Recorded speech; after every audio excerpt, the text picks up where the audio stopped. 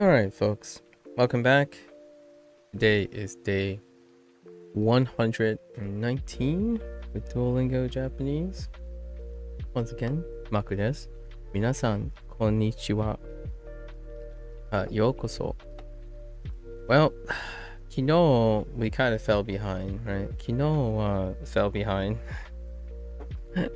So let's see if we can get the review of Unit 22 quickly completed, and then we're gonna hop right into complain about a hotel. Well, aren't we gonna be some negative Nancy's in a bit? Alright, so let's quickly do some total recall right here, right? Alright, so we're outputting Japanese for Unit 22, right? Unit 22, health issues. Okay.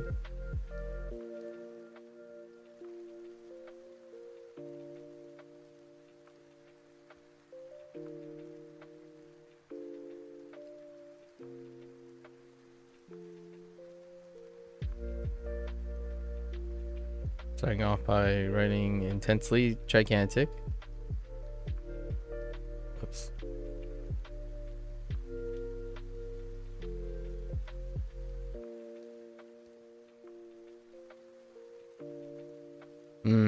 That could be better. Being so gigantic.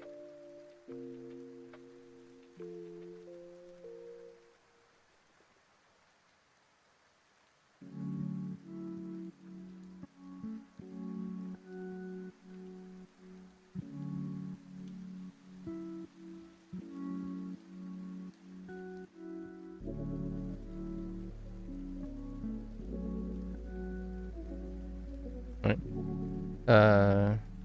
Yoyak, yoyako. Wait. Yeah, yoyaku wo iremashita.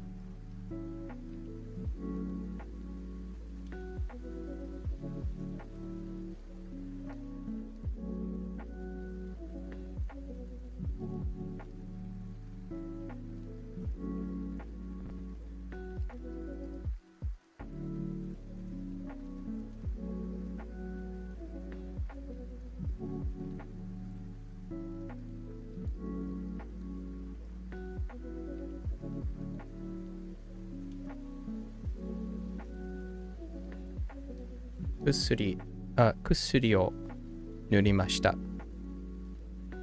I'm just adding objects that can be relevant to this unit, right?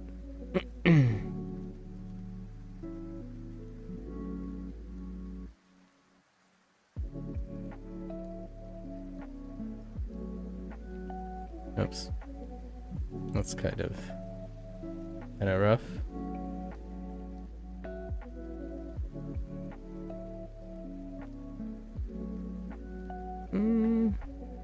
We do better than that.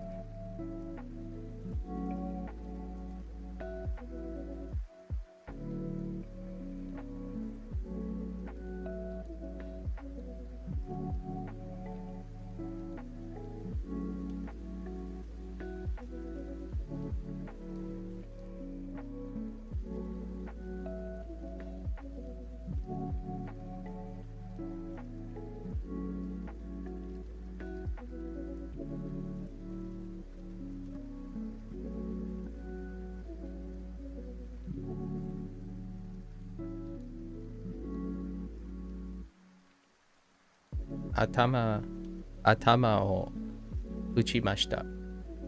Hit in head, right? Atama is one of the vocabulary, right?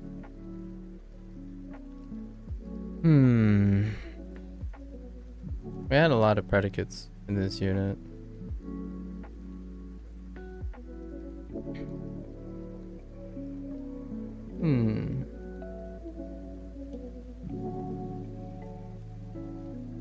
Yeah, sure. This doesn't happen too often, but we can combine the locations that we learn.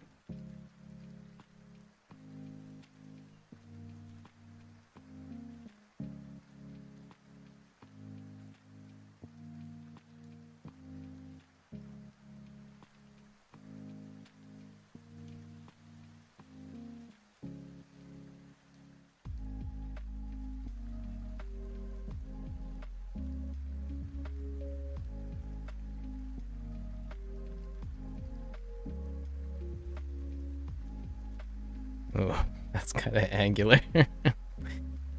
Let's try to smooth that out.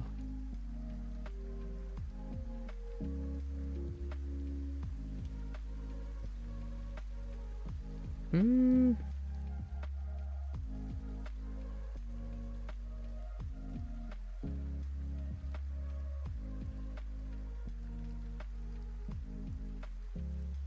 Doesn't look. It's too small. Eh.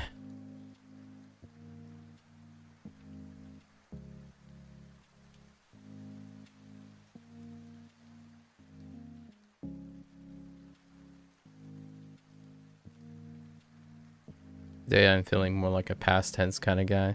So, クリニック、クリニックで、クリニックで転びました。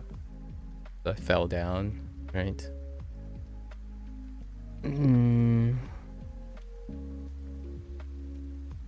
Wanted to add the location. So, クリニック is one of the locations.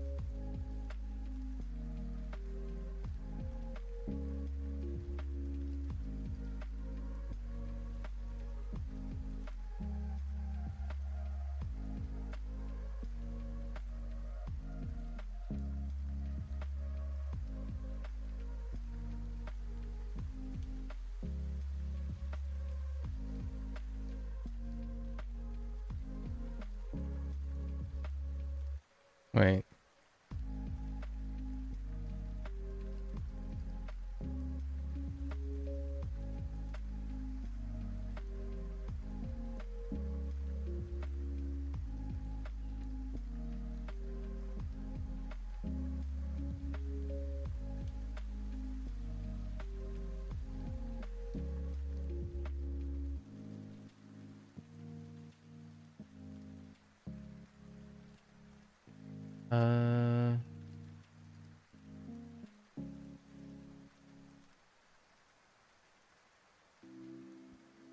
Man, my cause need to be a little bit more.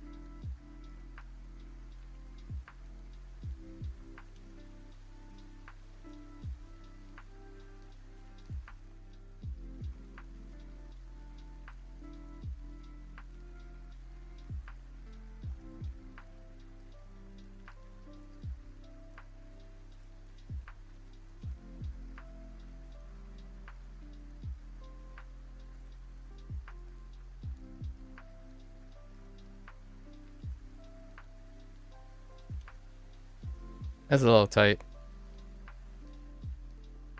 Let's try that again.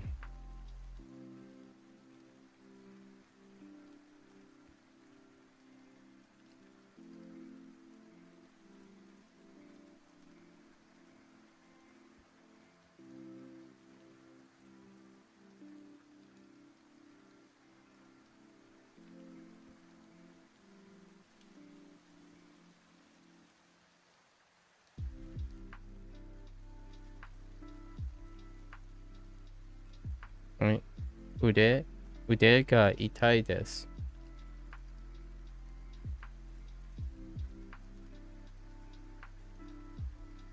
Wait, I missed two strokes. No one said anything.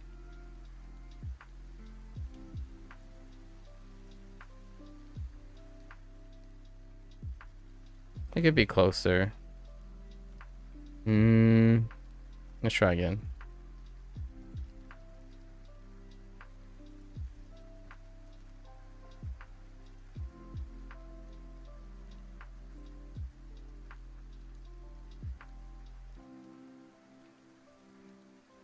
Wait.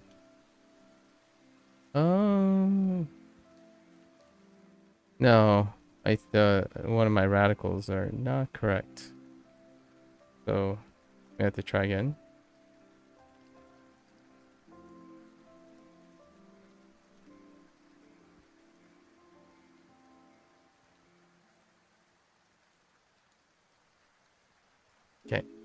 That's better.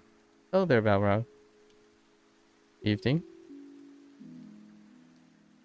Konbawa.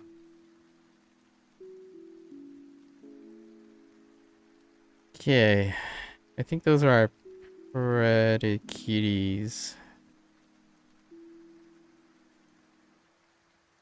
Okay. So let's fill in the rest of the vocabulary quickly. Atama, ude,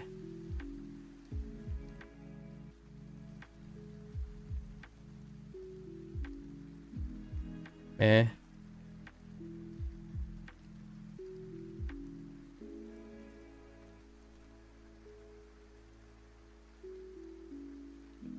kubi.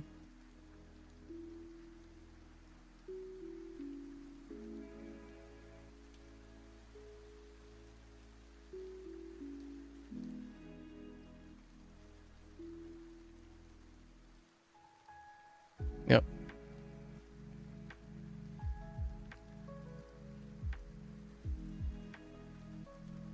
All right.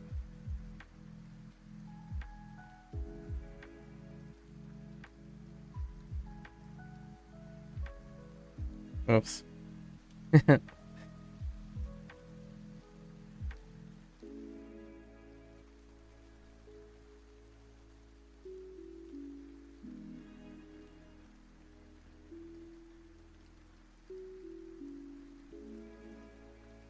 Yeah, Kyoku.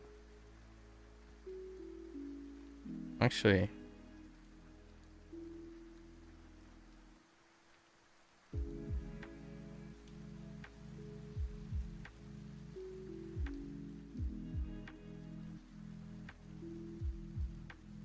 yeah, we're gonna leave it like that. I'm not sure if there's a who there. We'll check it out later.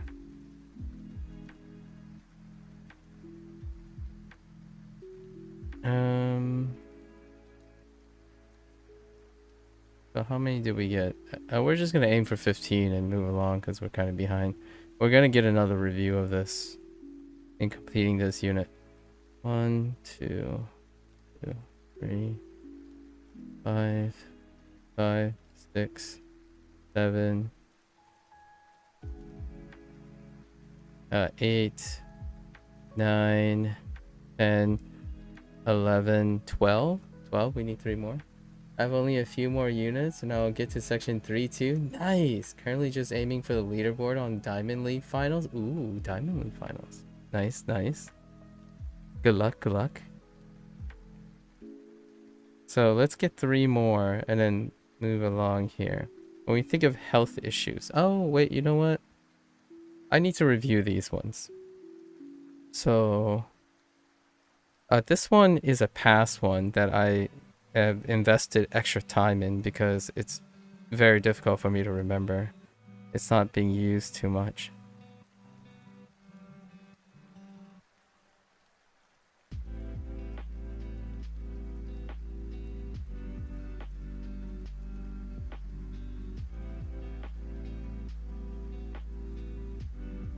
So, Kanarazu. Yeah, amazing. Amazing. Best viewers, huh? You have a 8K lead at the moment, so I just want to maintain that so no one can snipe you on the final day. That's understandable. So, Kanarazu. And in this category of Kanarazu, we have some new ones.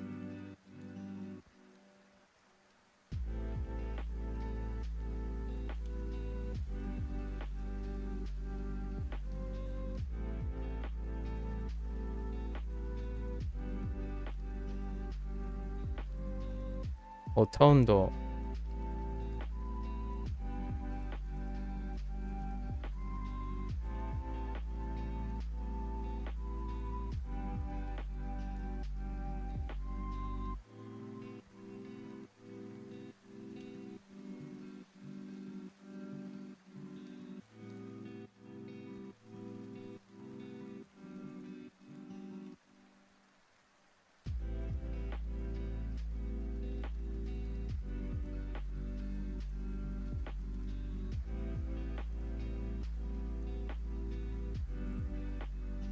Shibaraku.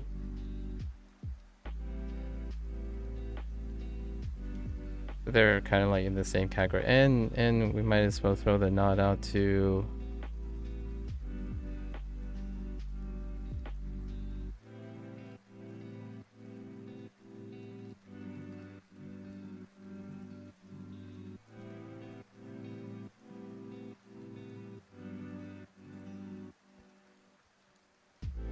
choto as well. It might as well add in the same category.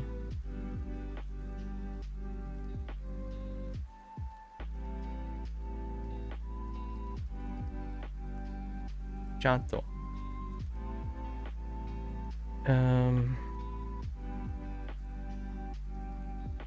Let's see. Yeah, itai, meh. What else was in this? No, I think these are it. Itai and meh for this unit. This one is a reuse, but not logged.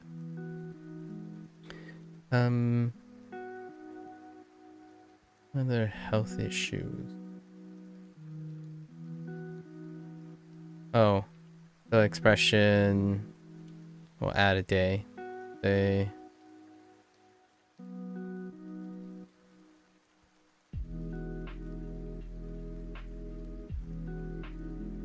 Oh, actually, I forgot the stroke order of this. Maybe it's.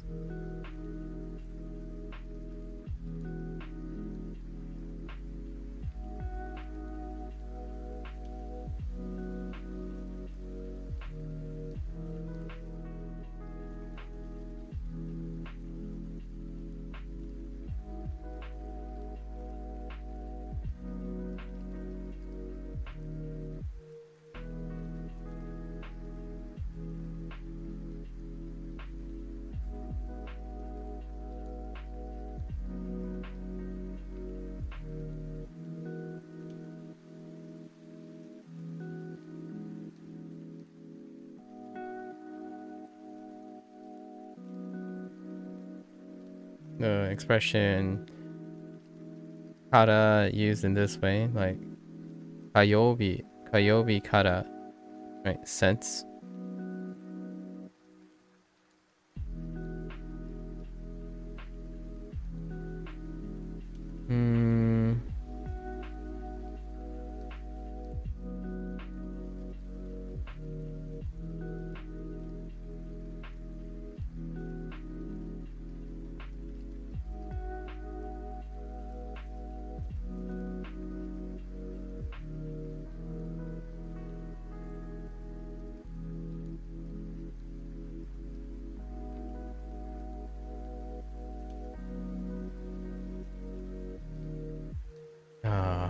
I was trying to fit it in without overlapping with a button. Alright, we're gonna write it down here.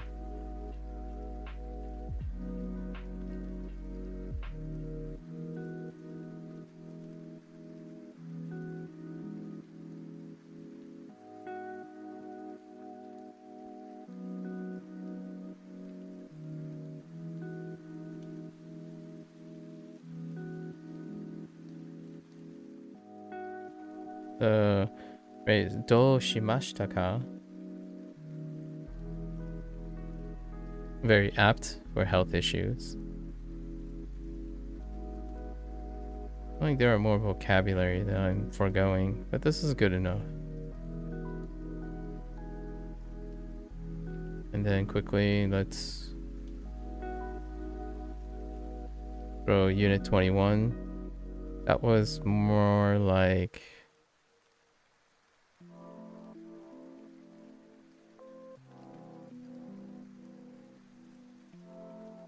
I think it was like past adjectives. Let's scroll up. Yeah, past adjectives.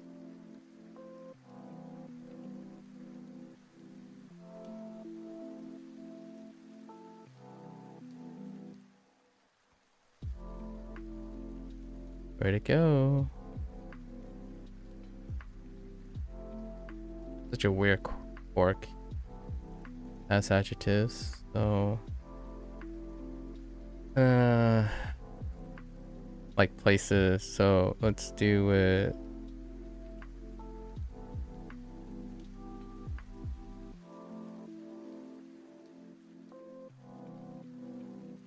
Cookie?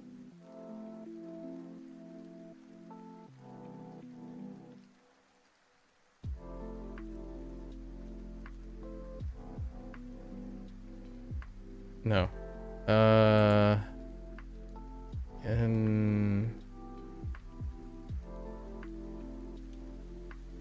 Oh.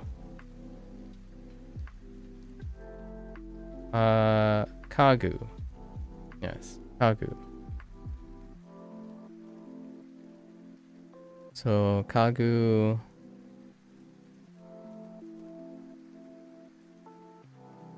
Abe.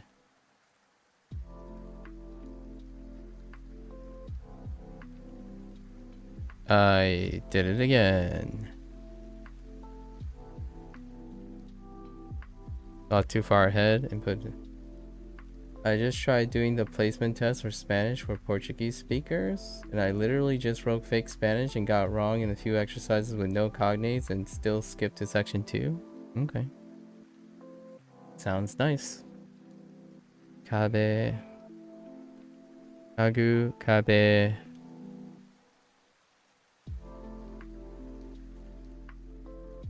Mon.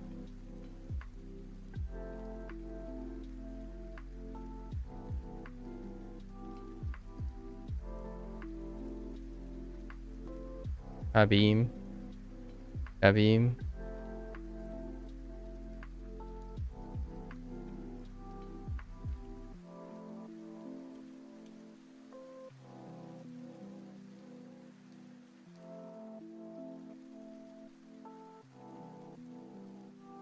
Doa.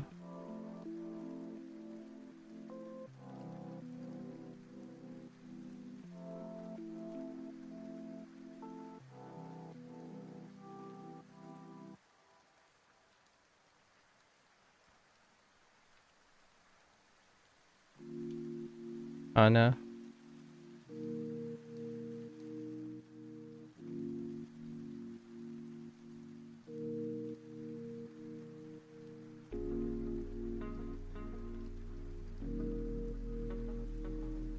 Genkan.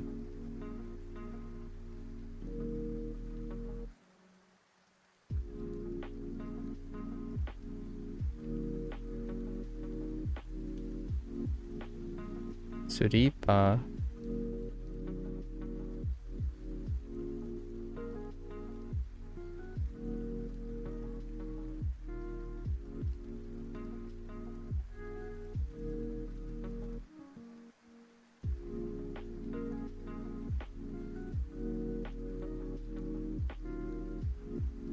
Zukuri no.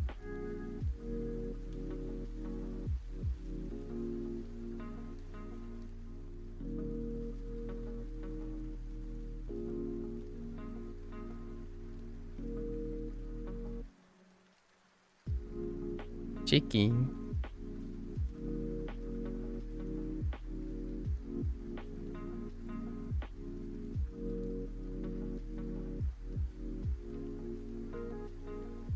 Aku.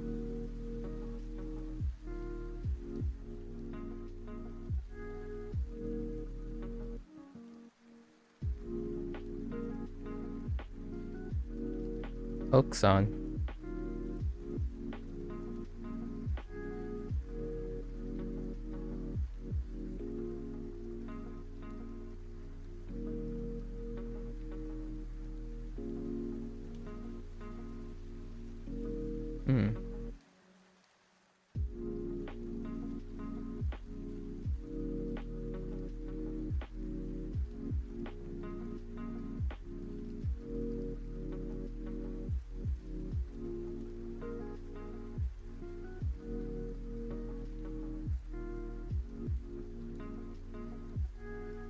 Ana-san.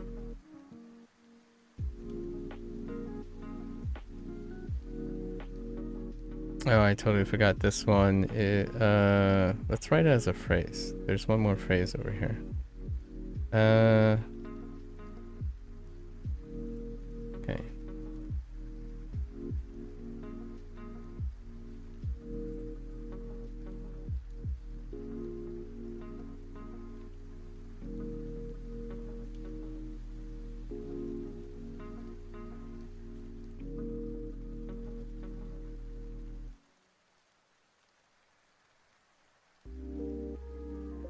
Sorry, I thought something was on my hand.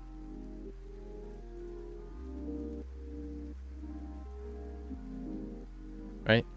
Denki. Denki o tsukemashita. Make sure to turn on the lights. Chanto denki o tsukemashita. I made sure to turn on the lights.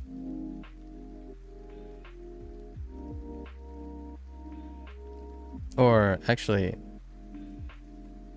I don't know if you have to conjugate chanto. Should you correct something I wrote here? No, not really.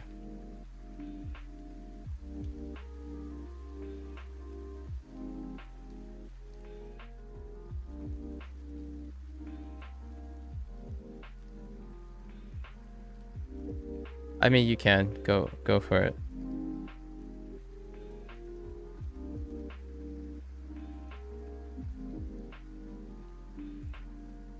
Sure.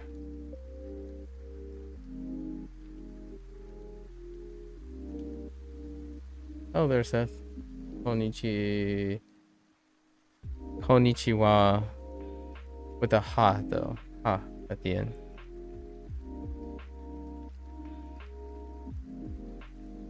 Yeah, maybe, but felt a bit unbalanced since the last liner, but you wrote... Oh, yeah, good point. Yeah, true. That is a good point. Yes. Good catch. Yeah. Iremashita. Good catch. Ireru. Ireru. Oh, there, Seth. Okay. Ooh.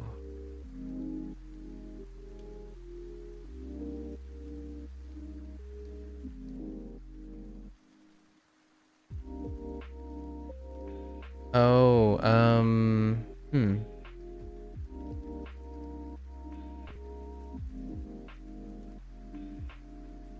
So, Ida,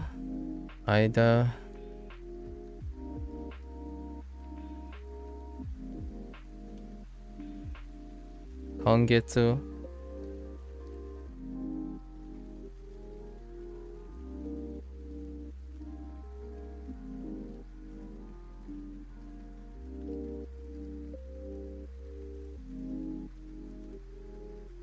Oh, and this is the mistake I made yesterday as well. When I was talking about in the Chinese section, it's actually not the same kanji and Chinese. It's slightly different. And it's kind of makes it easier to remember, actually.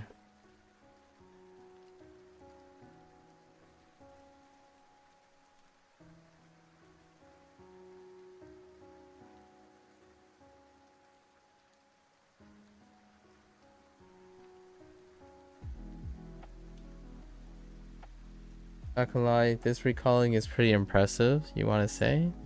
Nice. I like to believe that most people can do this, actually. It takes a bit, but I think this is part of space SRS that most people don't engage in. So I would like to show that even when I'm messing around and being distracted and stuff, it's an exercise that people can get used to. Quite easily. So hopefully it's accessible to other people. So I messed up yesterday. I said that this right here, ugogo, was the same kanji for nyo,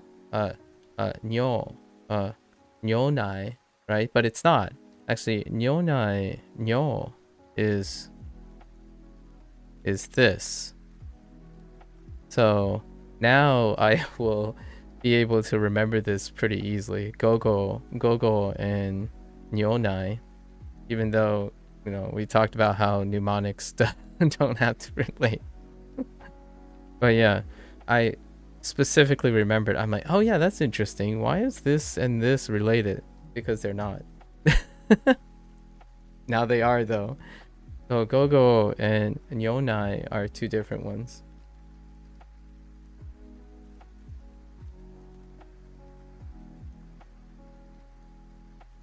Yo soko.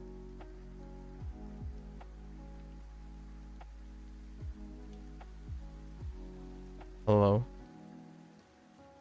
Yeah, sneaky kanji.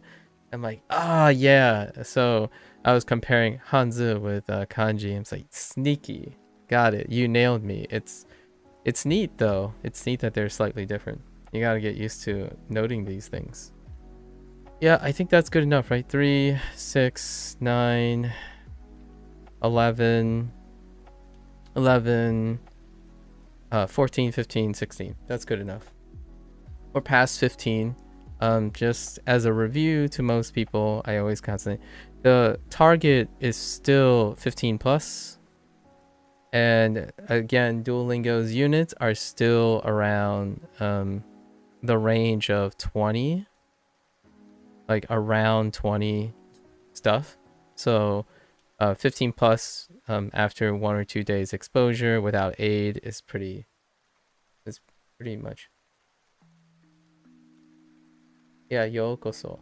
Yeah, it's welcome. So I don't know what you're saying yokoso for. But hello.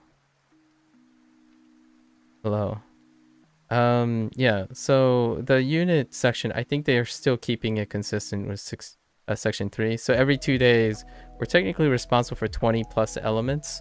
However, if I can recall, 15 plus, it's pretty good. Welcome to your own stream. Yeah. So this is pretty good. This is what our aim is. Our goal is always this. In Mandarin, it hasn't moved up to 20 yet. It's sitting around 10. So 10 to 15. So usually we cover all of it. Yeah. So that's kind of the goal. Okay, let's hop right in because we're behind. We're gonna get another review because we have to finish these lessons here. So personalized practice, and we'll get hit all that up. So let's focus today. Okay. Musco. Sorry, Mosco. Wait, Moskoshi. Moskoshi.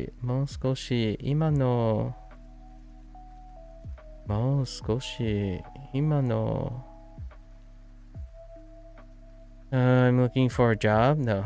会社。会社で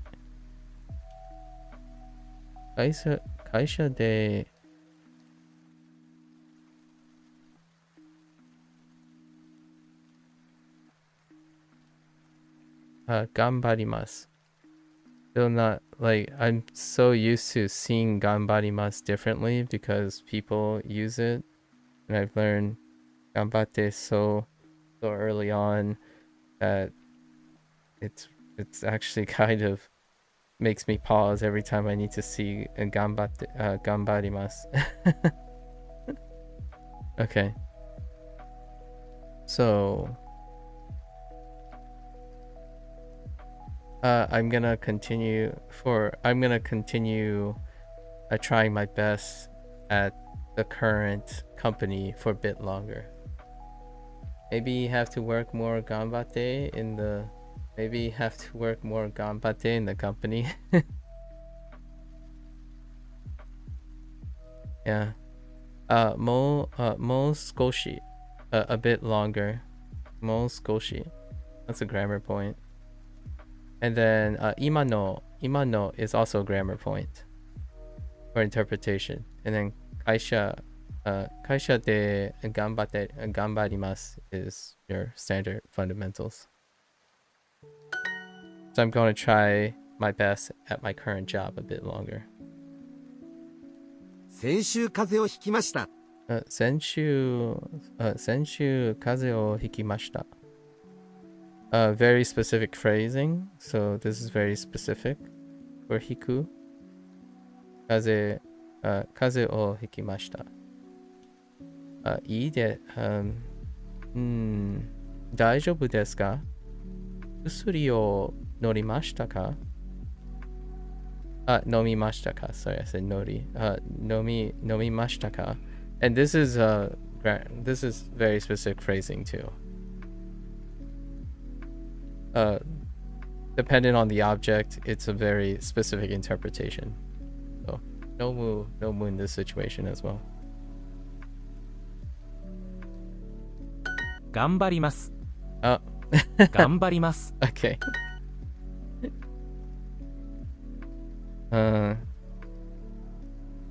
ももう先生にメールしました。メールしました。 Right? Maybe a grammar point here is destination to be giving to someone, right? And then mo is a grammar point. 会社は大きくないです。大きくない。大きくないです。大きくないです。ミーティングの部屋はきれいじゃないです。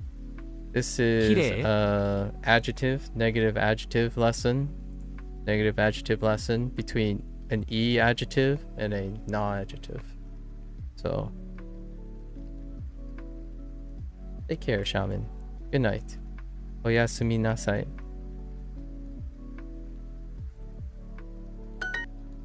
Okay, 昨日 no kanji for kino, so it kind of gives away which unit it's in.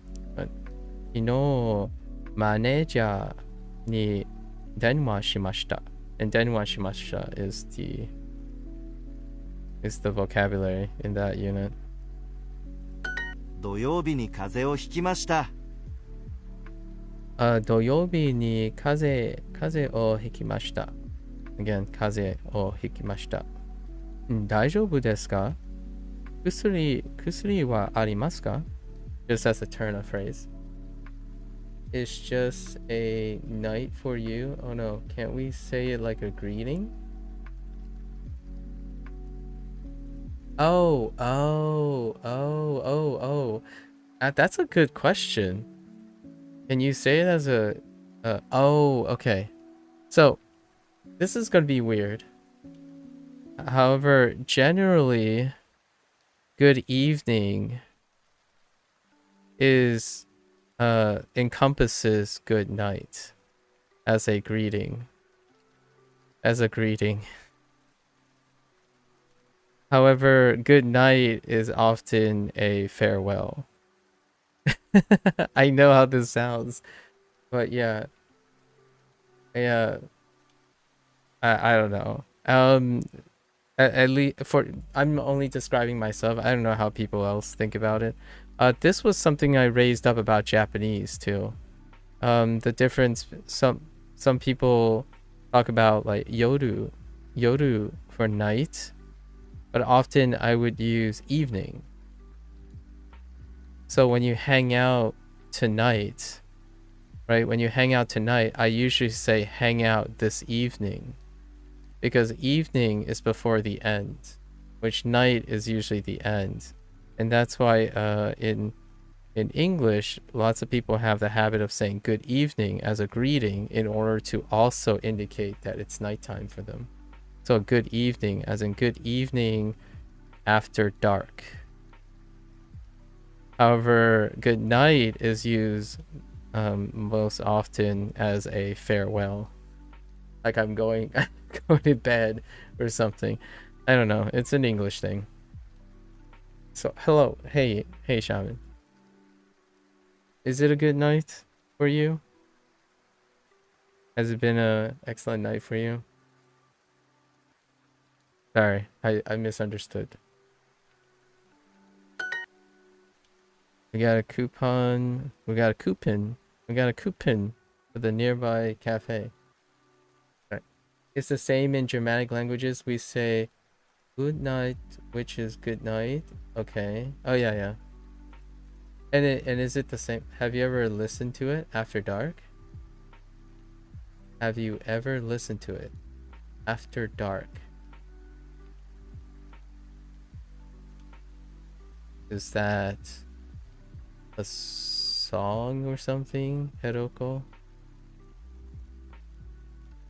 The reason why I'm saying a song is the only thing I can think of that I would listen to after dark is a song by Asian Kung Fu Generation. Yeah, with great struggle, finish first Metal Gear today. Ooh, kill the big boss. First Metal Gear. Wait, kill big boss. The first Metal Gear Solid? Or are you talking about Metal Gear? I don't even know if Big Boss was in Metal Gear.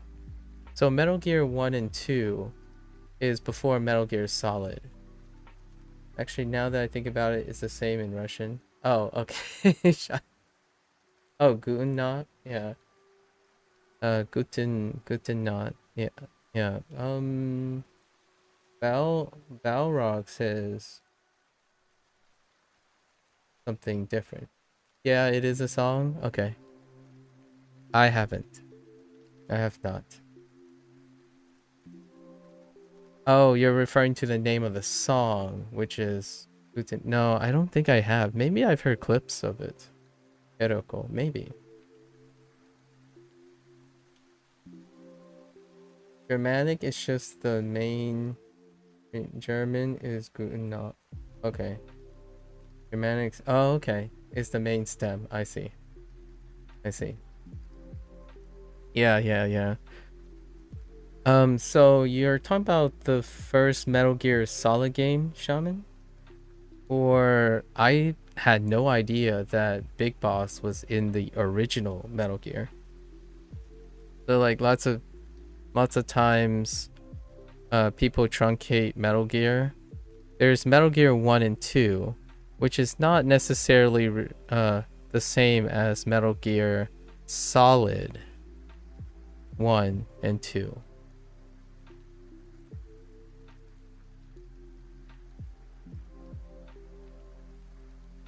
Oh, so you're saying that the premise of Metal Gear 1 is the same premise as Metal Gear Solid 1? But the question is, which one are you referring to? Because they did distinguish it.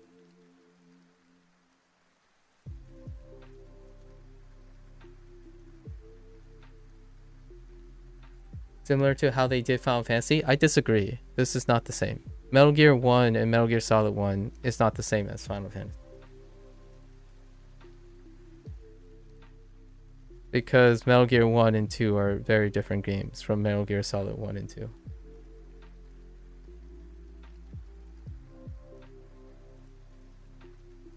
Oh, okay. So Metal Gear 1 had...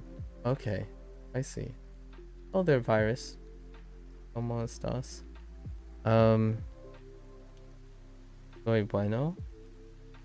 ¿Cómo estás? It's funny, in Portuguese, good night is a greeting as well, but now it feels weird for me to say like a greeting.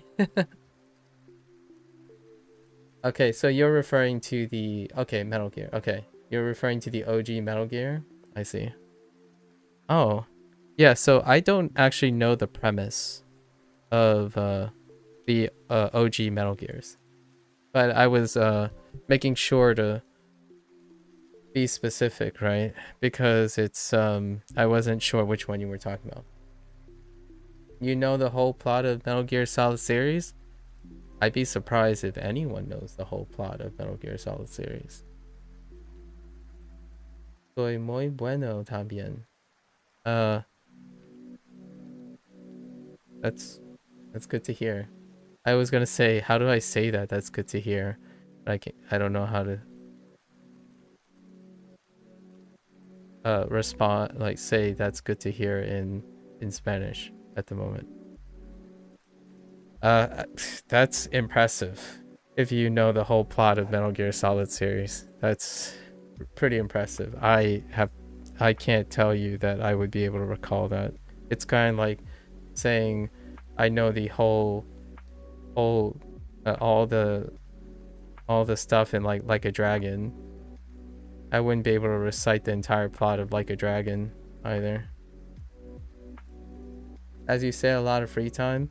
That's not what I'm getting at. That's not what I'm getting at. If you know the entire plot of Metal Gear Solid, it's almost like knowing 500 kanji. So, what I'm saying is, knowing the plot is different for many people. I'm not entirely sure if I have a lot of free time too, but I wouldn't say that I know the whole plot of The Expanse, for example. And the whole plot of Metal Gear Solid, that's pretty impressive, if you know that. A little bit skeptical, but I'll let you have it. Necesito aprender más español. Indeed, Virus. Keep at it. Keep at it.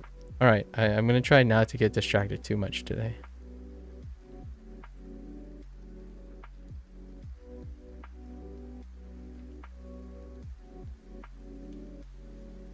Yeah, I would be. It's incredibly impressive if you're able to recall the details of the entire Metal Gear Solid series without aid. Let's see. Coupon. Coupon. Let's refocus. Cafe. Cafe no chikaku. Coupon. Coupon o moraimashita. Moraimashita.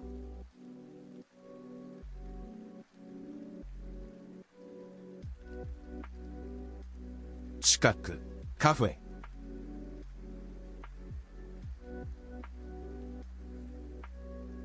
I'm gonna test this out.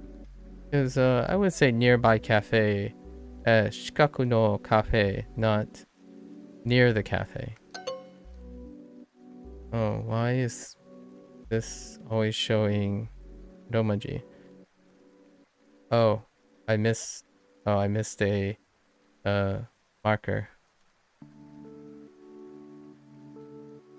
But that was fine. I missed a marker though.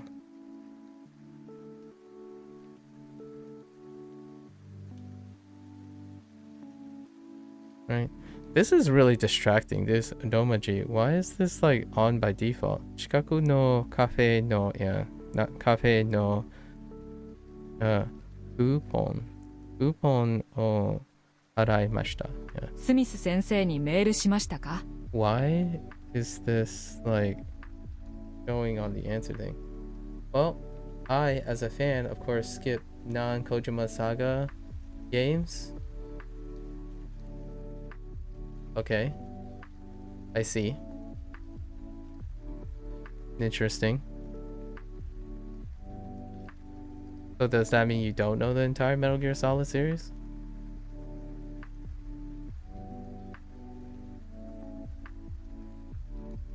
Sounds like a condition. Sumisu sensei ni meru shimashita ka? Did you email Professor Smith? I see.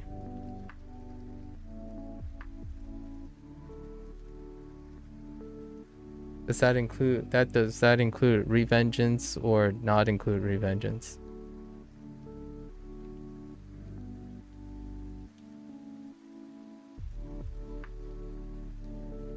Ninkyo. 人形 Ningyo, oops, Ningyo. 湖 Mizumi. クーポン Coupon. オフィス Office. Oh, I actually heard someone say office today in a clip. Tablet.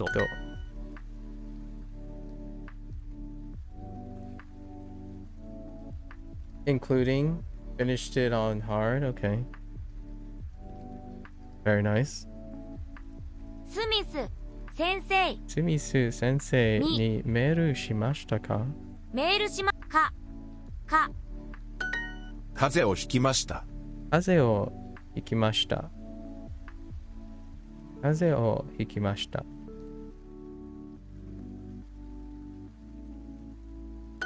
クリスマスはメイに何をあげましょうか。去年はおもちゃをあげました。でもメイはもう12歳になりました。CD を買いましょうか。 Okay. We're just gonna keep going.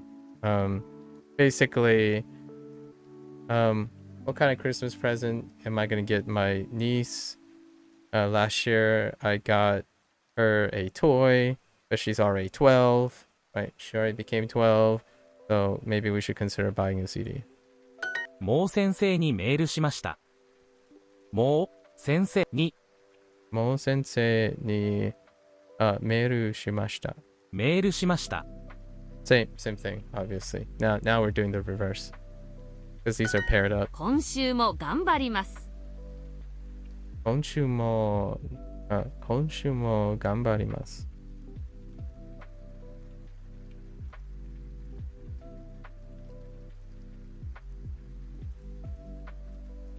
I guess you add 2 at the end. Yeah, sure.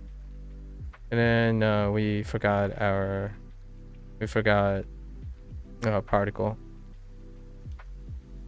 近くの And this is a grammar point.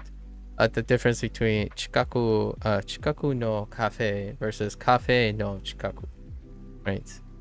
There is a subtlety between it. カフェの Although, in the end of the day, if you were generalizing, both those phrases kind of have the same essence of idea. Like near the cafe versus the nearby cafe, but the location is nearby. I still appreciate the idea of being able to interpret that.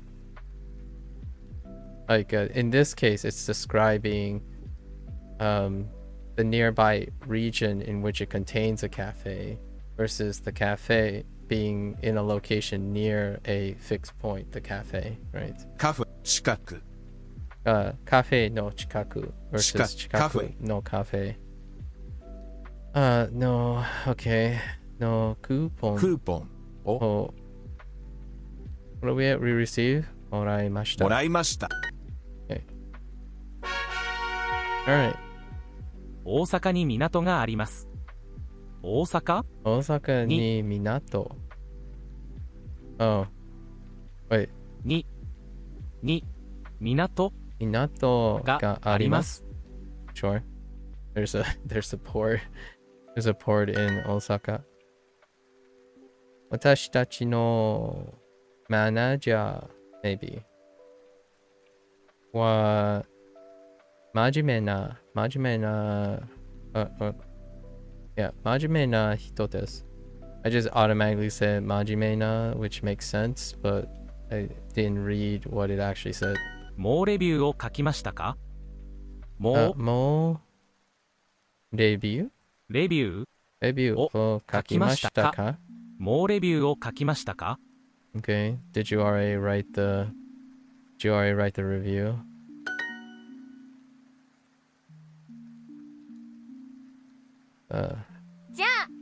じゃあバス停に行きましょう。行きましょ How far back does this go? う。入り口入り口。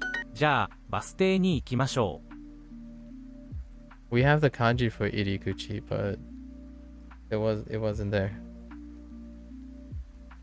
De hecho hasta luego. Okay. Hasta luego. じゃあバス停に行きましょう。バス停に行きましょう。 Right, the reverse. Because 入 these り are paired. 口 Iriguchi. Oh, there it is. オフィスの椅子はよく壊れます。That writing is deceptive. from the kanji that I typically write. Iriguchi, right? Alright, iriguchi this way, but that kanji, that writing kind of looks like there's a hook here, which is interesting. オフィスの椅子はよく壊れます。オフィスのオフィスの椅子はよく壊れます。壊れます。break オフィスの椅子はよく壊れます。The office chairs often break. Honestly, that is, if you work in an office enough, it does often feel like those office chairs. If you're like you have cheap office chairs, they often seem like they break, especially like the pump and stuff. Lots of use. 受付の人はナイスの面白くないです。Wow. 面白くないです。I missed a syllable. 面白くない。面白くないです。とても OK。とても真面目な人です。真面目な人です。真面目な They're very not funny or not interesting. However, the people at the front desk or the person at the front desk isn't very interesting or funny, right? However, they are very hardworking. Or demo, maybe. 毎日 Mainichi probably give us the kanji. So the paired up, personalized practice are always paired up. So if you get one of these exercises, then you'll probably get mainichi for the kanji. 会社のモニターはいつも壊れます。会社のモニターはいつも壊れます。Whoops, I said 壊れます。いつも okay. I guess the company's monitors always break. 毎日 There it is. Right. So it's designed this way so you get very used to the Duolingo thing. So oftentimes I would say take the opportunity, if you see this exercise, try to think of the kanji, right? And if you see Japanese and you're converting it into English, try to do the opposite before the exercise comes up. And that would be like a way to do unaided in a different way. You're transforming. So like this exercise, Japanese, right? Japanese to English to remind you of how to take the English to Japanese in like what's special about this and what's special about this. And that's kind of what I do for personalized practice because they're always paired up in both directions. So you can do it in one direction, do it in the other direction. And you might be thinking, well, it's the same, right? Like if you have the Japanese phrase here and then you have the English, and then if you do it this way, it's like, well, it's on your screen. It's the same thing, isn't it? Kind of. Sort of. Because when you read Japanese and you're translating English, and if you don't look at the answer, you're thinking in English. Now, you have the English there. So now imagine what the Japanese looks like in your head without looking at the Japanese. And then when it comes up again, you can do the same thing, only in reverse. It adds a little time to your thoughts as opposed to rushing for the right answer, right? You can still stick to the exercise. Usually that's not what I'm doing.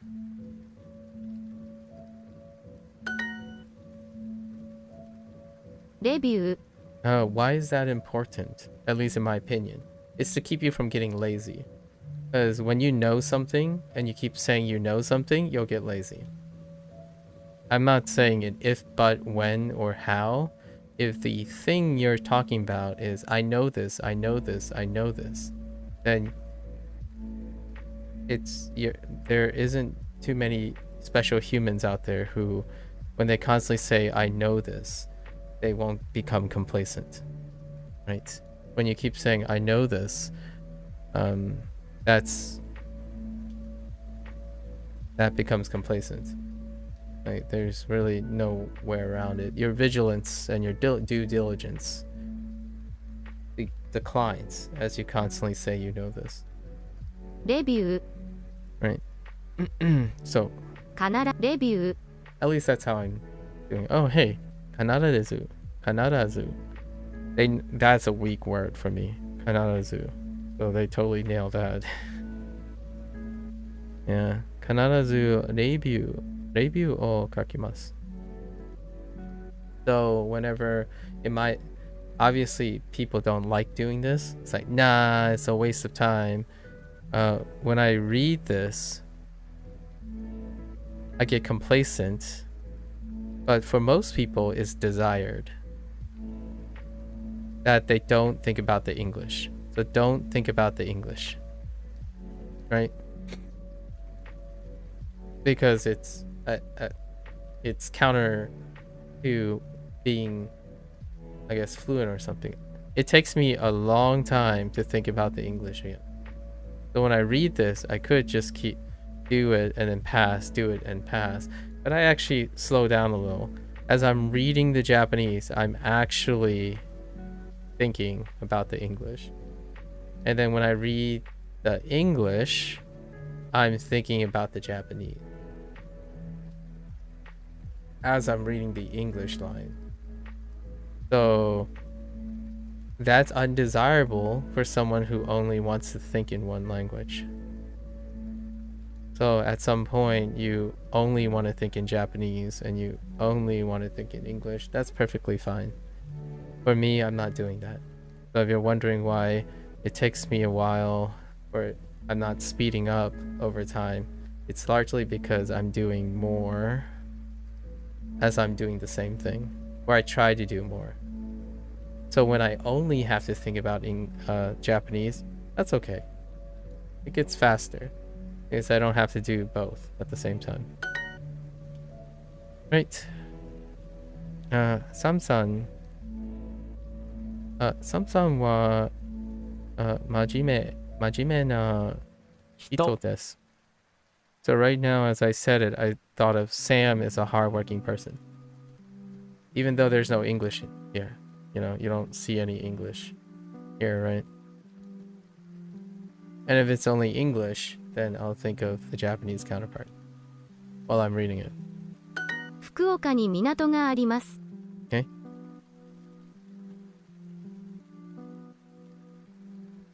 I think possibly a dumb question. I'm a solo language speaker. Do dual language or more language speakers always translate back to their mother tongue? No, they don't. I think most people desire to stay solo language, in my opinion. I think that's their goal. I can't even comprehend how you think in other languages. Hope that question makes sense. Yeah, I don't think... I think, okay, so here's what I personally think. If it's your second language, right? Let's put it into perspective. If it's your second language, then the person was a solo language person, right?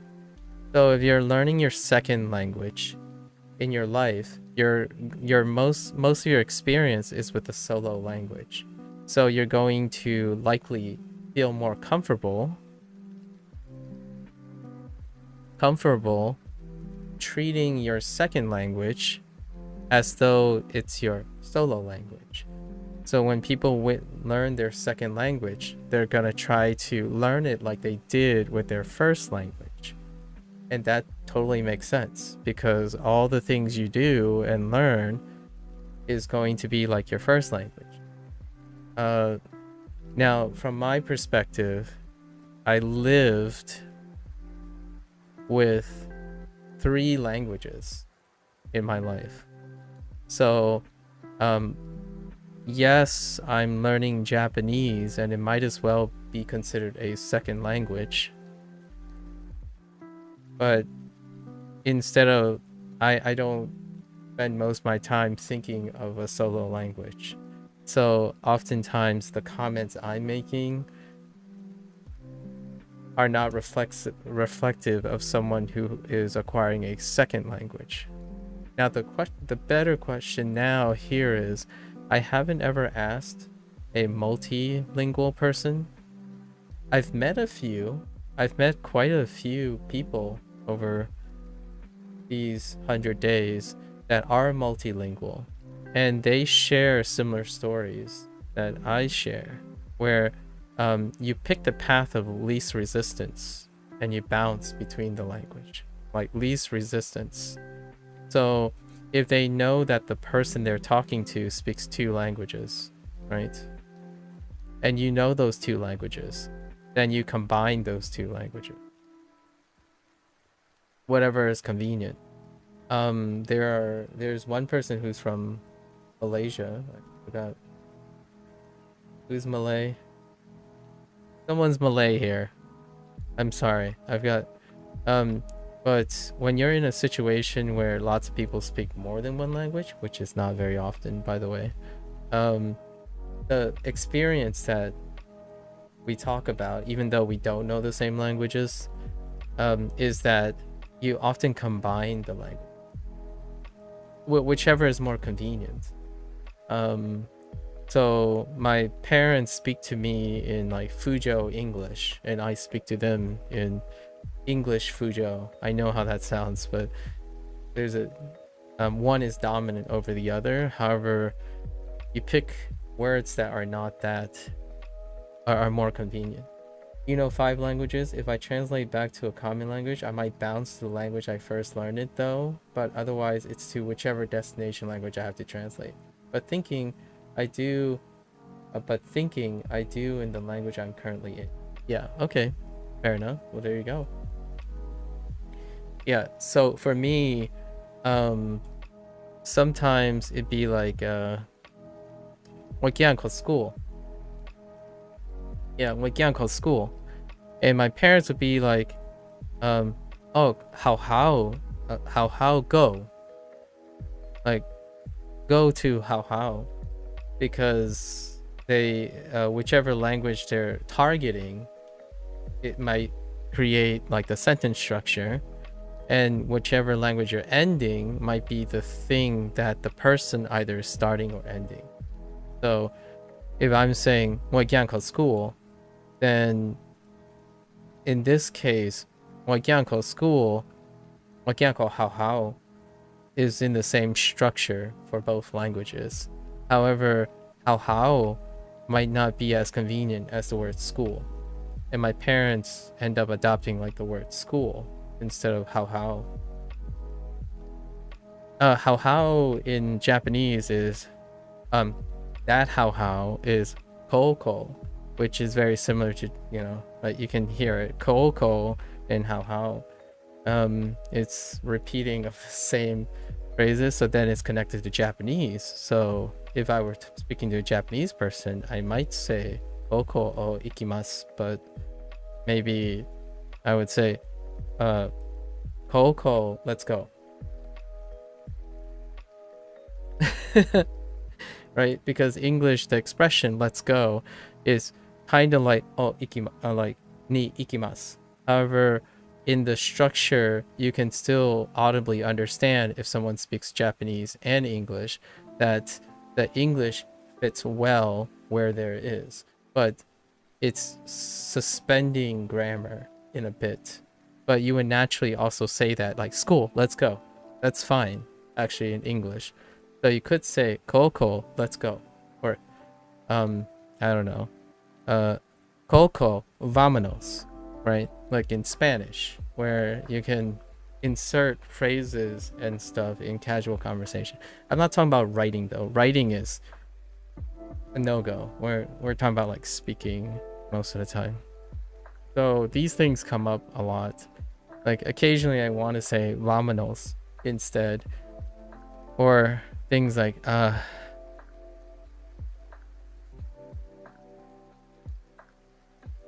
trying to think of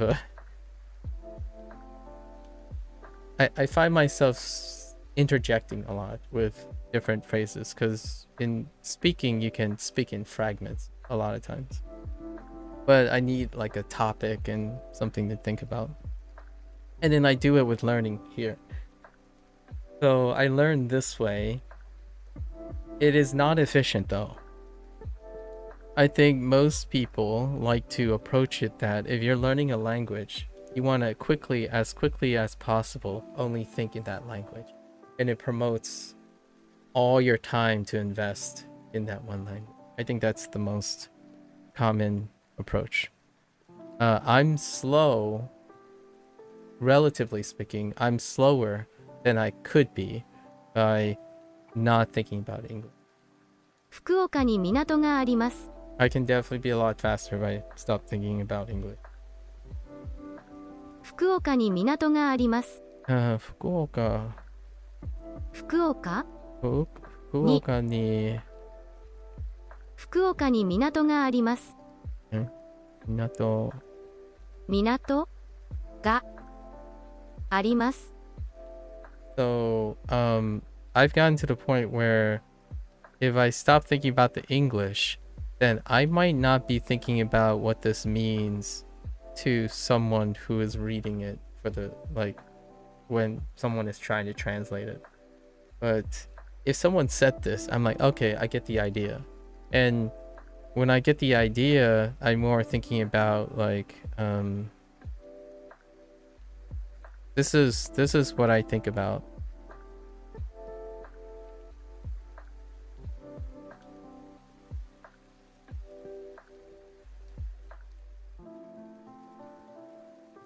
This is the image I have in my head when someone says Fukuoka ni minato ga arimasu. That's what I'm thinking of at the moment. So sometimes I don't even think in English. I imagine what the place is. Visualization is also a form of a language. Only not a lot of people like to rely on imagination. So, which if you notice what this image kind of reminds you of, right, is a port. So it's there is a port in Fukuoka, and that's what I'm imagining, right? Yeah, and those with aphantasia can't even do that. Yeah, exactly. So I've met like one or two people who have like some degree of aphantasia. In that way, they would use other methods, right? They would lean on other different methods and practice those methods. So when I'm using imagery, I'm spending time using imagery. So they would be able to allocate whatever their time is to other methods. So they would be more practiced in that method. Yeah. So sometimes it takes me a long time to do Duolingo exercises, because if they ask me to translate it in English here, and it's a sentence that I can easily imagine, I don't think of it in English, but I think of it as a picture, and it slows me down. Like, okay, now I have to take the picture and translate it into English, right? And that's kind of, that takes more time too. I know an indie dev that has, interesting, that has aphantasia. He has to realize and test out things when he draws to see if he likes it, because he can't visualize it in his head before. That's super neat. Do you happen to know who the indie dev is? Have they made or published something? I would love to see how it turned out. From the perspective of an aphantasia person. Hail is Other Demons on Steam. Okay. I will take a look at that later.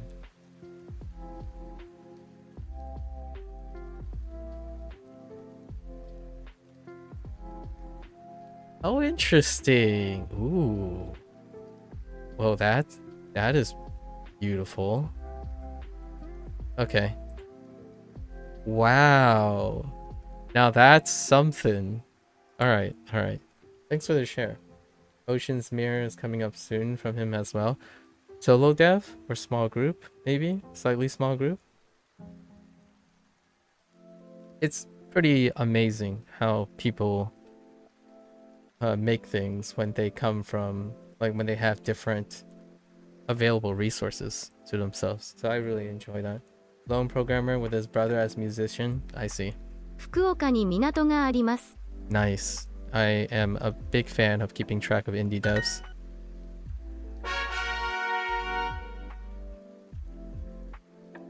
今年はパートナーとイルミネーションに行きます。Very cool. Very cool. A musician brother explains the OST version.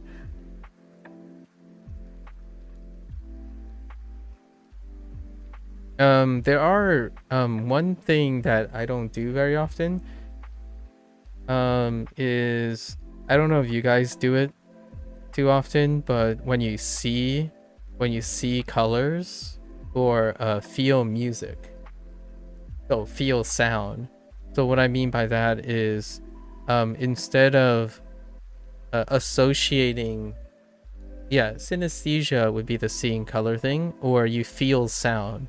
So what I mean by that is you associate the meaning with the sound specifically.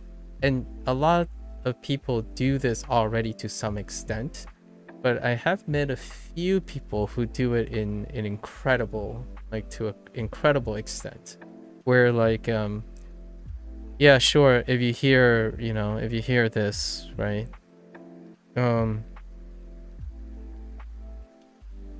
Kyonen. When you hear Kyonen, you might start thinking about this thing, but they go beyond this. And obviously, I have no way of describing this because I don't actually do it myself. But where they rely even strongly on how sounds are placed together to like create deeper meaning. I don't even know how to describe it because it doesn't happen to me. So it's kind of like when two people try to communicate to each other only by playing music, and then they create the music but they're speaking to each other in music. And the closest thing I can get to is like being a former musician, right? Where like instead of talking or anything, you sit down and you use the music to talk to each other, right? And there's some really cool videos about that. And the problem with being an onlooker is it's very hard to grasp what they're actually doing. And it's kind of like synesthesia. It's hard to grasp it if you don't have it, right? And then as well as aphantasia, right? Pretty cool though. Humans are remarkable. Okay, sorry. I just wanted to throw it out to all the other stuff that people operate on, the rarer cases. And the products that they build. So video games is a great one. So if you give them the like ways to try to communicate to someone who doesn't have synesthesia, etc., the products that they make are indescribably different. And that's pretty cool. Like you get a heightened sense of something else that they aren't experiencing. So the stuff that they are experiencing gets heightened, and their product kind of shows that, which is always a great way to further appreciate things. Like for example, for Japanese right now, it's not quite the same, but I encountered this guy who teaches Japanese, where he makes these interesting little bits like amai, and then he would show his face eating something sweet, and then etc. So I've been getting into this, and I recently found out today that a year ago he started an orphanage And immediately, the appreciation of how he goes about teaching and expression and his mannerism starts falling into place from his like background, right? And that's kind of like the cool thing about when you see a product, when you use a product as an extension of someone, and then you get to know the people behind it, Duolingo, it can breathe like a extra layer of appreciation. Anyways, I'm sounding a little bit sappy, but it's not just.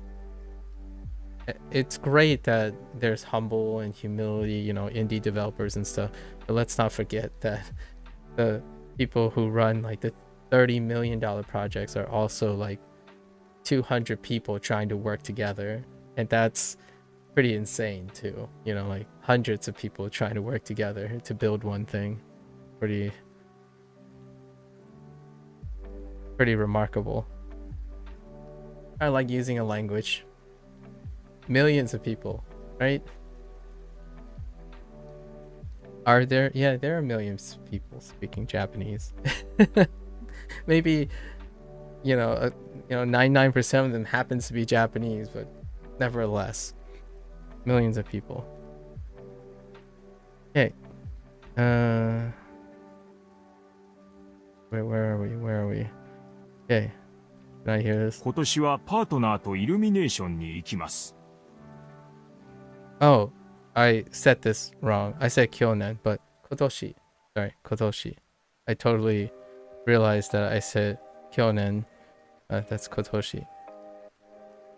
I wasn't reading again. Okay. So let's just go with this year.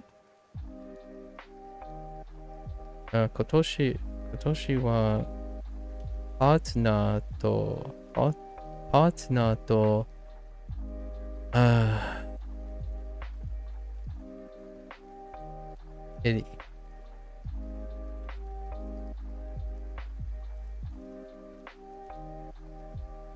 Erimi ne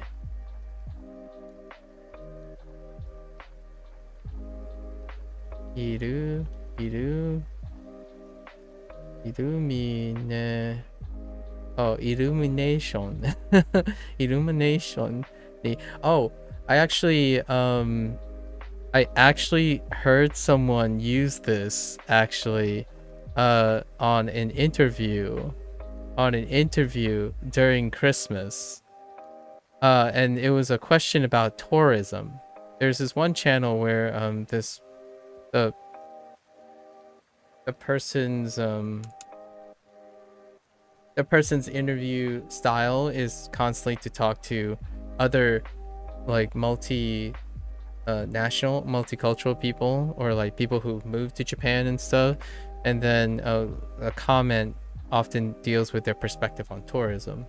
And illumination was used for in the discussion, and I was like, oh yeah, so they do use that for light display, right? Illumination. Illumination ni ikimasu. So this year I'm going to go do a light display with my partner.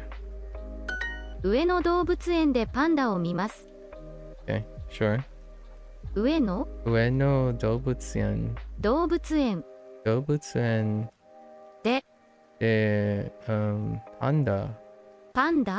ンダを見ます。上野動物園でパンダを見ます。 Okay. Makes sense. Ooh, oh, maybe they expanded the personal practice. I don't know if they update. It's so difficult to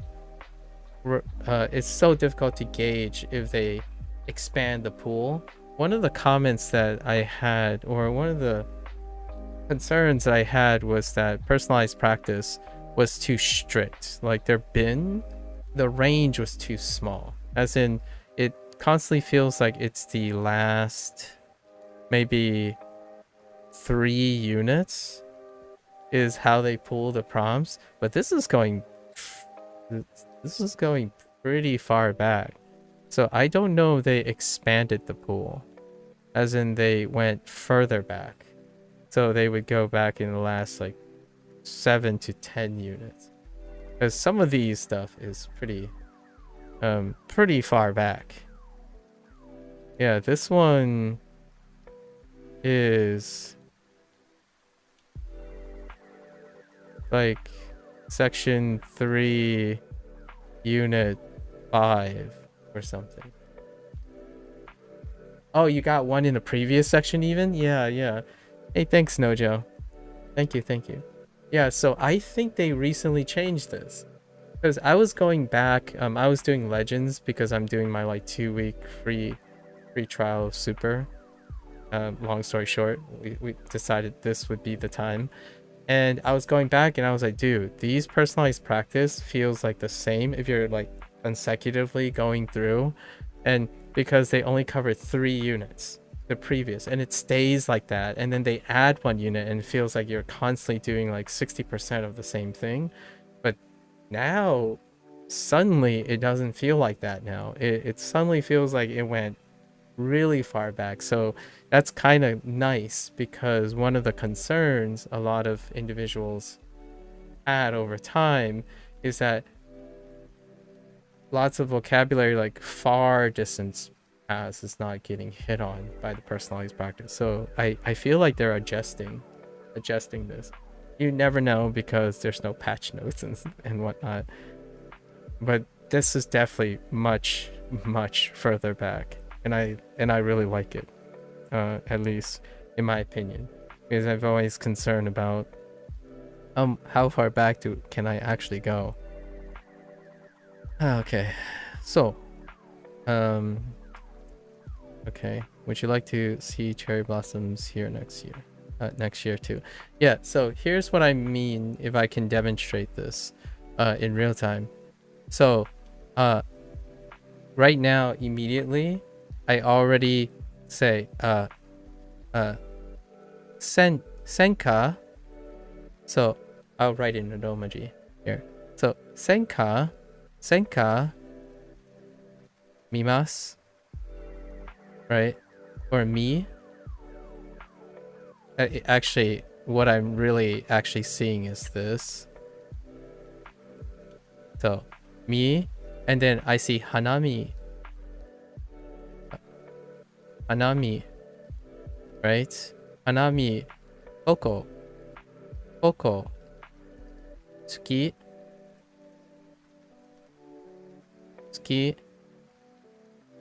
and then just year in English, because I can't pull year up at the moment. And then mo, and I actually picture this. So when I'm reading this, would you like to see cherry blossoms here next year? I actually saw senka mi kanji hanami koko tsuki year mo in the first pass when I was like reading it for the first time. If I need to translate this is what I actually see. And when I'm reading Japanese, I do the same, where the English is not in English grammar, it's in Japanese grammar, but the English words are showing up. And then when I go to look at the word bank, I rearrange all these things into it. That's the exercise I'm doing while I'm using Duolingo. And then when I leave Duolingo, I'm creating sentences from left to right or from like in order. And when I'm listening to people, I'm still doing this, where if I hear a Japanese thing, I pick up whichever parts I can and then rearrange them as I go. And then at some point, when I know all the parts, then I don't need to rearrange them anymore, right? They can just sit like this and it's fine. That's an example of what I mean. Lots of people think in the sense that they need to translate the whole thing in the correct order in order for it to be comprehensible. And oftentimes when I learn things that isn't a language, like not even language learning, right? When you're playing a video game, you're picking up as many things you do know, right? You pick up bits and pieces, and then you arrange them to discover what they are. So that's kind of what I do with Duolingo. It's not when it happens. It's not I have to wait. I just do it as quickly as I can. So in different ways.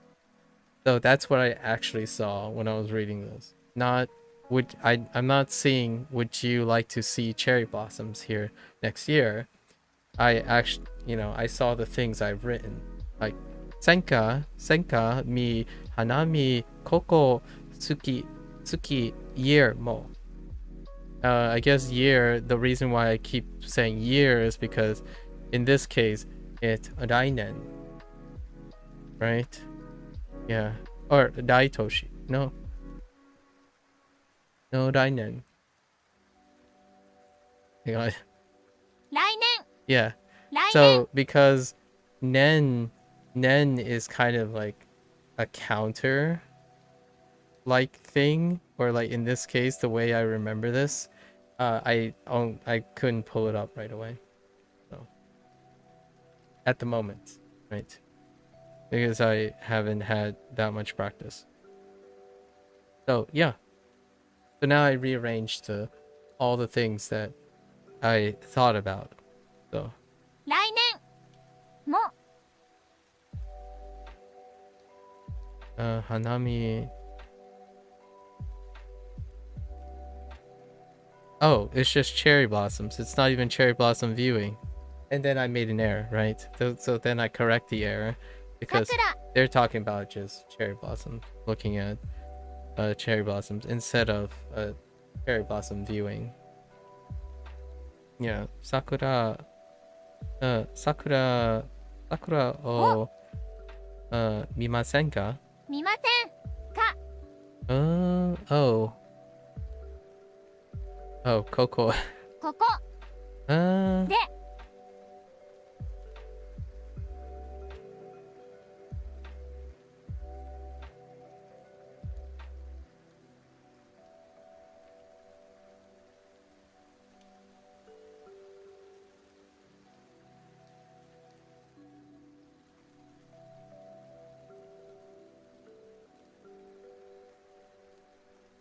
ここ で ここで来年も桜を見ませんか? The order is, 来年も I mean, Mo. just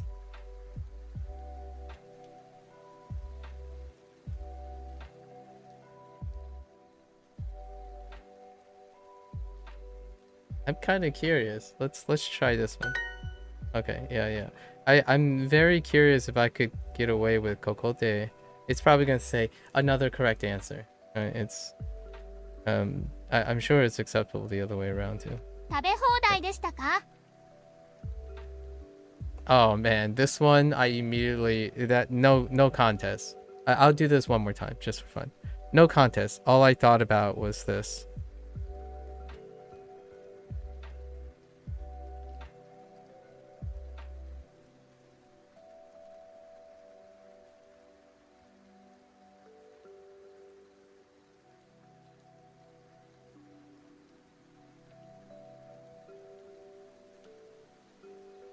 That's my image immediately when I saw this image. Immediately when I heard tabe hodai deshitaka, I legitimately, this is the image I saw. Maybe we'll put a window in the back. Sure. Right. And then a person is eyeing it from a distance. Right.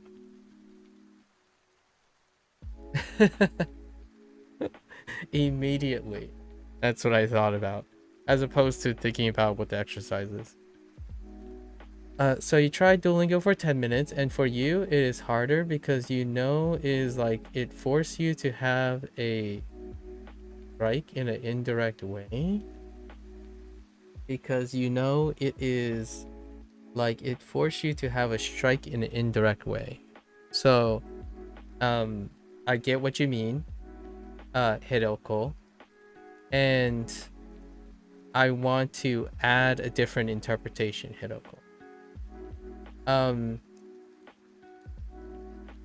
I agree with you. It forces you to, I guess what you mean is it's trying to trick you or force you to have a specific answer, right? The alternative is let's flip the script and say you can't think like that. You don't want to think like that. But that's also true too. And I agree with you. If you don't want to think about it this way, and if it's unnatural, for example, if you consider it as unnatural, then you will have a hard time. And it will feel like it's forced. Since I use Duolingo for so long now, it's different. So when I'm using Duolingo, I'm doing things that make Duolingo useful to me. When I leave Duolingo, I don't use Duolingo's approach to learn things in other ways. So it's kind of like if I talk to you, I don't talk to you the same way I talk to someone else if you happen to not use English the same way. So the question is, the thing you don't like, if you don't like it a lot, then you should probably stop using it. However, for me, I'm motivated by things I don't know how to do very well. It does conflict with people who want to learn natural Japanese. And I definitely agree this is an unnatural way of learning Japanese. And the irony here is that I actually think it's fun because it's unnatural. It challenges me to do things and try to want to make it natural. So while I might be learning vocabulary from here, it is a fun challenge to see, compare and contrast with natural input. I always study like, okay, I have motivation in like 3 hours or more, and some days, no, I completely ignore it. Okay, fair enough. As long as the verb comes last with proper particles, it's fully understandable for Japanese. As far as what my Japanese friends have said so far, me too. That's what I have gathered from most people. And I say the same to those people who are learning English. As long as certain things are in place, you can do whatever you want. Like someone asked me what taters were, right? And then they asked me why I keep saying, or like, what do I mean by taters? And I'm like, potatoes. And then they're like, you mean like the chips? Like, yeah, you can say taters for chips. You can even say tater chips if you want. It's understandable enough. So that's kind of how I feel. I'm not saying you shouldn't know why it's weird or anything like that, but and then to me, you know what's funny? This like if someone says to me, all you can eat, it is unknown. It's understandable to me. Honestly, if a Japanese person says like, oh yeah, I'm learning English, and then they say all you can eat, it is unknown, I'm good to go. I actually know what you mean in English. Now, does that excuse you from learning English in the English way? No, it doesn't. But for me, that's kind of neat. It's something I can do, and I can use this as a way to communicate with a Japanese person and say, okay, so this we shift over here, and then this is here, and you can make the relationship. So I kind of like that. That's the way. Like, I watched someone who actually is very good at this. Someone who speaks English with Japanese structure. And if you sit there for like 3 minutes, just 3 minutes, if your common language is English, and you sit there for 3 minutes, eventually it's like, okay, I understand. That's it. Like that's all that. It's like, I understand what you're saying. Like, that's kind of one of the nice things about being the person who is wielding the language, right? Again, though, it's also a nice place to bridge into a different structure, right?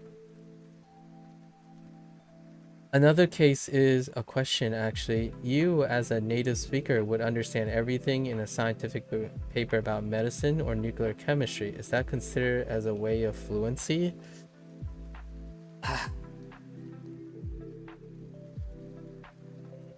That is such a deep cut. Scientific papers?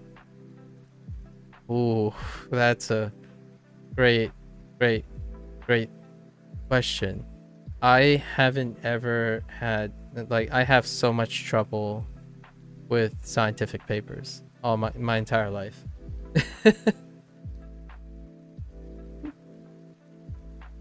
like what I mean is scientific papers deal with abstraction. Deal with a lot of abstraction, as in there are lots of like words that you don't it doesn't necessarily get reinforced, but some words you could say it's like fluency. Some words will only be found in the context of a discipline. So things that can come out of my mouth, like nucleic acids, like colligative property of water, you know, like retrovirology, stochastic integration, things like that can come out. However,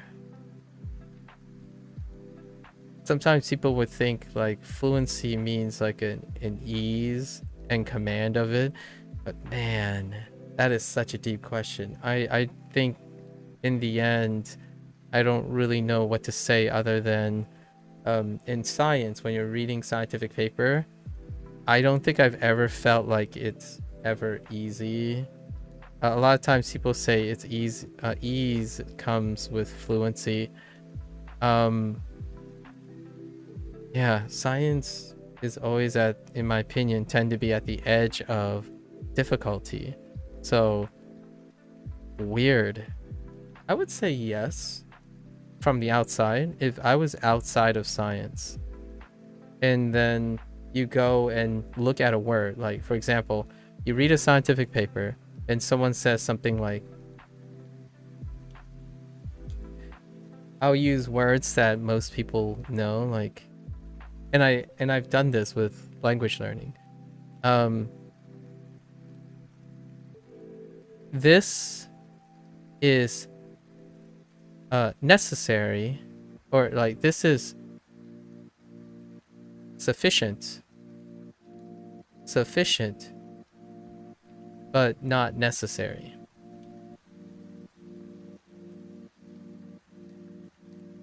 Right? This sentence, you're gonna have this sentence quite often. This is sufficient but not necessary. So what does that actually mean? So it's actually going to be interpreted differently. If you're in the sciences, you're probably gonna have a lot of thoughts about this phrase. But if you're outside, the question is, you probably know the word sufficient, if I spelled it correctly, and you probably know the word necessary, but what does it mean? So what does it mean that something is sufficient but not necessary? So for example, Anki could be sufficient sufficient for language learning. However, you don't need it, right? And the implication is that is a goal for language learning. It's kind of business level English because I use that kind of language at work all day. Yeah. It's enough for whatever solution you have explained, but not required. Exactly. So this is the type of language that if you are in some sort of higher level professional field, this is like bread and butter, as in it's pretty obvious what they're saying. However, you will not ever see this in a casual conversation, in like on Twitch or something, or like when someone's playing a video game, like, oh yeah, like for example, yeah, this solution is sufficient. However, less ideal, or perhaps not quite pragmatically optimal, right? So you hear most of these things in scientific papers and whatnot. Like nowadays though, there are people who throw around words like inefficient, right? Inefficient quite a bit. But oftentimes when you think of solving solutions and practicing language, you're thinking about sufficiency. Duolingo is sufficient for learning a language. It is not comprehensively, right? Comprehensive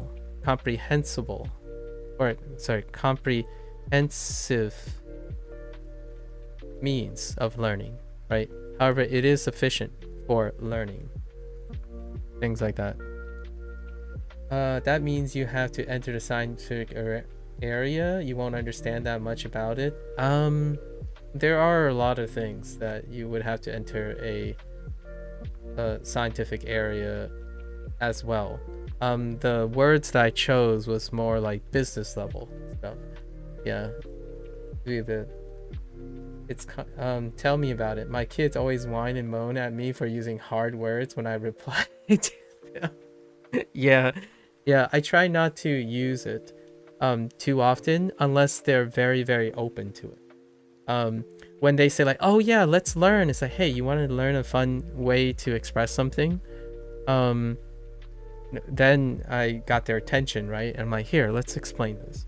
I do explain to them what the word means, so they are slowly building up. Yeah, exactly, Bao, exactly. You do explain it to them, and it builds up word, because these words are necessary, or like these words are almost, they feel almost obligatory to use in when you're in the collective niche of it, right? Because words like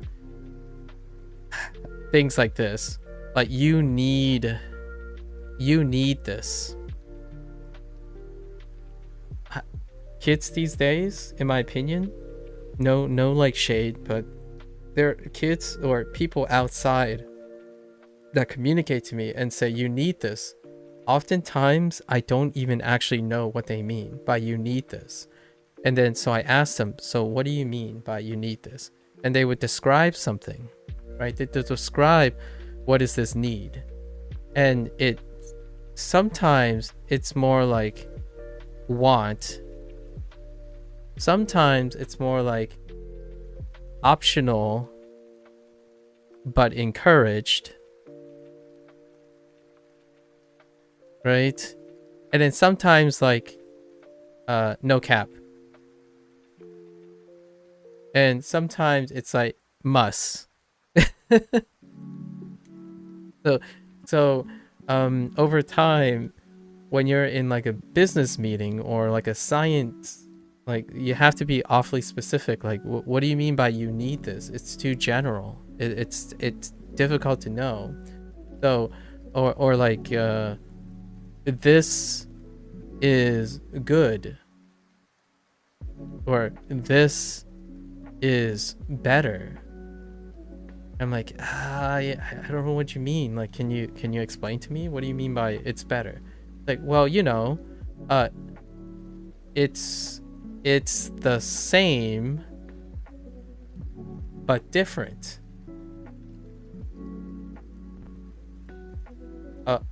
Okay, I follow you. Sort of. I think I know what you mean by the same, but could you explain that? And then explain to me what difference they make, which technically make it not the same. But let's go into it. You need this just reminds me of Zelda. It's dangerous outside. Here, take this. Yeah, business English.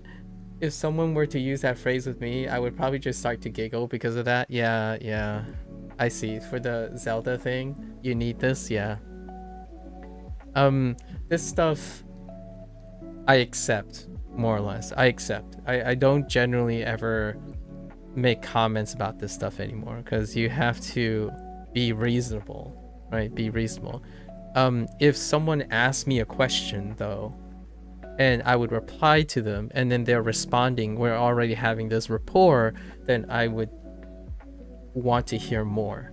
Like, it's not sufficient, right? It's the word I would use. It's not sufficient to tell me this is good, this is better, without having any depth of meaning anymore. So, and then the classic nowadays, what I get is, bruh. And it ends there. I'm like, I don't understand. I'm not fluent in this. So, whatever English this is, I'm not fluent in that. Like, I don't know what this means most of the time.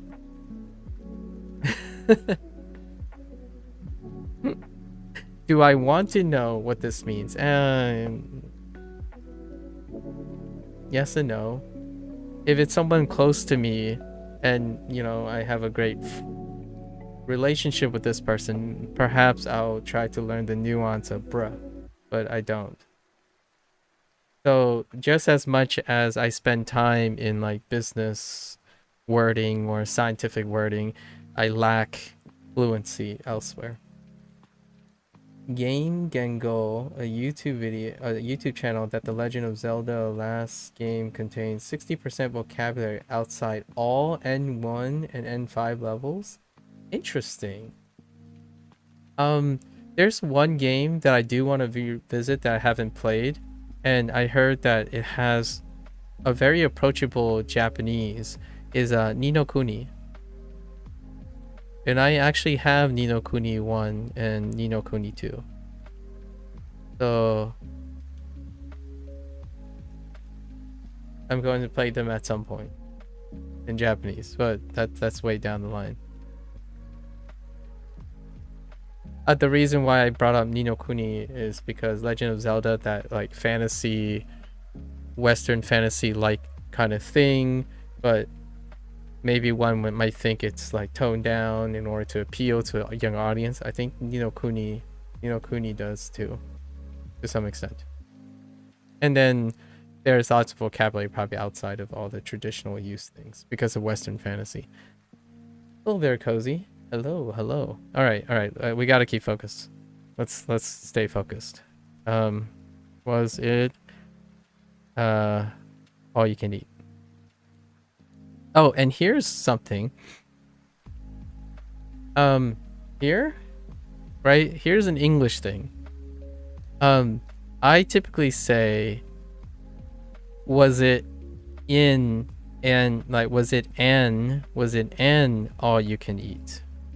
Right? However, I know for certain, due to my exposure, that most people would say, was it all you can eat?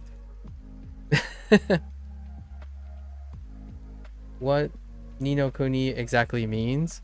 I have no idea. I have no idea what Ni no Kuni actually means. Okay, Balrog?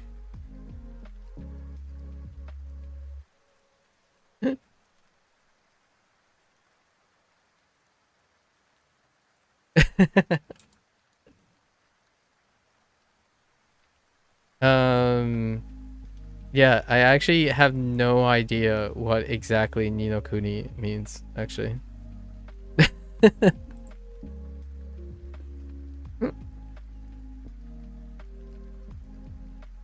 I just now know Kuni is a country. Okay. So Ni no Kuni? So if this is country, perhaps. Yeah, I don't know. I have no idea. I can't even. Second country. Oh, second country. Okay. Oh, that makes sense. Oh, actually, that does make sense. I don't. The game is in isekai. It's an isekai. And I totally get why they went with Ni no Kuni. Makes sense. The synopsis is, in general, it belongs to the genre of this. So you go between two places, and the emphasis is the game takes place in a second world, which is like a kingdom, a second kingdom, right? So okay, that makes sense to me. Ni no Kuni, second country. Interesting. 来年も必ずこの旅館に泊まりたいです。I totally wasn't paying attention. 来年も必ずこの旅館に泊まりたいです。Okay. 来年にこのI heard 泊まりたいです。泊まりたいです。来年も必ずこの旅館に泊まりたいです。必ず。来年も必ずこの旅館に泊まりたいです。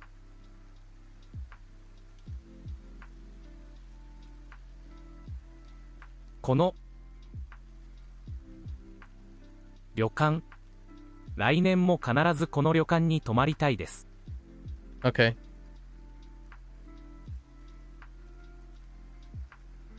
来年も必ずこの旅館に泊まりたいです。I want to stay. I for sure want to stay in this traditional inn next year also, or two.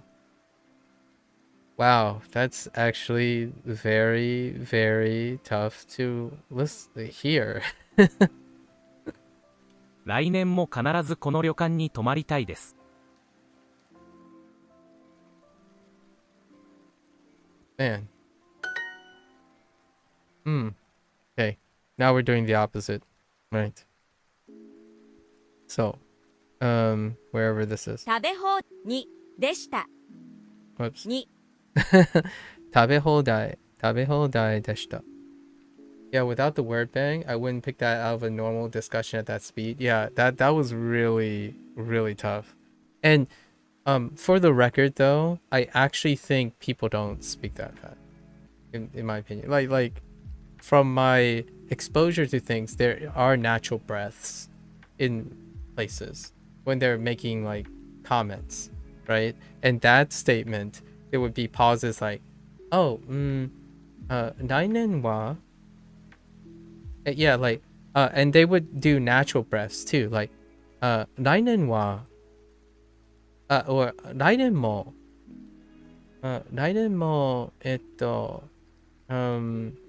旅館 and even in different orders too, like Kanarazu, kanarazu, kanarazu, ryokan o madari o modari tai desu, right? Modari tai desu. I already missed whatever else was there. Was that the whole sentence or something like that? Yeah, like I think there would be natural pauses in insisting on like, oh yeah, you know, for sure. For sure I'll visit this place.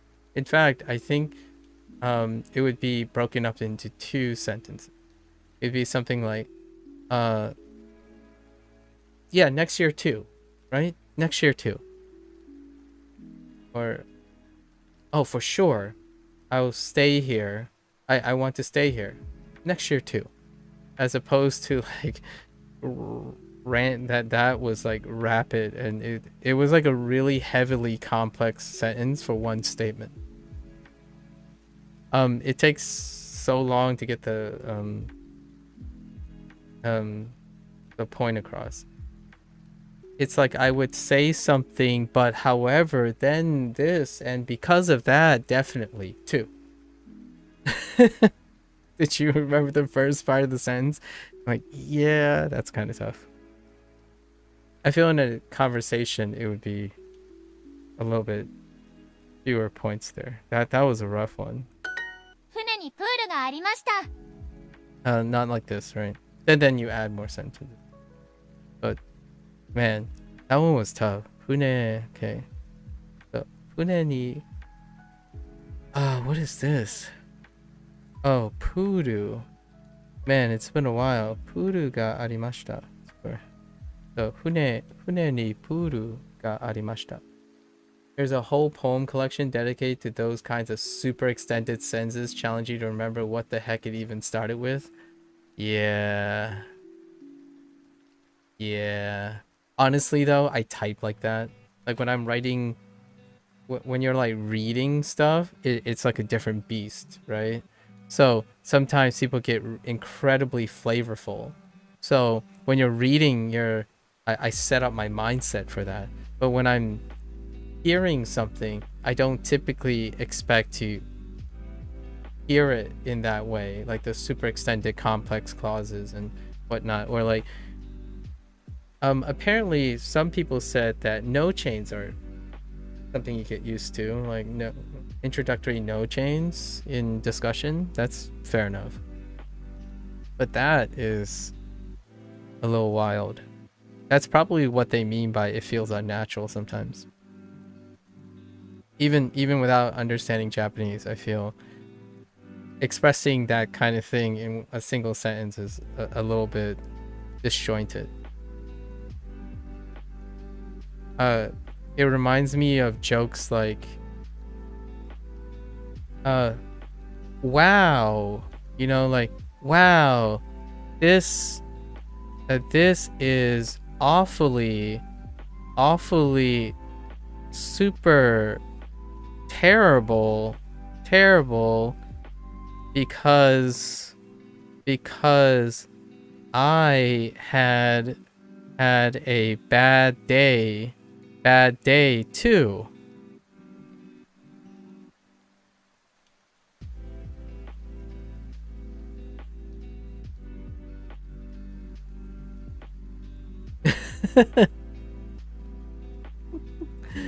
Like I don't, you know, this is still grammatically correct, but it, quote unquote, this is how I illustrate. I'm pretty sure this is how I when I'm trying to tackle the when people say it's unnatural, right? Unnatural construction, and they're using it to introduce vocabulary, you know, like force in vocabulary. I get it, because if you were gonna teach like, oh yeah, we need to use the word wow, and we need to use the word terrible, and then how to like super accent it super, and then but it has to also contrast with how something is good but also bad, and like then when you put it all together, it's like, yeah, the sentence is still correct, but would you say this? This is awfully super terrible because I had a bad day too. Nah. I think what is the internet version? Same. That's probably all you need. Like if you're thinking about the context, right? If you're thinking about context, when would you say this phrase? Probably someone told you they had a bad day.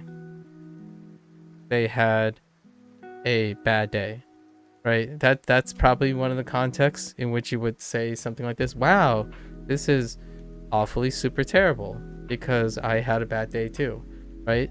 Instead, you could phrase it as same. And that's it. And so that's it. You just say same.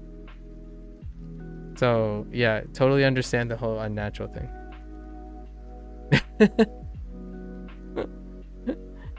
Sorry. We really should keep these tangents to a minimum, right? There was a pool on the ship.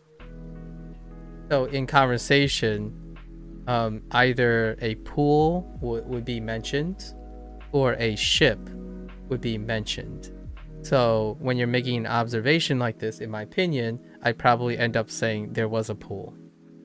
Or there,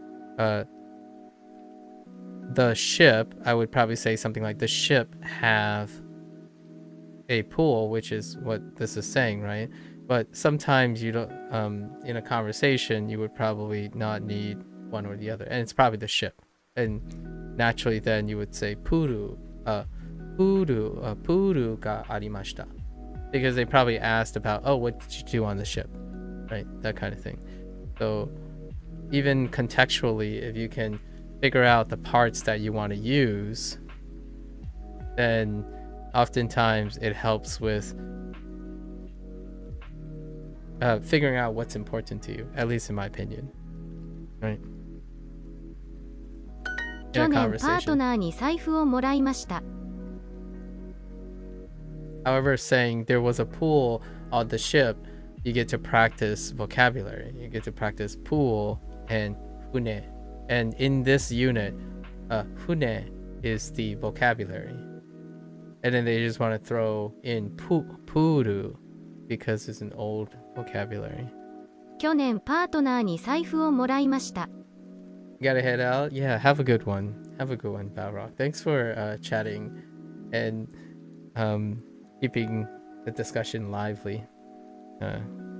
Take care. Mata ne. 去年パートナーに財布をもらいました。去年パートナーにパートナー。去年パートナーに財布をもらいました。 Oh. Okay. What did I receive? From partner? 財布 Saifu sounds right. もらいましょう。もらいましょう。去年パートナーに財布をもらいました。もらいました。Sure. もらいました。 Sure. Either or.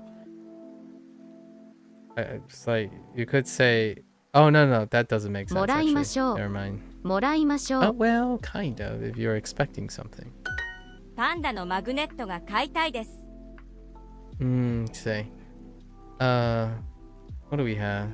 Panda no magneto ga kaitai desu. Kaitai desu. I want to purchase this Enko magnet. Oh. Fine.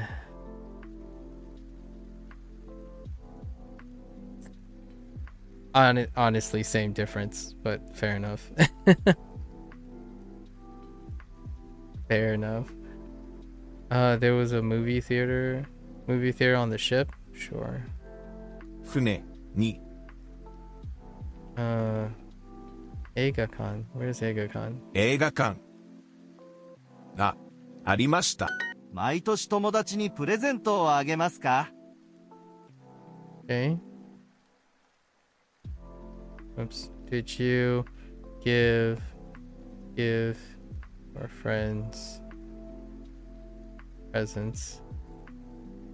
毎年と、毎年友達にプレゼントをあげますか So every year, 毎年 Did you give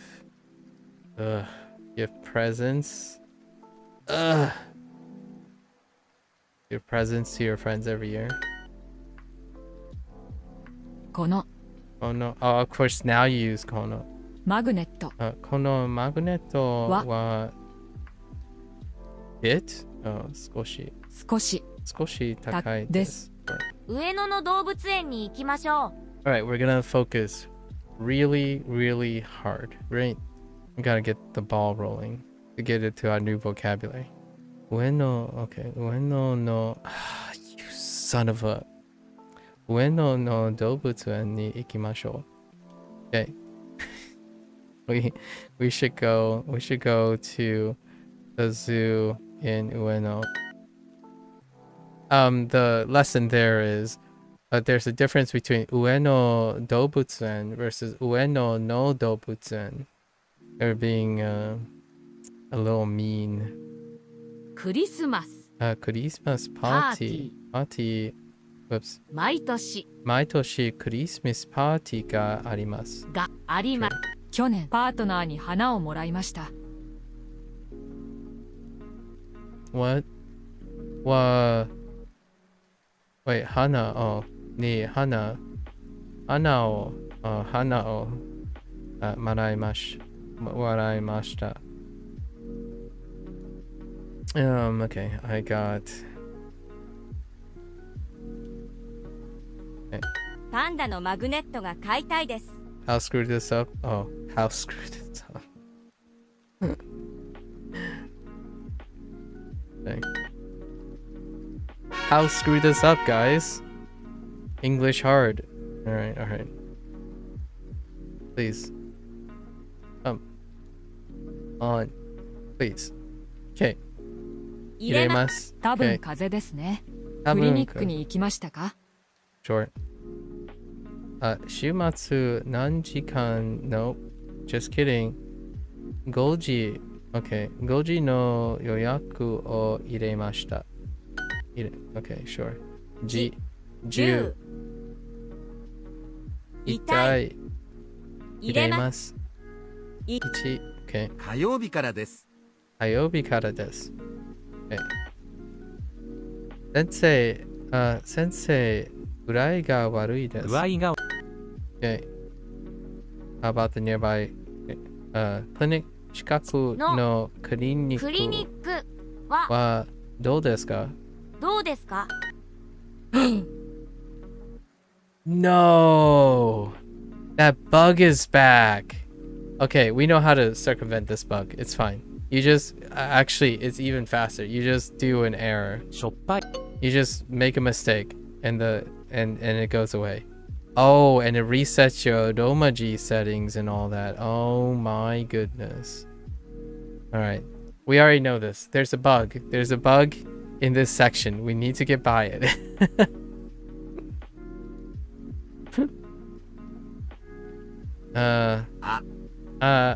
Stress. Oh, I forgot stress again. Stress. Stress. 多分ストレスでしたよ。ですよ。ストレス。ストレス。ストレス。ストレス。よ。Yep. Okay. Let's move along. You have to make an error in order for that bug to not occur. 仕事 I know it's janky. 仕事のストレスがたくさんあります。はい。feels. はい、3日間寝ませんでした。 3日間寝ませんでした。No! It's in a different place. Wait. I think we're stuck. Hold on. 今週あまり寝ませんでした。 Duolingo, why are you doing this? Okay. It was a third one, right? So let's try 今週あまり寝ませんでした。 Honshu. 寝ませんでした。あまり Okay. Let's do one more. 水曜日からです。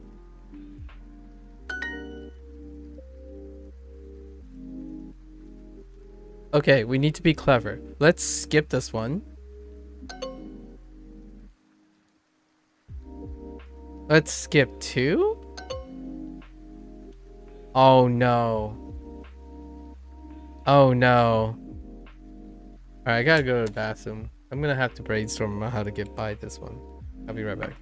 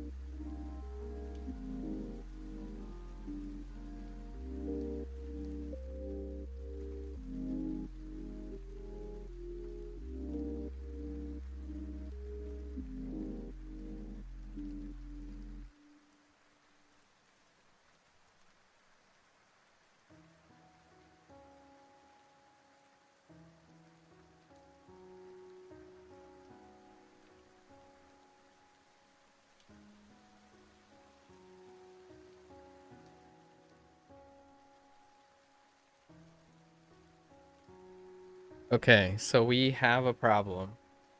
I really thought we were beyond this bug. I hope this bug is not persistent.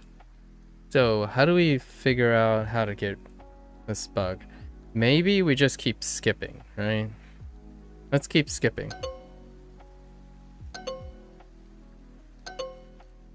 What happens if I cross that line with enough prompts?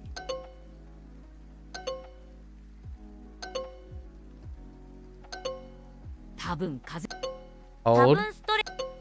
We have to sufficiently cross the... Okay. はい。 Wait. み Okay. So we're past the point, right? We're past the progress point. Let's see if it does anything now. Okay. That's... alright. いつ Itsu kara desu か ka? ってか Okay. ちょっと具合が悪いです。多分風邪をひきました。聞きました。 Okay, I think we're fine, right? This is the mechanic that we use. 水かです。 Just think of it like a boss fight, right? You just gotta figure out what the gimmick is. 具合が I think we're fine. 先生、先生、先生、多分熱があります。多分が熱あります。予約の入れます。クリニックに電話します。Okay. 痛い。10、 10、 G、 1、 1、入れ、 Iremos. I hope they fix the bug. But this is the way to work it. However, I wouldn't be able to do this if I didn't have super though. So it's not a great fix. A jank fix, you know, patchwork. Atama ga itai desu. 学校に行きたくないです。Nice. 話、 4 4日、 先週 I realized that the Toshi is I'm rusty on Toshi. So my Toshi, and Nai Toshi. I gotta keep that in mind. I see a lot of weaknesses from the personalized practice. Now that the personalized practice stretched further back, at least I think they're stretching further back, I'm definitely seeing a lot of weaknesses in the last week or two. As I'm like juggling more than I am able to, maybe. 日本、入れま、入れます。多分風邪ですね。病院に行きましたか？病院に行きましたか？いいえ、でも6時の予約を入れました。多分ストレスです。多分ストレスです。It's probably stress. 多分風邪ですね。クリニックに行きましたか？いいえ、でも2時の予約を入れました。サムさん、どうしましたか？ I like this one. どうしましたか？中山さん、どうしましたか？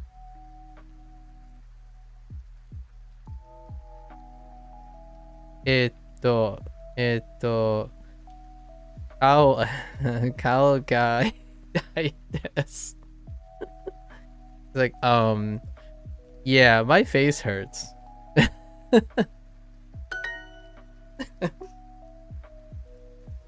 はい、3日間寝ませんでした。Okay. はい、3日間寝ませんでした。Okay.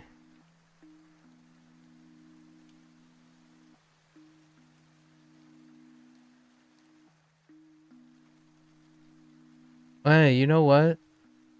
Is it I haven't or I didn't? Ooh, wait. Wait a minute. Ah, some part of me want to test if they would accept I haven't slept for 3 days. Wait. Versus I didn't sleep for 3 days. I know, like,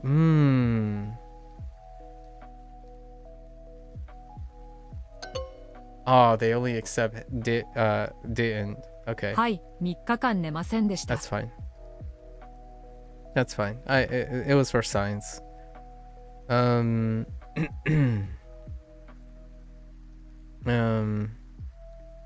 I didn't sleep for 3 days. It's fine. It was for science. All right, we got past the bug. No あ more まり bugs, 電 please. 気をつけません。あまりを what? あまり電気をつけません。 Oh, 電気をつけません。つけません。 Right. ちゃんと You know, look at your screen in a well-lit room. That's kind of the context for this. ちゃんと電気をつけます。つけます。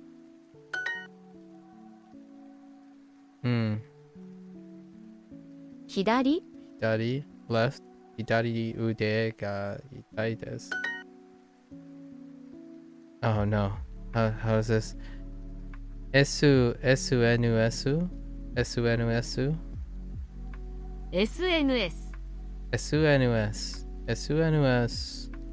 SNS。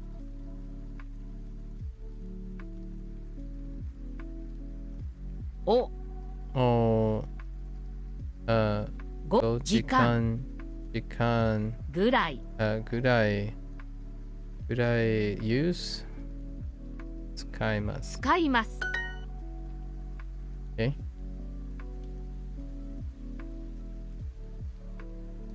夜。夜。夜に電気をつけます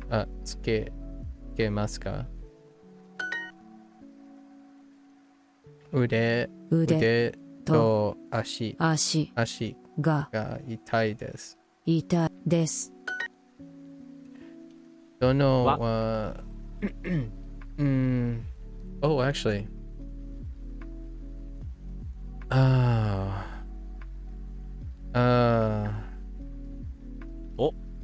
Dono, yeah, this is a grammar point actually. Dono o uchimashita ka?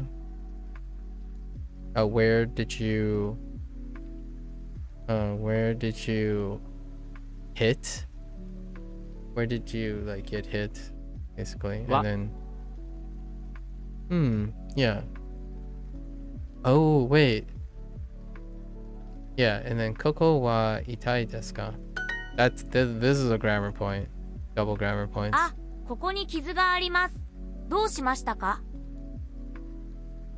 ここに、傷があります。土曜日にジムで、転びました。Fell down in the gym Saturday. テレビがたくさん見ました。目が痛いです。Grammar points. Go for grammar points. あ、傷があります。どうしましたか？家の近くにいますの？はい。昨日家で転びました。I fell down at home yesterday. Okay. 首は痛いですか？昨日サッカーをしましたか？よくパソコンを使いますか？よくパソコンを使いますか？はい。仕事でほとん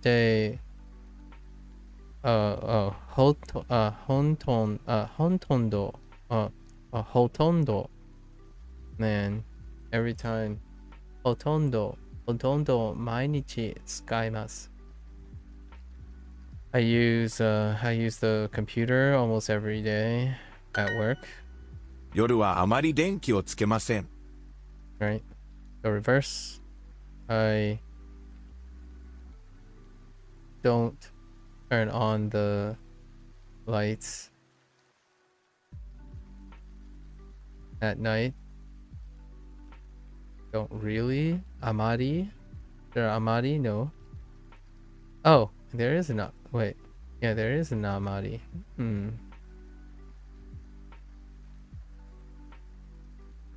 ほとんど一日中うちにいます。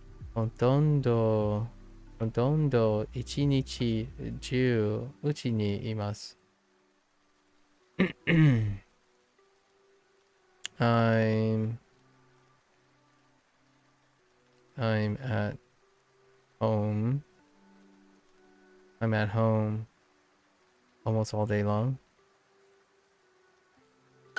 いつも6時間ぐらい SNS を見ます。SNS. SNS. Yeah, SNS. いつも I keep forgetting about SNS. いつも6時間ぐらい SNS を見ます。Okay? I always look at social media for 6 hours.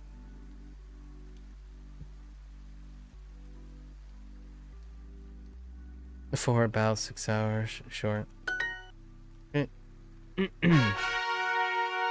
Alright, we gotta get to new 明日サ vocab. ッカーをしません。A what? 明日明日サッサカッカーをーをしませんしません。はい。はい。しばらくバスケットボールをしません。バスケットボールをしません。Yeah? しばらくしばらくバスケットボールバスケットボールをしません。しばらく家で休みます。早く元気になりたいです。なりたいです。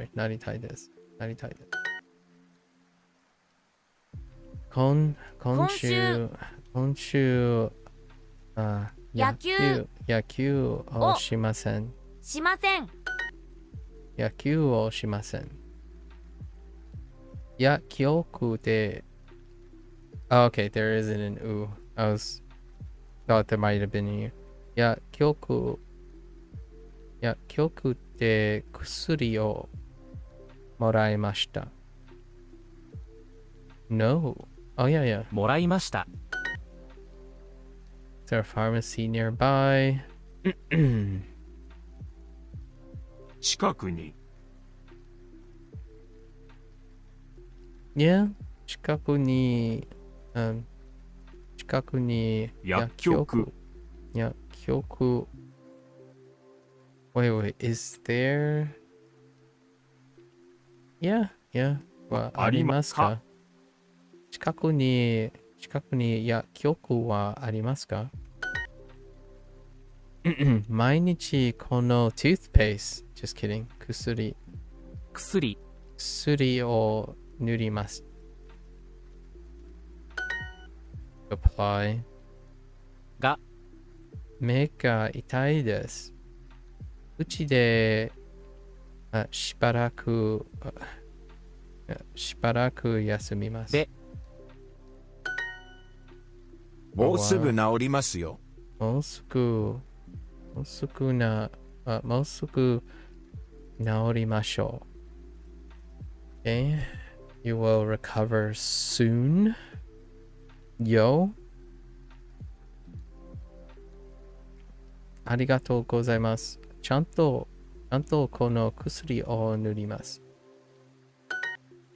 Better be.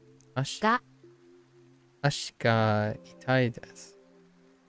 薬を塗ります。大丈夫です。もうすぐ治りますよ。もうすぐ治りましょう。ましょうよ。I gotta make sure I don't say show. Yo. Okay. Same deal.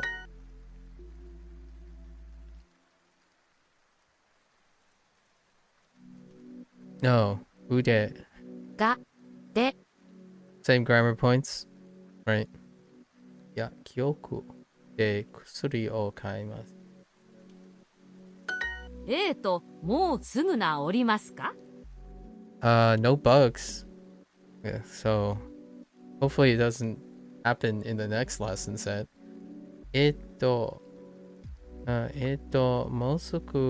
もうすぐ治りますか？治りますか？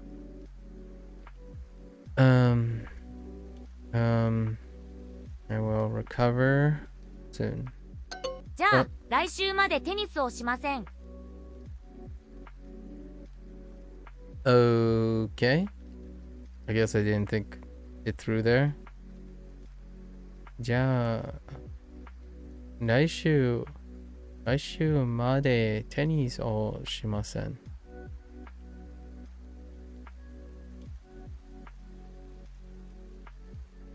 この後薬局に行きます。Okay. After この後薬局に行きます。Oops. A ともうすぐ治りますか？もうすぐなおります。no. もうすぐ治りますか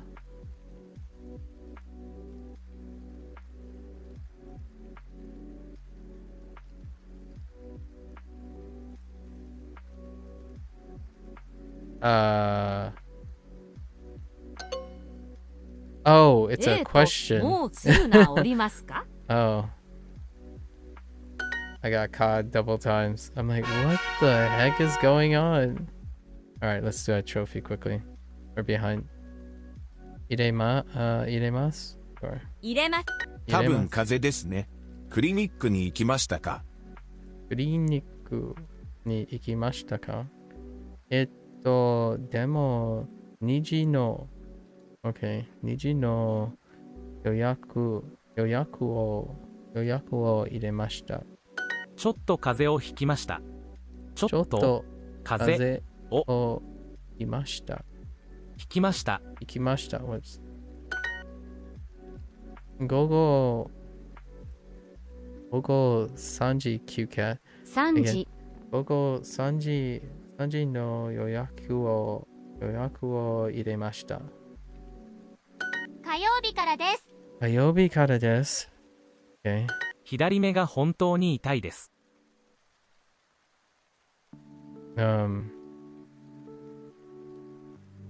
左目が痛いです。本当に Really? 左目が本当に痛いです。Okay. 具合がダニエルさん、久しぶりです。先週、仕事で全然見ませんでした。大丈夫でしたか？風邪でしたか？ Hey? Hey, I've been sick. 大丈夫です。もうすぐ治りますよ。もうすぐ治りましょう。ますよ。もうすぐ治りましょう。ますよ。Okay. Same 昨 thing. 日、頭を打ちました。本当に頭が痛いです。傷もたくさんあります。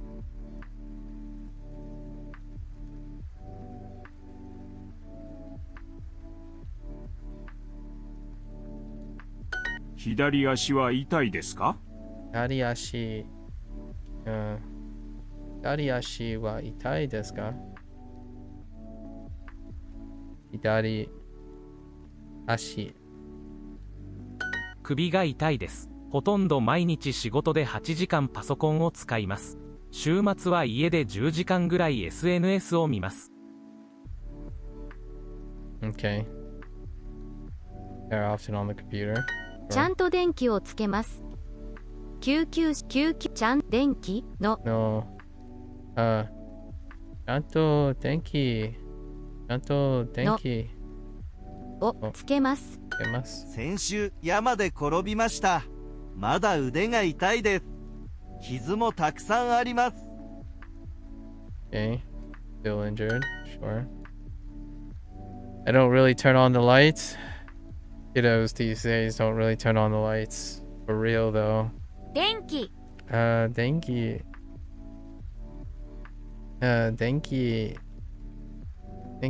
Wait. 電気をあまりつけません。つけません。Yeah, we're fine. Alright. We're hopping right into 23. Complaining about the hotel. Do we have grammar points? No. It seems like now the grammar points are self-explanatory here. No, we'll just jump right in. We'll learn the vocab. 西。Wait. 西? I don't have a nishi. 西。4日間。 4日間. Okay, that doesn't change. Fair enough. 4 days. 4 day long. Okay. 夜。入り口。1年生西4日間 Okay 4日間4日間でした4日間でした4日間旅行しました4日間4日間旅行しましたしました Okay 旅行は4日間でした。旅行はclever yeah 4日間I mean 旅行は4日間でした、the difference between 4日間旅行でした versus 旅行は4日間でした right the trip was 4 days long as opposed to I traveled for 4 days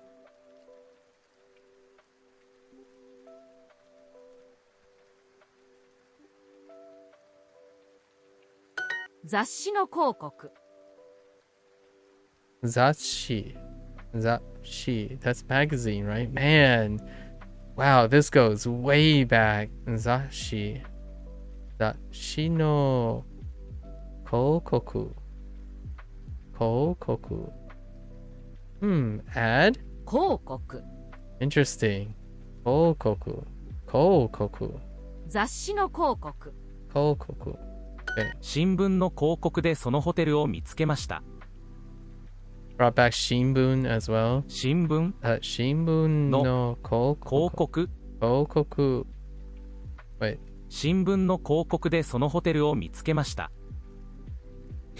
ホテルを見つけました見つけました wait 新聞の広告でそのホテルを見つけましたその interesting that's pretty cool 新聞の広告でそのホテルをつけました。見つけました。So you found a hotel. You found that hotel in a newspaper ad. That's pretty neat. Way to bring back 新聞. I think to this day we did not have any use of the second character. An alternative use of the second character. The second kanji in 新聞。新聞の広告でそのホテルを見つけました。Okay. 狭いシャトルバス。狭いシャトルバス。シャトルバス。狭いシャトルバス。Oh, cramped shuttle. Interesting. シャトルバス。ホテルは駅の西でした。Oh, it looks like a location related thing. Nishi, right? Nishi. Oh wait. Oh, we do have a Nishi. Oh, I didn't think about it as west exit, Nishikuchi. Oh, okay. So, yeah, and that does look like Nishi now that I think about it. It's not quite the Nishi that I am used to, but I get it. It's a little curlier, but Nishi. Okay. I see. Kita. So we have Kita, Hikashi. Now we have Nishi. Fair enough.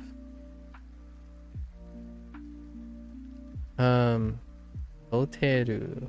The hotel was west of the station. 入り口にゴミがありました。Okay, so they're bringing in all of the stuff. So, okay, 入り口にゴミがありました。Oh man, trash? So gomi, they separate, so gomi is still gomi outside of gomi. bako, right? Gomi bako. Okay. Bako is in hiragana, so the can bako, probably. But gomi, oh, interesting. I feel like slightly cheated out of a vocabulary word there. There was trash at the entrance. Iriguchi. Okay. Michi ni gomi ga takusan michi ni gomi ga takusan arimashita. Arimashita? There's a lot of trash on the street. It's tisk. It was a lot of trash on the street. The hotel was west of the... Okay. Now the reverse. ホテル Hoteru wa 駅の eki no 西 nishi でした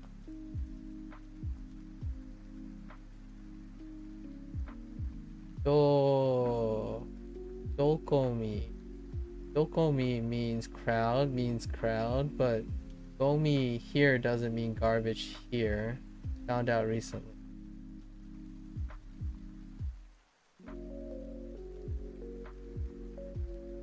Oh, like people trash? I don't know why I'm so blind to typing mistakes. You mean like crowd is not, yeah, hito trash. Trash people. I think that's funny though. Isn't that funny though? If you think of hito and then you combine it with gomi, you're like, yeah, it's crowded. It might as well people trash. That's I'll remember that. I'll probably remember that for a while. It's gonna be hard. That's kind of hard to forget. That made perfect sense to you. Yeah, hito gomi. It sounds like you were typing in Japanese. You put here and here and doesn't mean yes. Got it. I understood it. Granola. No worries. I won't forget it. It's kind of hard to forget hitogomi. That's funny. Crowded people trash. Okay. 西 Thanks. 駅の Eki no nishi. Okay. 6階 Okay. Wait. What the? Wait. Whoa. Let's recap. I have. Okay. Well, let's recap.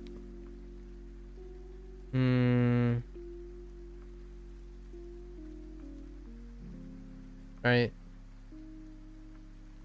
I have 1階 2階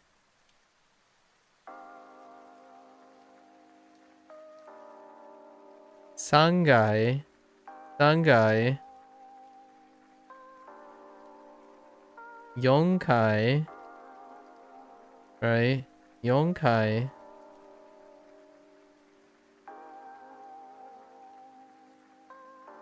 What the heck? They skipped floor 5. So we'll have to wait on floor 5. Maybe we'll get floor 5 here. No spoilers. We haven't gotten floor 5. They just... Oh, and we also have Jukai. So we also have Jukai as well. Like, what the heck? So I'm kind of curious, what do they think have 6 floors? But Dokai. Okay, fair enough. You have a good guess on how to say floor 5? Me too. I think it's gonna be oh wait, if it's Yonkai and it's Sangai.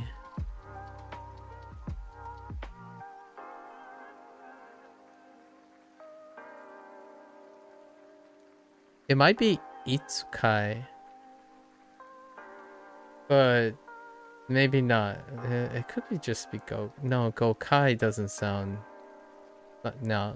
nice. Or it could be. Oh no, wait. It could be. No. Itsukai. Yeah, itsukai. Kind of sounds nice. Well, I'm gonna. We're just gonna take a, you know, for funsies. I'm just gonna say temporarily itsukai. Itsukai sounds nice, or like, oh well,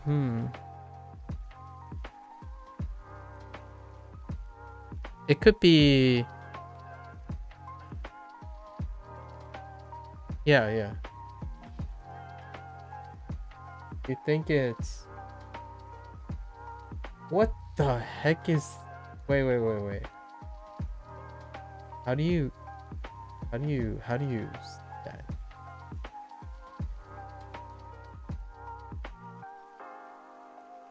Fabukai? Fabukai. Wait, are you making a joke right now?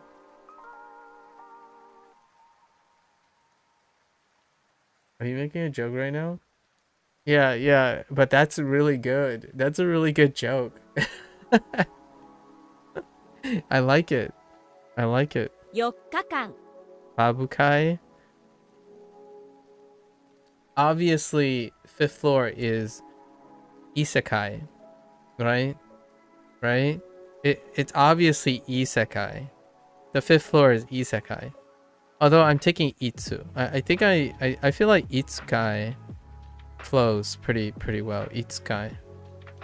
I like itsutsu. Itsukai. Maybe. We'll find out. 4日間 I can't wait. I hope it's in this unit though. I don't want to wait another whole unit. 4日間書きます。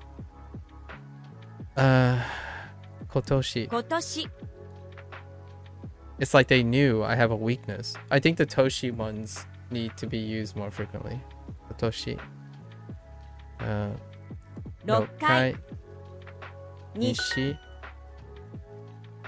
6回. Alright. 6回 I look forward to counters. I honestly think that's what they're doing. Duolingo like throws in a counter every 2 units. And I actually look forward to them because it's fun to figure out. It's fun to just take a bet. Curtains. Interesting. Curtain. It might be curtain. カーテン Curtain. Not as exciting. ダサいカーテン Dasai curtain. Oh, right. Started off very awesome. Oh, wait. What is this unit? This unit is about complaining, right? Yeah, this unit is about complaining about a hotel. So we have to be negative. Put on our negative caps. 部屋は6階でした。部屋は6階でした. Okay, that's not complaining. The room was on the 6th floor. いいシャツが欲しいです。 Oh, the review. いいシャツが欲しいです. Okay, I want a nice shirt, sure. 部屋は6階でした. エレベーターは遅かったです. Of course. エレベータエレベーターは遅かったです. Fair enough. 遅い. Slow. So slow in the past tense. So it was slow. The elevator was slow. 遅かったです. 部屋は古い建物の6階でした。部屋の古いは Oh, no. 部屋部屋建物部屋は古い建物の6階でした。6階でしでした。部屋の古い建物建物は6階でした。部屋は古い建物の6階でした。Okay. Oh.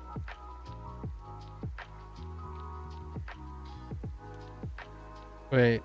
部屋は古い建物の Oh. Yeah, 部屋はゴキブリがいました。Goki, I really dislike that bug that causes like the domaji to show up on the correct answer. It's so distracting now. The domaji is too overwhelming to be on top.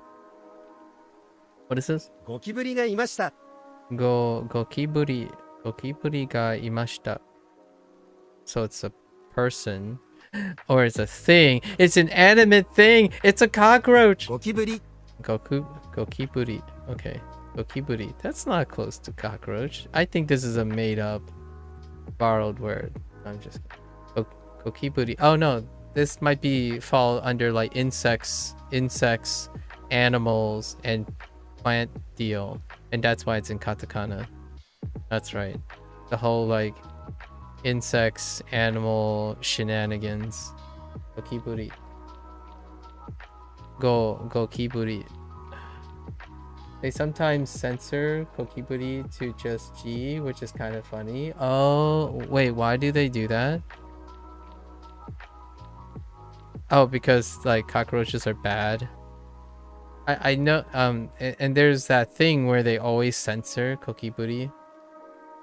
I didn't realize even the word itself gets censored. Is that bad? I see. Kokiburi ga imashita. So am I saying something derogatory now? What I mean is, should I be saying kokiburi? Kokiburi. Kokiburi ga imashita. Imashita yo. Kokiburi ga imashita yo. Sorry. There was a cockroach. I feel like a yo was a missed opportunity for yo here. ゴキブリ。 Gokiburi. エレベーターの中にゴキブリがいました。When they're reading it, do they just say go? And it would be implied like go ga imashita yo. If we had enough like context, would they just strictly just go with go? Or maybe like gori? Kind of like like the big C. I don't know, haven't ran into it from reading. Yeah. So what I mean is, you know how nowadays when people talk about the big C, we're not talking about the little c, but the big C, right?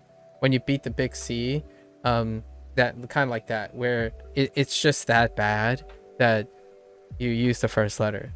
So the big C, it used to be just the C, but now it's the big C because we have a small c too. Like not the little c, but the big C. The big C is cancer, of course. And then the little c, COVID, right?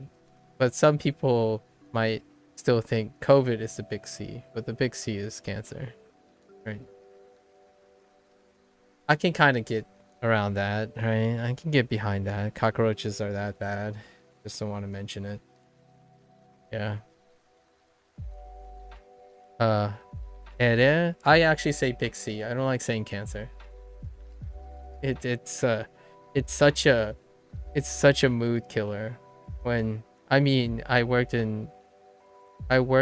on research that you need to talk about cancer a lot, as well as like a discussion topic point, and yeah, I just don't like the word cancer.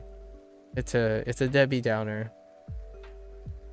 Elevator no naka ni.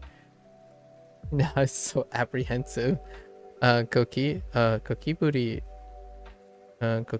ga imashita. Now I want to put yo at the end of everything. Okay. There was a cockroach inside the elevator. Oh, dude.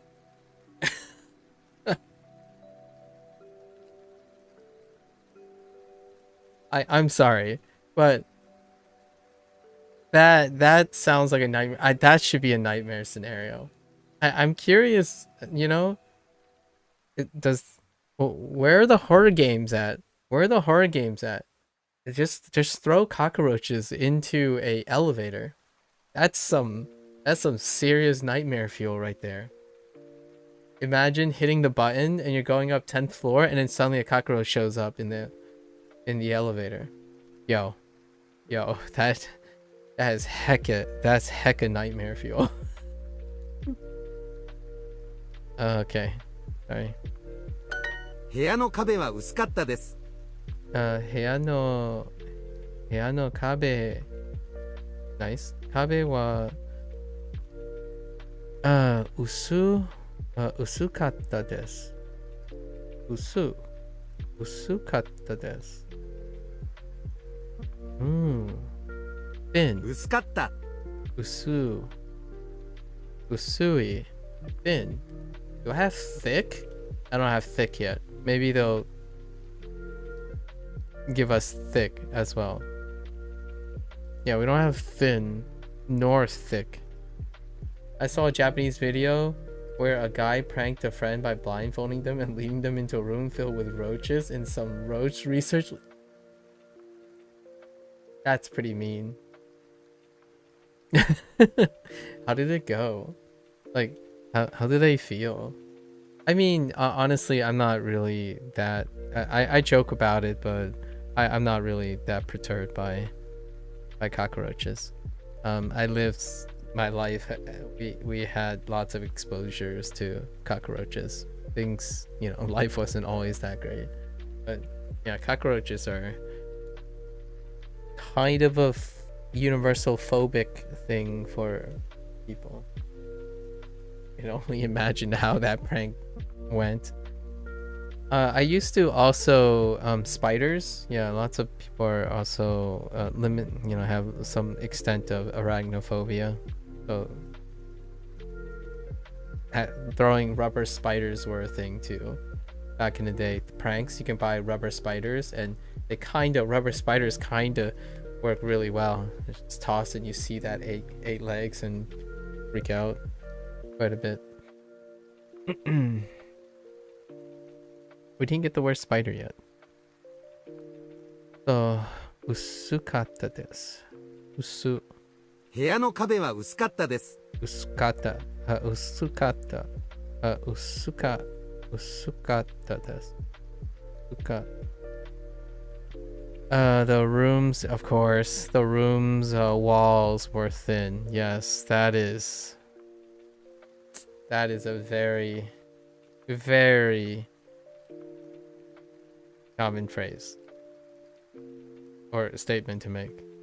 部屋の壁は薄かったです。ホテルの部屋はどうでしたか？ I was thinking of urusai and then trying to connect it with usui, but it didn't work. ホテルの部屋はどうでしたか? What are we complaining about this time? Let's see.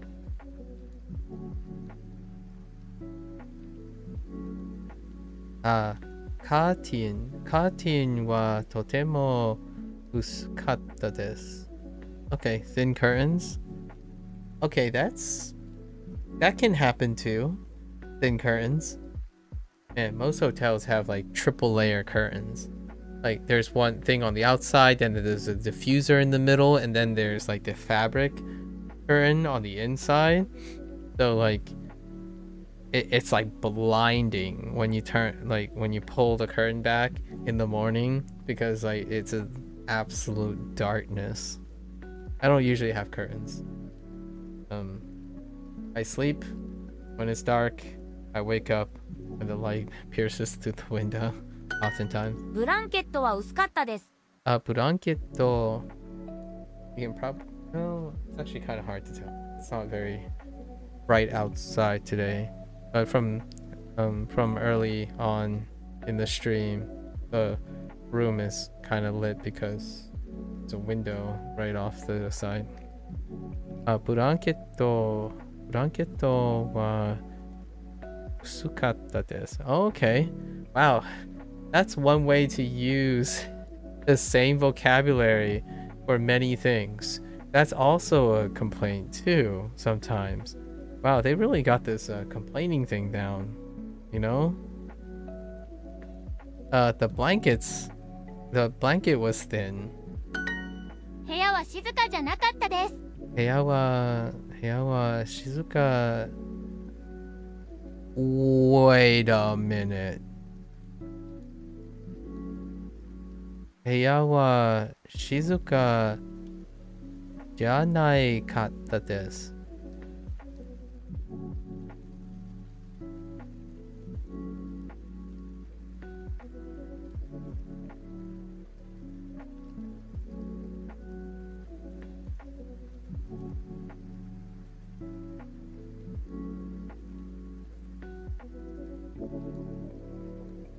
Okay, how does this relate to our previous one?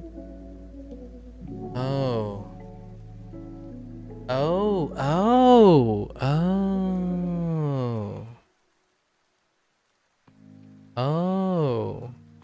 Interesting. Wait, no, I don't understand this. じゃなかったです。じゃなかったです。Interesting. So you can...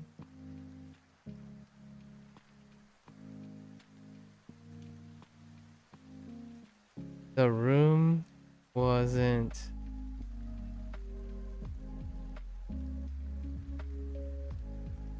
Okay.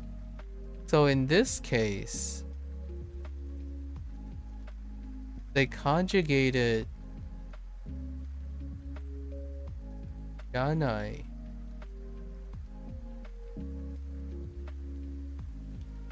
And it still works because Shizuka is na.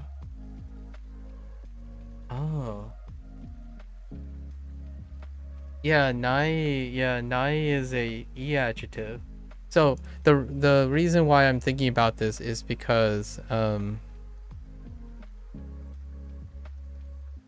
contrasting it with saying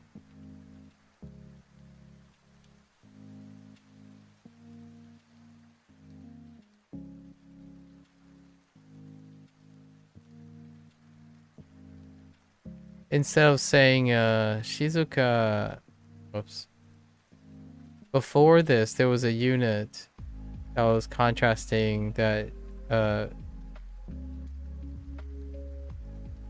Shizuka deshita.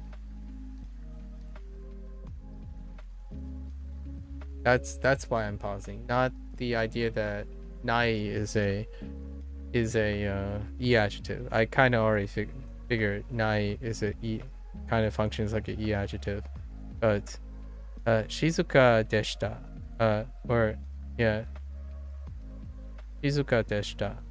Right, Heya wa Shizuka deshita, as opposed to Heya wa Shizuka janai katta desu. So that's interesting. I wonder what the... So now I have to compare and contrast this evening. Yeah, instead of saying Heya wa Shizuka deshita. Oh no. Shizuka... Oh no, I know. Sorry. I just realized. No. You have to conjugate this because you're saying it's not. No. Never mind. It makes sense. Never mind. I got it. Makes sense. No. That makes sense. So this is saying not. Yeah. Because I was thinking how they were doing.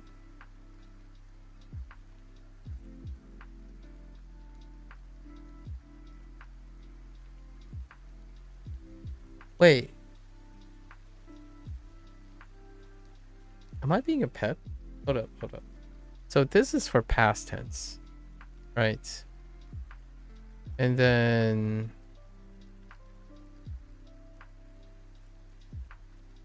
present for E, you don't need this. And then when they were doing past tense, oh, it was in the affirmative. Okay, never mind. The last unit.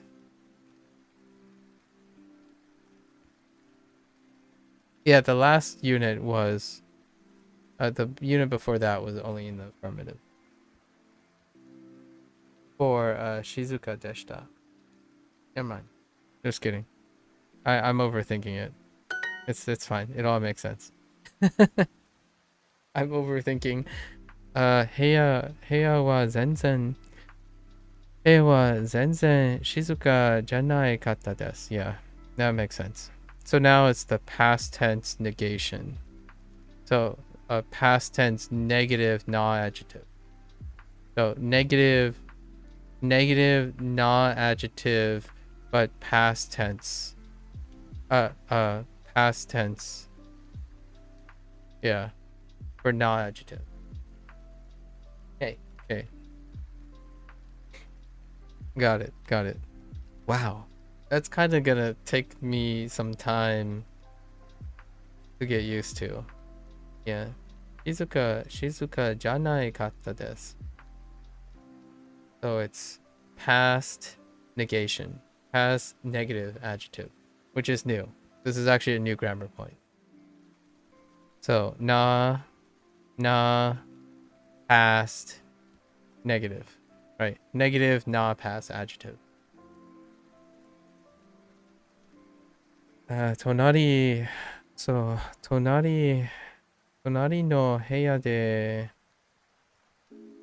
party パーティー がありました。That sucks. Or is that good? Does that suck? If you're in the room, that sucks, right? The room wasn't quiet at all, right? Wasn't quiet at all. There was a party next door, or in the next room, or a nearby room. Sure, sucks. ホテルの部屋は全然静かじゃなかったです。 Okay, now let's just reverse. ホテルホテルの部屋は静かの全然いや静かじゃなかったです。Wow, things are getting a little complicated. 部屋は古い建物の6階でした。部屋の古い Oh, how did I screw this up? の Yeah. は部屋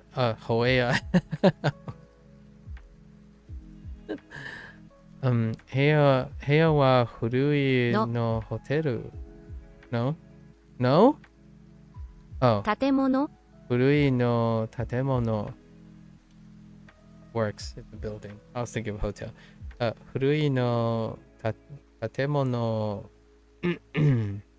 What? でした What are we doing で here? した部屋は古い建物の6階でした。Oh. 6でした Ah! Son of a... Wait a minute. Are 部 you 屋は古い serious? 建物の6階でした。 Wait. 部屋は部屋の古い古い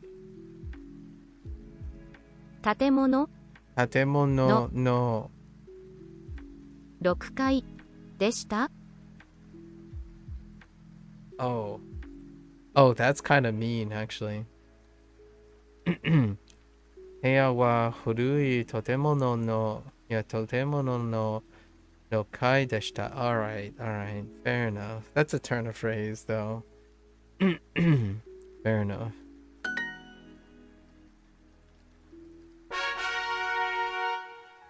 That's kind of mean. 古いトイレでした。 Toilet. We finally got toilet. It only took almost half all of the units, right? To get toire. Okay. Deshita. It was an old toilet. Toire. What the Sorry. Not adding no after an E adjective is a very hard habit to break. Yeah, I know, right? I know. Was that one an E adjective? Oh, yeah.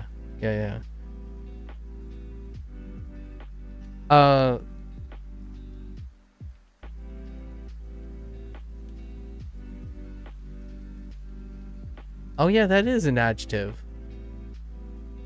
Yeah, you're right. That's not why I put the no there though. That's not why I put the no there. However, that's a good point. I wouldn't do that if I knew if I processed that hurui was an E adjective. But I actually didn't treat hurui as an E adjective there.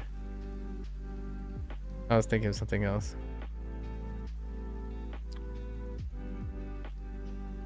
So I was even before that. I didn't even recognize that it was an E adjective.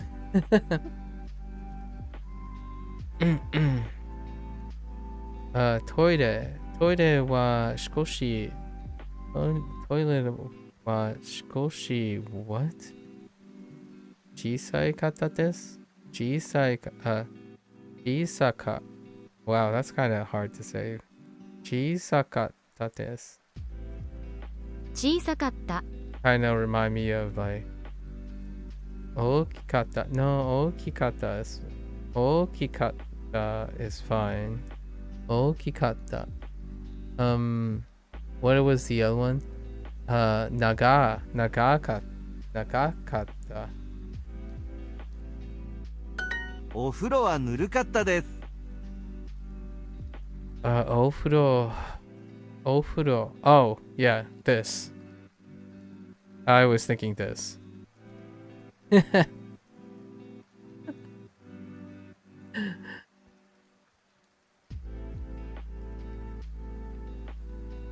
But that wouldn't make sense anyways. That wouldn't have made sense anyways. お風呂は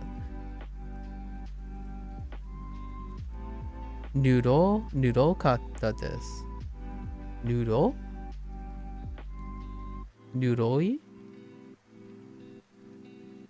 Lukewarm? ぬるかった。Sorry, I said noodle. ぬるい Lukewarm? Wait, I feel like I might have gotten ぬるい. No, I don't think so. Heckin' lukewarm? ぬるい okay. ぬるかったです。This is one way to learn more adjectives. So now, you know what this is doing though? I think this is kind of interesting now. So, what are the phases? There are some phases, right? When you started predicates, when you learned predicates in Duolingo, you started with present. However, when you get to the later sections, you start doing future most of the time. So future most of the time. And then when you started learning the volitional should, it starts phasing to would by because asking someone if they would like to do something as opposed to we should do something is kind of like something preference. And then lots of things were, so predicates were then introduced in these tenses. So they kind of went through phases where the predicates are first introduced things. Now adjectives are going through the same phase. They first, it's no longer like e and na, right? I don't know why I wrote e and then proceeded to write gomaji. I and na, but now adjectives are being introduced in either the past. It's usually the past because these would be like the standard present things. And then now it's the past, and sometimes it's in the negative. And then now we're having past and negative, and it's like the stock. It's so interesting how they're layering these things. There was a time when they highlighted and started like from the beginning. So like whenever a new predicate is introduced, it's introduced in like a present tense. But nowadays, it's like introduced in the more latter things. It's part of like one of the patterns that they're doing. So now we're getting adjectives in different forms that isn't your standard present affirmative. At least I'm pretty sure nurui is a new one. Nurukatta. So nurukatta. The bath was lukewarm. I mean, that's fine.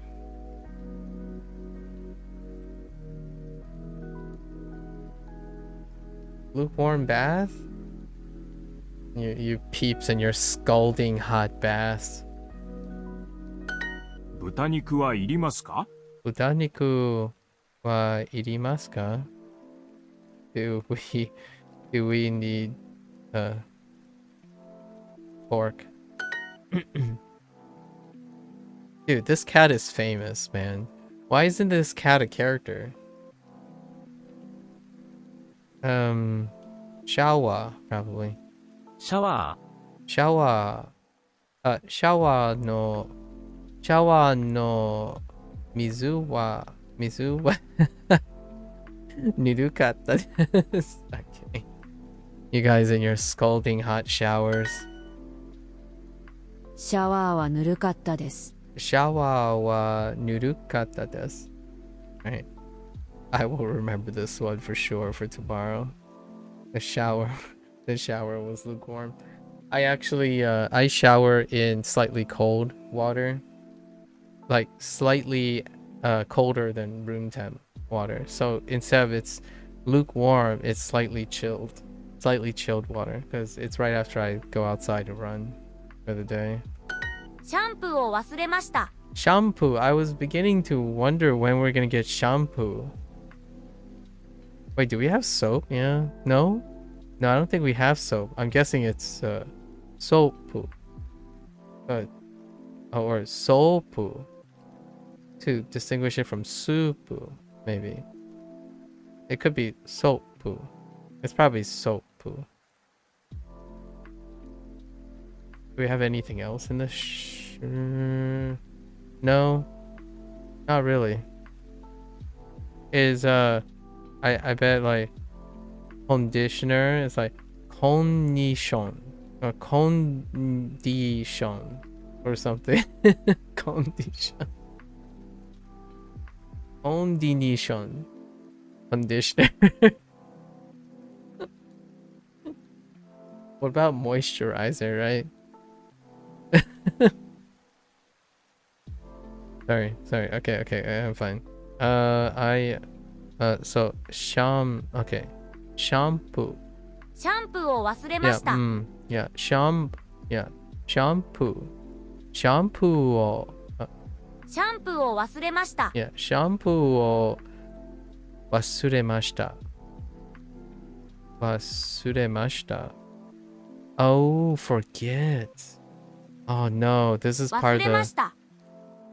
Ooh, this is part of the 10%. By 2050, all Japanese will be katakana English, indeed. Wasuremashita. Wasuremashita. Yeah, wash too many. Wasuremashita is, ironically or paradoxically, is a predicate that I forget to use. Speaking of which, I forget, right? Wasuremashita. Wasureru. Wasuremashita. Shampoo. Shampoo o washiremashita. I forgot my shampoo. Sure. Fair enough. シャンプー Shampoo. 部屋のシャワーはぬるかったです。部屋のシャワーはぬるかったです。Stop complaining about lukewarm water. The shower was lukewarm. Room's shower was lukewarm. Okay, I mean that's fair. 部屋にタオルはありませんでした。部屋にタオル yeah, okay. 部屋にタオルはあまりせんでした。Ooh, okay, that's a problem. Well, yeah, that's a problem. There were no towels in the room. Okay. Oh, what is credit card? It's like credito card, right? Credito card or crediti. Yeah, credito card. Crediti. Yeah, credito card. It was something a little. I had trouble thinking about how they did it, how they katakana did. We'll probably see it again. Otearai no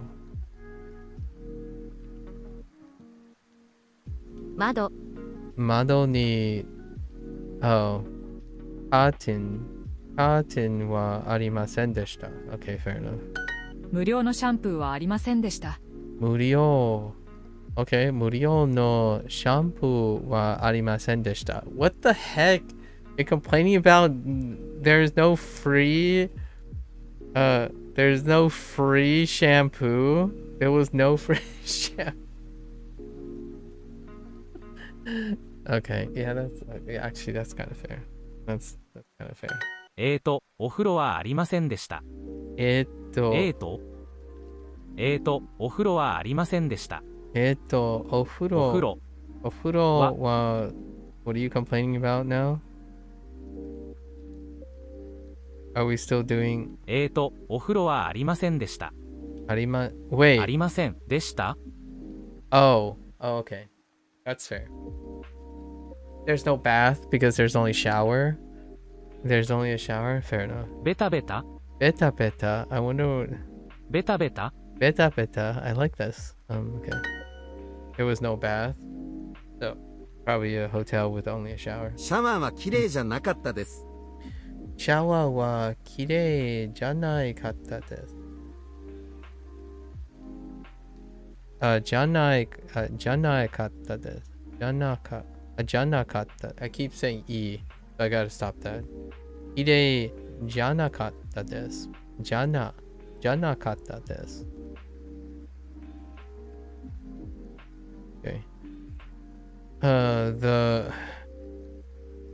That's kind of gross, I suppose. The shower wasn't clean. トイレの壁は全然綺麗じゃなかったです。That's kind of gross too, I suppose. トイレは綺麗じゃなかったです。I'm missing something. 全然壁 Oh no, Kabe? no kabe. I was looking for heya no. Maybe. Wait. トイレは全然。トイレの壁は全然綺麗じゃなかったです。Oh. Wait. トイレの壁は全然綺麗じゃなかったです。Oh, it's just a wall. Wait.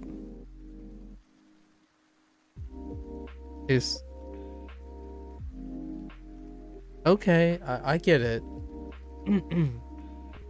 Wait a minute. I'm not sure what this might be referring to. トイレ、トイレの壁は全然綺麗じゃなかったです。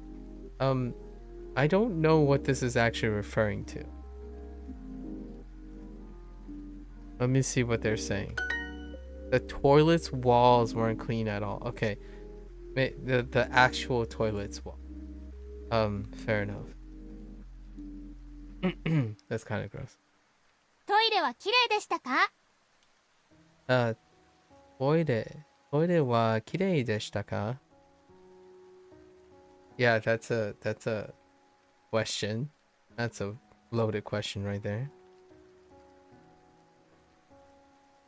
あまり綺麗じゃなかったです。じゃなかった。じゃなかったです。Okay. じゃな。There was no shampoo in the room. Feels bad, man. 部屋は部屋はシャンプー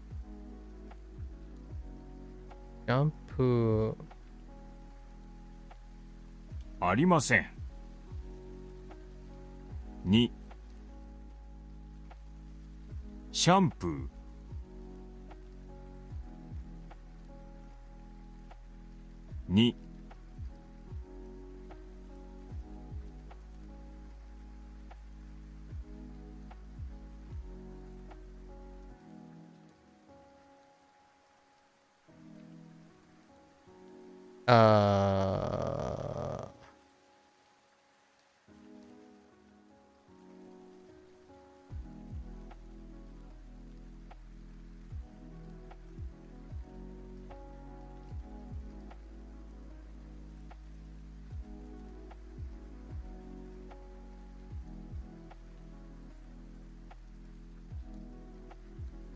2There was no shampoo in the room.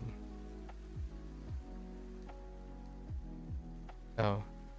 ありません。でした。Wait. ありません。ありません。今でした。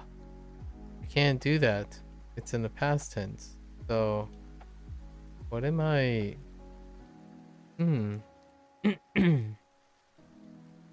でした。はい。Oops. はい。今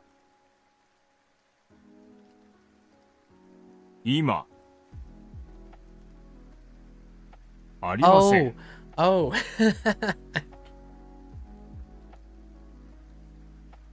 The whole time I was like, where's Arima's where's Arimasen deshita?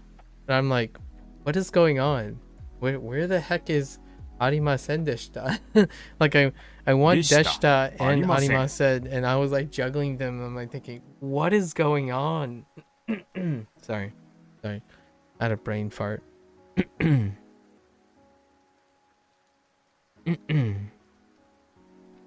That was some severe brain farting. Ooh. Okay. Shake it off. Shake it off. シャワーのカーテン Cotton. はきれい。きれいきれい。じゃなかったです。じゃなです。じゃなかったです。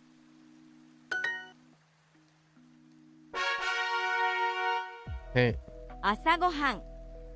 Oh, there's Asakohan. Hello there, Asakohan. 朝ごはん。Ooh. 弁護人。Don't know what that is. 防護服。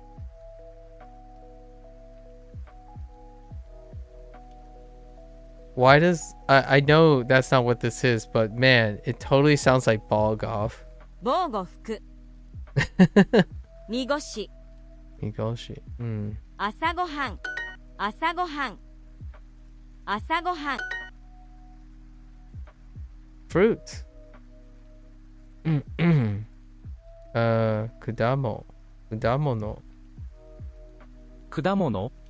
物まずい果物。まずい果物。まずい. Oh my gosh, we're being so negative. まずい果物. Okay. Alright. ホテルに果物はあまり、oh no, ありませんでした。近くのスーパーで買いました。スーパー breakfast 朝ごはん朝ごはんもまずかったです。朝ごはんも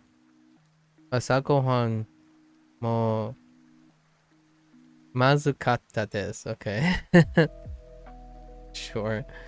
The breakfast was bad, was also bad. Okay. チョコレートシリアル。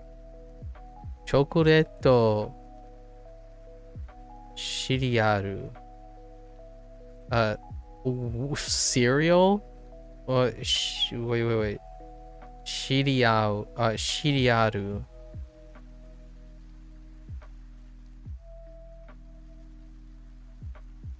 I guess. チョコレートシリアル。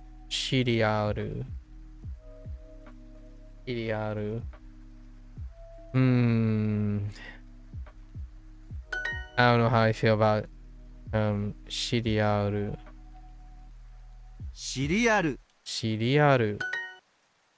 椅子はベタベタでした。椅子はベタベタでした。What is ベタベタ? Sticky? ベタベタ。Okay. 椅子はベタベタでした。Ew. The chairs were sticky. What the heck? お皿はありませんでした。Okay, sure. So you're just gonna take a fish and okay, there aren't any plates, so there's just there is a fish. What do we have? リモコンの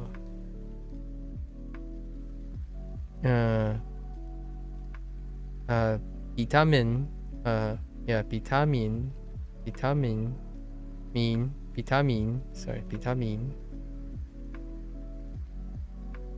サークル and テーブルはベタベタでした。Yeah. テーブル Well, I mean, if you put a fish on a table, it wouldn't be sticky, honestly. But there's not much. It would be kind of slippery and disgusting smelling, though. ご飯もダメでしたか？ご飯もダメでしたか? Okay. ダメ. Bring back the ダメ. So meals were also bad, or were the meals bad? Were the meals also bad? Were the meals bad too?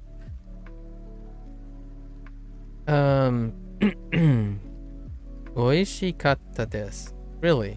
でも、お皿はベタベタでした。Okay, that's kind of more reasonable. They were tasty, but the plates were sticky though. 肉は新鮮じゃなかったです。肉は新鮮じゃなかったです。Alright, that's fine. The meat weren't fresh, or the meat wasn't fresh. English. Okay, sure. ジュースは新鮮じゃなかったです。Okay. ジュース juice は新鮮新鮮じゃなかったです。Fresh juice wasn't fresh juice. The breakfast wasn't fresh. Oh no. Okay. 朝ごはん朝ごはんは新鮮じゃなかったです。じゃなかったじゃなかったです。Foods at the hotel weren't fresh. Yeah. ホテル Nothing is fresh, okay? ホテル。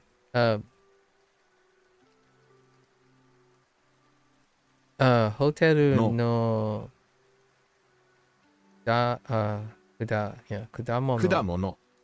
果物は新鮮じゃなかったです。じゃなかったです。帰りたかったです。帰りかったです。Wait. Oh, 帰り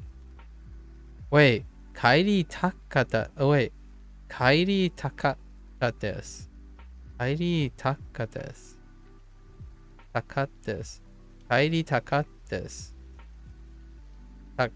帰りかったです。帰りたかったです。Dude, that's rough. Holy heck. 帰りたかったです。帰りた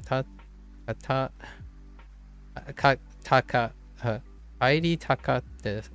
Oh my gosh. 帰りたかったです。What? I wanted to go home. Oh.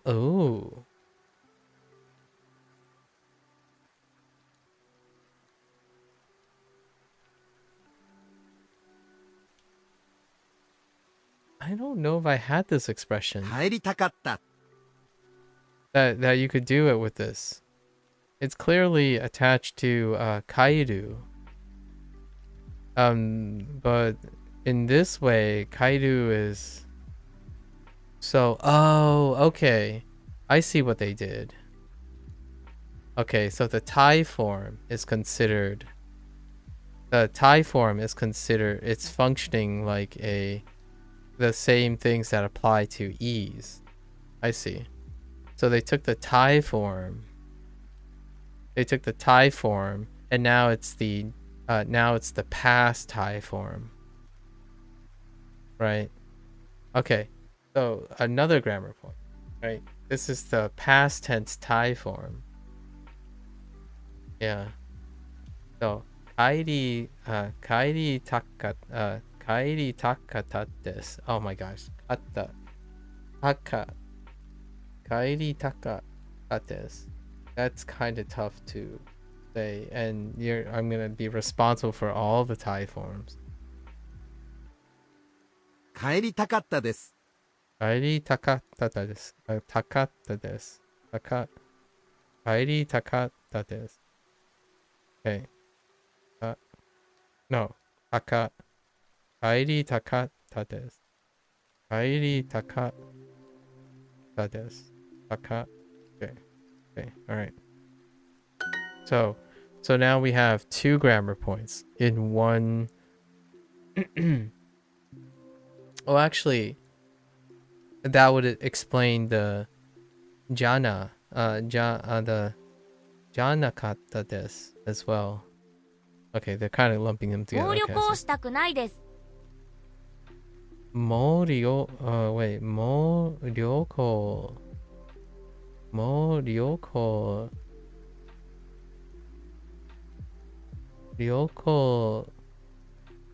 yeah, したくないです。Oh my gosh. Oh no, I know what they're doing. Oh, dang. もOh, interesting. So mo switches when it's したくないです。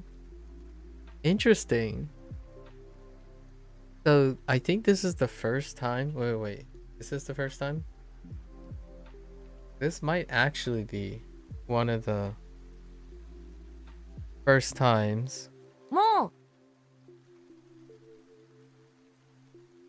that mo was used in a negative associate with a nai situation. Now I need to know more about this. So it's another grammar point. I think this unit is really tough, actually. What are we up to now? Like 6 grammar points?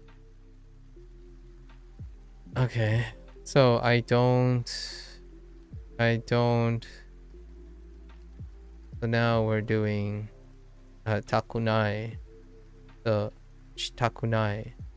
So I don't want to ryoko travel anymore. Okay. もうホテルに泊まりたくないです。もうホテルに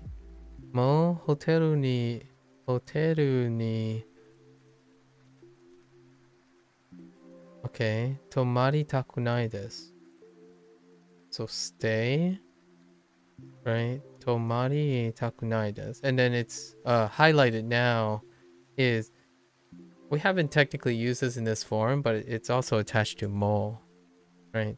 So I don't want to stay at a hotel anymore.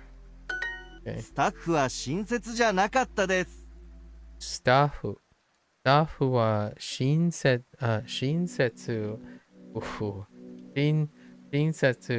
じゃなかったです。The staff weren't kind.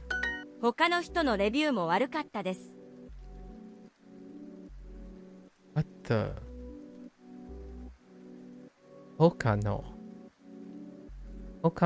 人のレビューも悪かったです。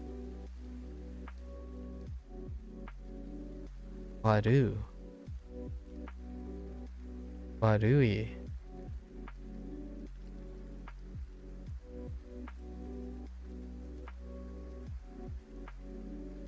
悪かった。悪かった。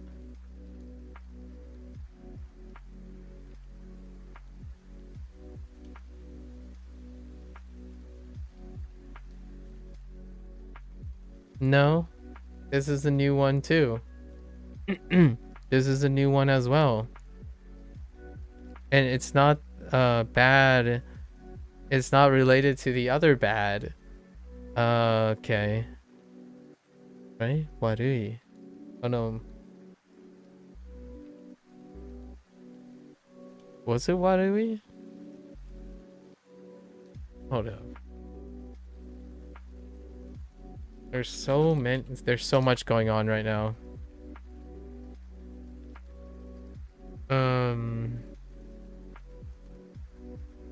Warui, okay.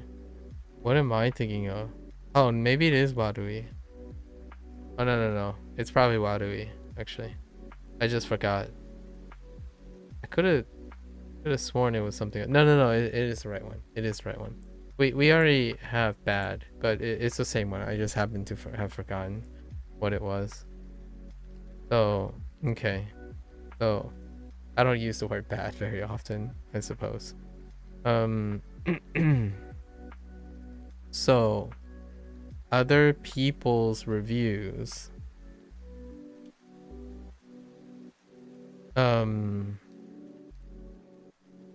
Were also bad.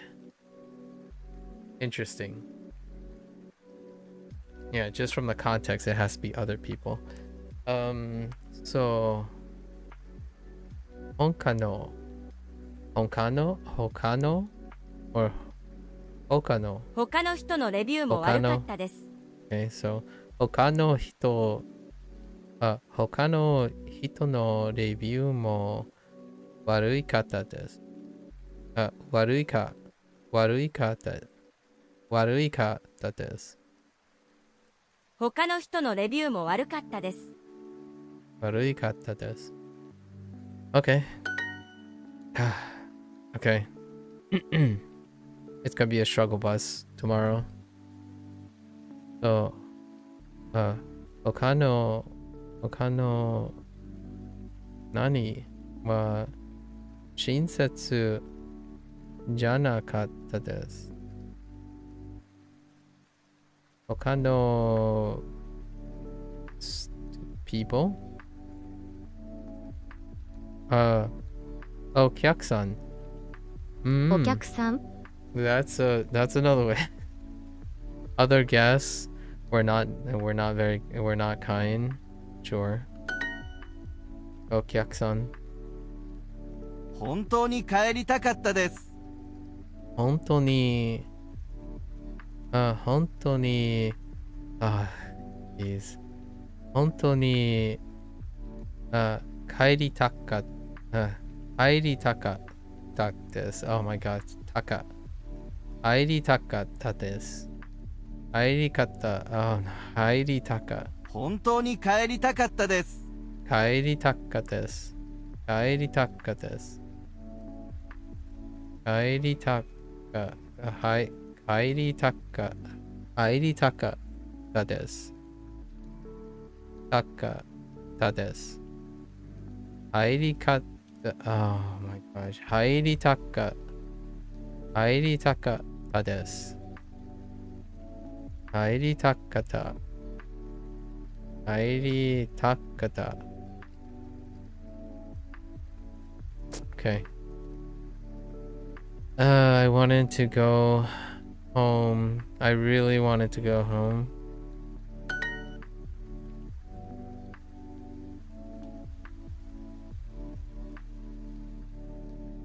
温度は他のホテルに戻りたいです。泊まりたいです。Thanks, Manifest.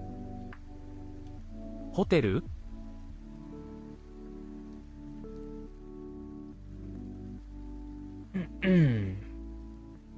今度は、今度は、今度そう、今度は、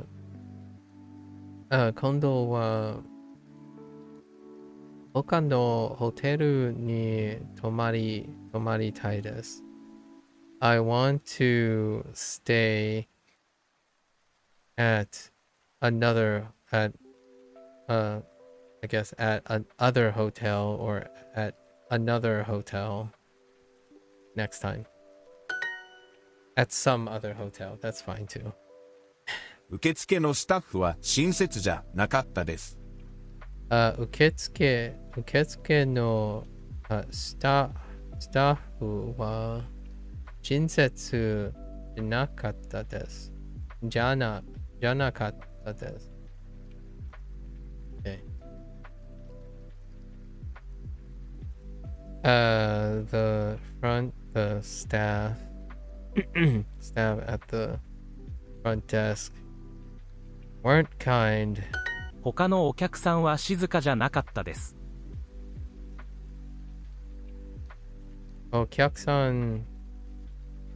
他のお客さんは静かじゃなかったです。他のお客さんは静かじゃなかったです。スタッフは全然親切じゃなかったです。スタッフは全然親切じゃなかったです。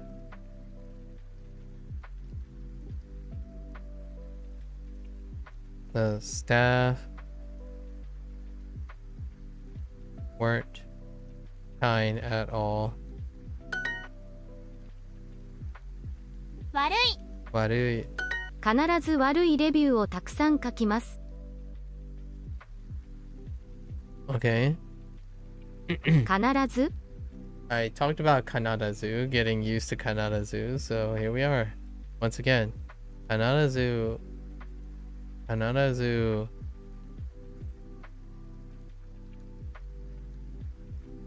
Kanadazu, debut, debut. Oh, maybe. 悪い。悪い、debut, debut, oh.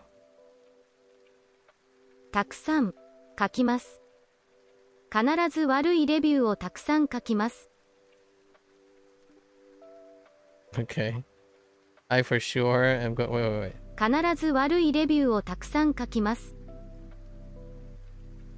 I'm going to for sure write a lot of bad reviews.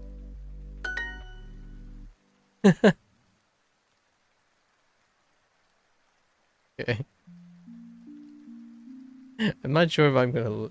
These vocabulary is gonna be a little bit tough. I'm gonna have to like describe someone else with these.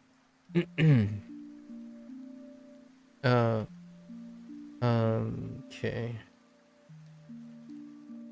もうそのホテルに泊まり泊まりたくないです。Okay, okay, that's fine. 泊まりたくないです。Oh, that's right.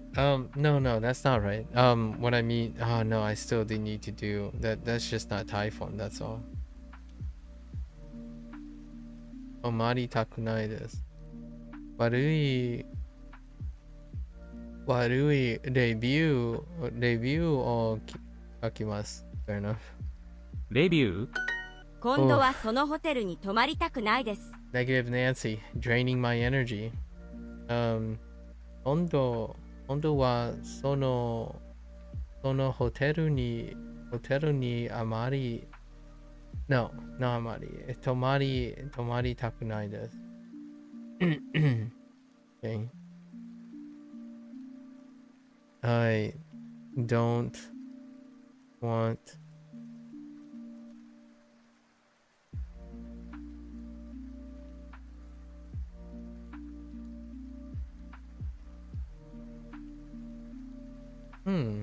Okay. I don't want to stay at next time. I don't want to stay at that hotel. Sure. Yes, I wanted to go home. はい。はい。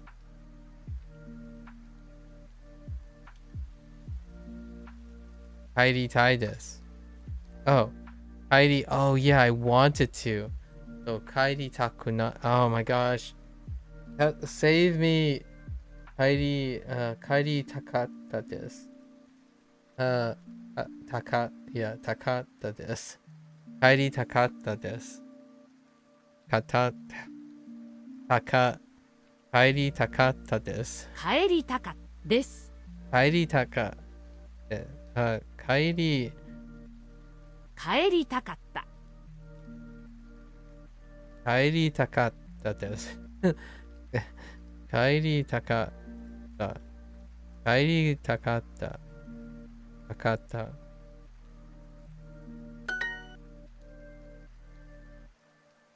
On aboard the struggle bus. I don't want to stay at a hotel anymore. もう。もう。ホテル。ホテルに戻りたくないです。泊まりたくない。You say 戻り。泊まりたくないです。です。泊まりたくないです。Okay. I think we're gonna do the kanji and stop there and try to catch up even more tomorrow as well. We're slowly like scooting back into our Japanese schedule. 部屋は古い建物の6階でした。部屋のは古いの建物建物の古い建物の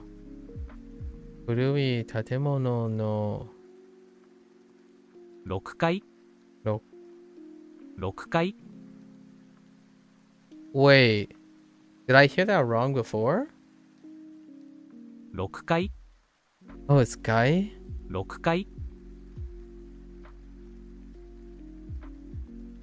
でした I might have read that incorrectly. 6階 No, it's Kai. Why does that sound like you're saying no Kai?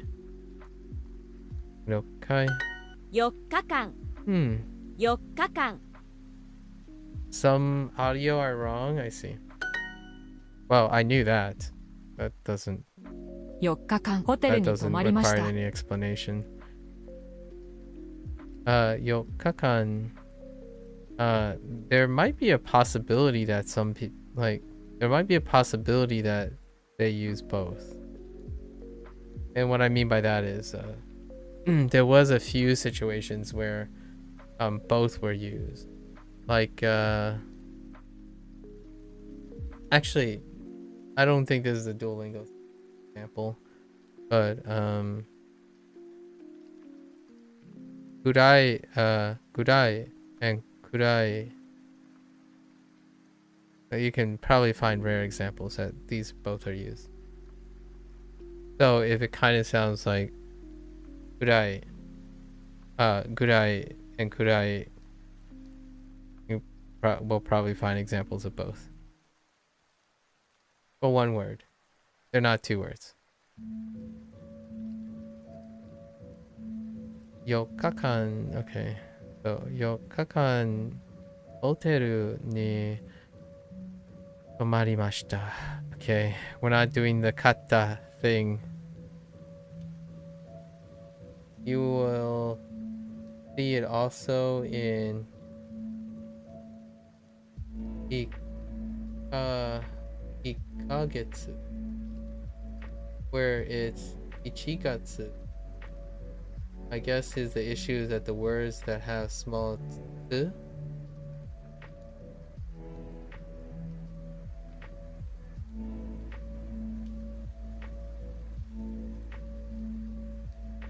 yes, I agree. Because lots of them are dealing with twos. So up to this point there are already 5 that and 2 of them are dealing with twos. Actually, yeah, and then there are some, and most of them deal with counters.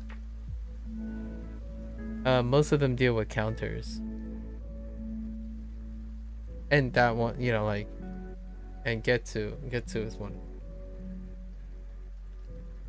And this one is one of them. Like another one would be like jikai instead of jukai,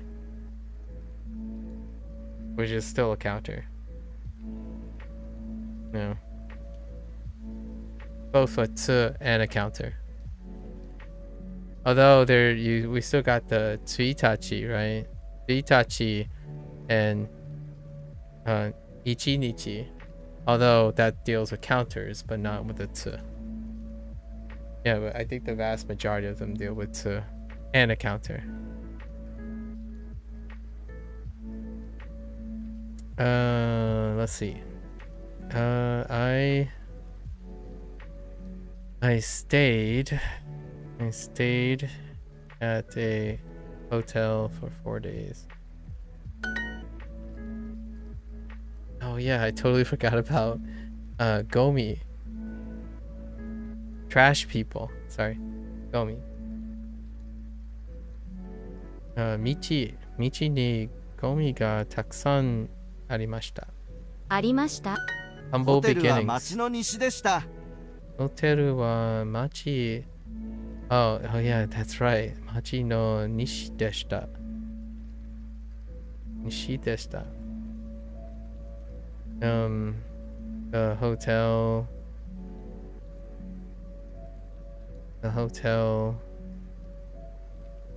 was near the town. No, west of the town.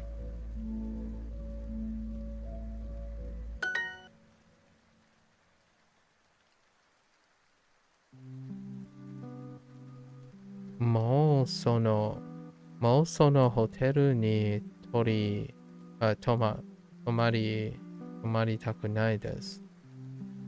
悪いレビューを書きます。レビュー部屋のシャワーはぬるかったです。部屋のシャワーはwhat is it? ぬるかったです。ぬるかったです。Like in lukewarm? Oh, sticky. What was sticky? Beta. Yeah, beta. お皿はありませんでした。So naturally, when there aren't any plates, we just, use our hands and place it. Tsuitachi and Ichinichi are interesting because they are both legit pronunciations. Yeah, and it's just the meaning is wrong. Yeah, it's supposed to be the first day and not one day. Yeah, Ichinichi. Yep. And the only reason you know it's unintended is because whenever you type Ichinichi into a tsuitachi, it's considered wrong. So in most instances, it's referring to tsuitachi, but not Ichinichi, except one exception. And then Ichinichi is also not just one day, because Sanju Ichinichi is not just one day, it's the 31st day. And that's when they first introduced Ichinichi, Sanju Ichinichi. So I think that's a carryover from Sanju Ichinichi into the tsuitachi. That's why. Yeah, the romaji in the kanji section is not corrected, so you just kind of guess. But it's one way, so it's the way you guess is you guess it based on the unit that it introduces. Yeah. All these extra little things. It's a skill issue. If you get it wrong. It's no, obviously we're not. I'm not saying it's acceptable, but yeah, you do what you would do. Which, by the way, Manifest, I don't know if you encountered a bug before, or you saw me. Were you there? You were there when I encountered a bug in this section, or the last section. There was a bug where it resets and gives you a white flash, and it happens twice. So far, luckily, I didn't encounter this in this section. But there's a bug in the last section where it constantly resets. So in order to bypass it, there was one unit, it resets here, and there was another unit, it resets here. So to bypass it, you deliberately get the answers wrong until it passes this point, and then you can resume the lesson as usual. So the first time it happened, it was over here, and we kept getting there. We tried different browsers and stuff, like whatnot. And then I think someone suggested that's how I suggested, oh, what if you get it wrong, because it still progresses past it. So that's kind of what we use, the same trick today, where we just bypass it by getting it wrong.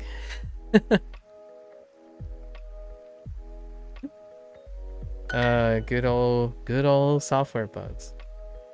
本当に帰りたかったです。 Yeah.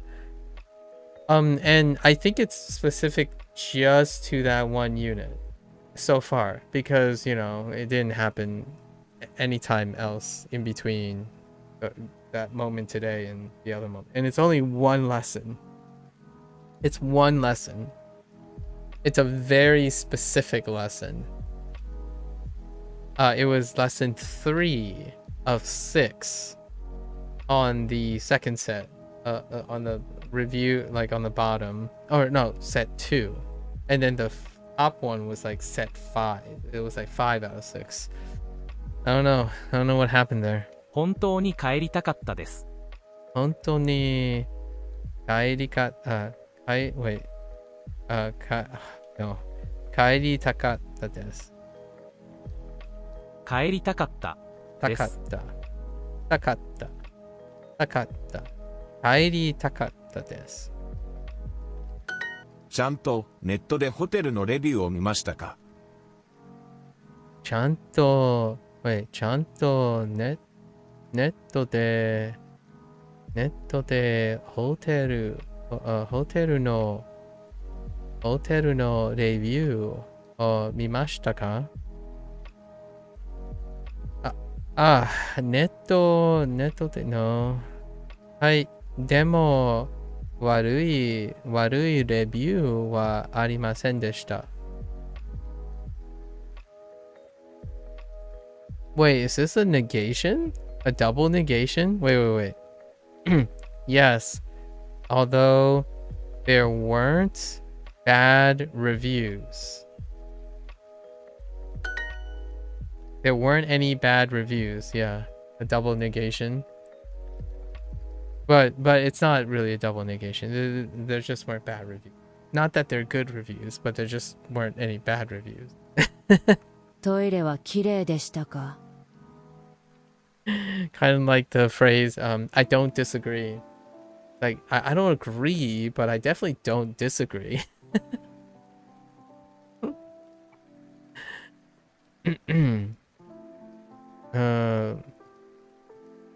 Toilet. You know what's funny about toilet? It kind of looks like a toilet bowl. And then you could like make an argument. You could make an argument this is like the handle. It's a little low, but still, like, this is the toilet handle. Like, you shift it up a little, right? You shift it up a little. Right? Hold up. Let me try this again. Alright. You just shift it up a little. It's a silhouette of a toilet. All you need is like this little back panel, right? See? See? Toilet. Toilet wa kirei deshita ka? That must be why they call it toilet. I can't unsee it. Like every time I see this, it's like yeah, it's a bathroom. You just connect these things, and then you hit this handle right here. It's good to go.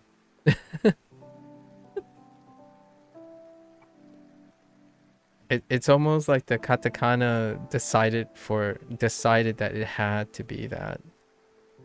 All right. Kirei. Let's see. Amari. Yeah. Oh my. Amari kirei janakatta desu. Janakatta desu.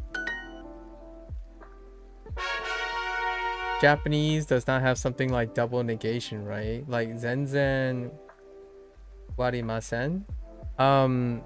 Japanese. Actually, you know what? I don't know. If they have double negation.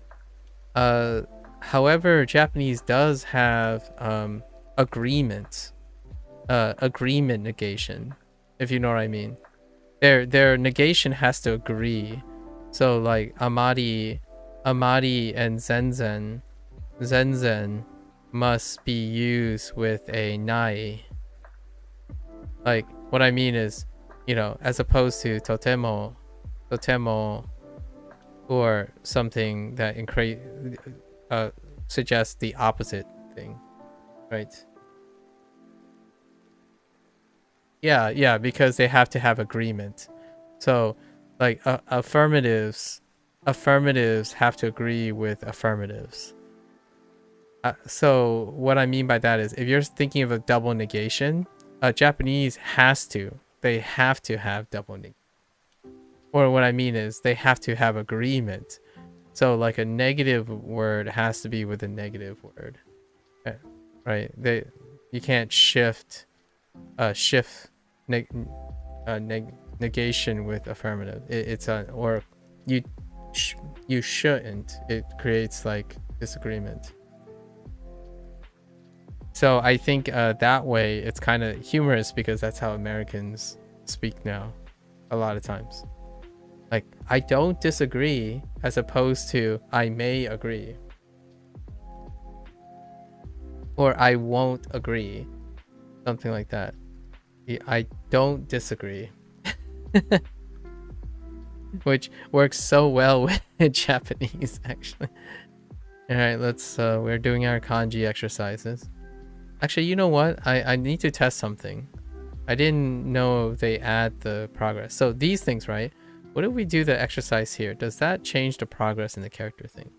Because I've done the character thing and it changes the progress this way too.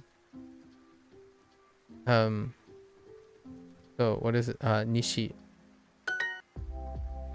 Nishi. Nishi. Okay. Nishi. Nishi. Let's find out. Nishi. I just got something very similar to this in Hanzi. Nishi. Nishi. Nishi. Nishi. Okay. Oops. Stroke order. Nishi. Nishi. Nishi. I'm so chill today. Okay, let's find out. So we go to the character section, right? Oh man, that bug reopens everything too.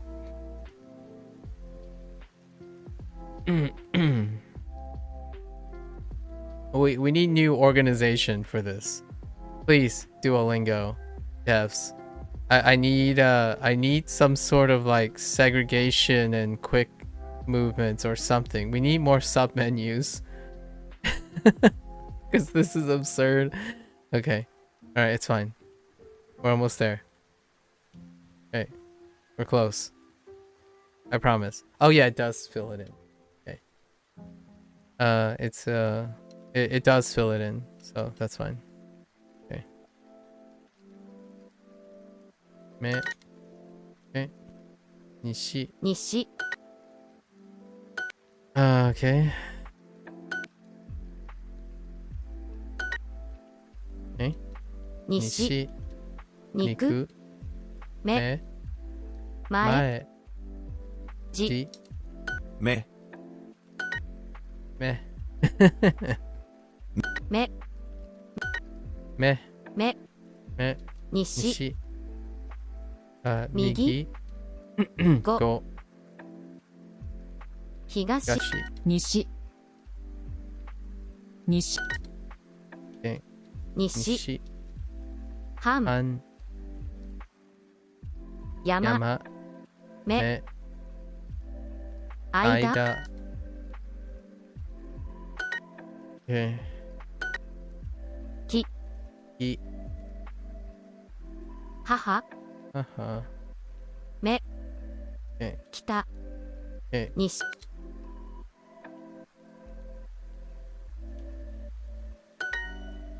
Some people do use Zenzen for in positive context though. It's more colloquial and slangy. Yeah. I think the iron in English is you could treat the English the same way too. It's very poetic. It's even more like it's sophisticated and poetic as well. People do it to be flavorful and very fruity. Like for example, saying terribly awesome. Like, oh man, this movie was terribly awesome. Right? It's very fruity and flowery. So it's colloquial and slangy.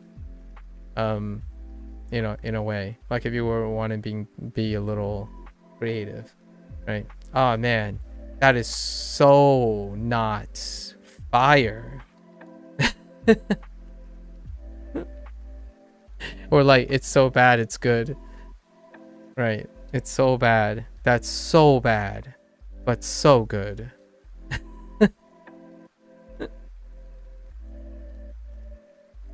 Okay. 4日間。6回。6回。Oh, that's a. I heard the roku. I heard the roku. 4 Oh, I heard the yong. Was that a yong? 4日間 Oh, that's a. I heard a yong kakan. 4日間 Yep. Most of the t's have issues, so it's fine. It's not something like shocking or anything at this point. It persists for most of them. 1週間。1週間。 4日間。 6回。 Yeah, you can hear the 6回。 日本。 2日間。2日間。 4日間 Yeah. 4日間6回 That time it was fine. 4日間。 Just some of them. Just some of the voices. 4日間。4日間。 Yeah, like this one's fine. 4日間。 4日間。 1 1回。回。 6回。 6回。 3日間。 2日間。 6回6回。 6回 Okay. 1回。何日間。 Dang it. I wasn't ready for that one. 1週間。 6回。 6回. Oh, that kind of Rokai kind of throws me off a little, and I said kan instead. 4日間。 4日間. Okay. So this lady is fine. Okay.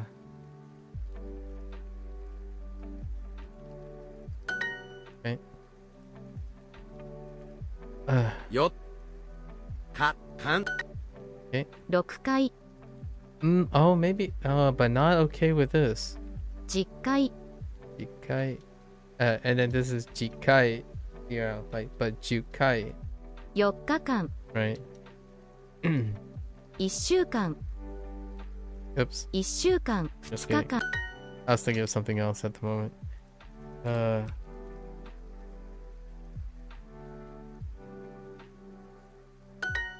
Okay.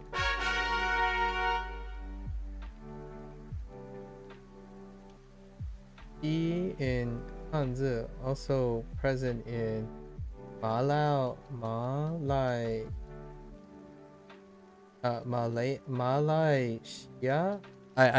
There's no tones, so I have no idea how they do tones.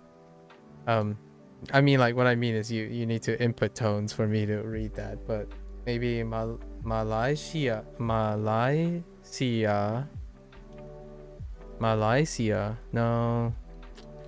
I haven't ever heard my parents say Malaysia, so I have no idea. Actually, it could be like Malaysia.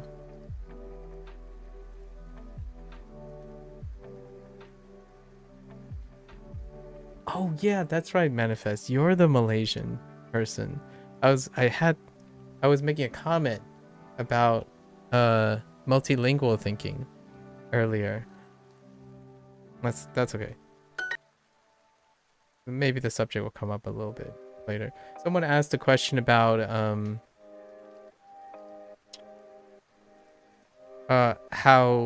what it's like for different people who have multiple languages, not just a second one, when they what goes on in the head, and I was trying to illustrate what was going on in my head when I am acquiring a language or trying to learn about a language. And I don't think it's something people express very often in the moment. They typically express it after the fact. So I don't know how I'm going to feel in the future. However, there is a chance I won't feel that different because my life wasn't wasn't around a monolanguage, even though someone accused me of being monolingual. And that was the basis of how they understand that they understand. They most definitely, certifiably understand more than I do because they're a self-taught multilingual person. I literally had this discussion with someone who accused me of saying, you as a monolingual English speaker wouldn't know as much as me, a self-taught multilingual person. And I'm like, okay. I mean, I don't know anything about that other guy. Maybe they do, maybe they don't. But the point of that contention was that most of the advice that person was giving me was assuming that I think like a monolingual person, which is basically the whole point of me doing this. Like, it's countering the very point, like my very soul. The guy literally said the opposite of what I suggest. So it's kind of weird. Anyways, 朝ごはん another time. 4日間4日間 oh 4日間4日間 ooh okay 4日間 4日間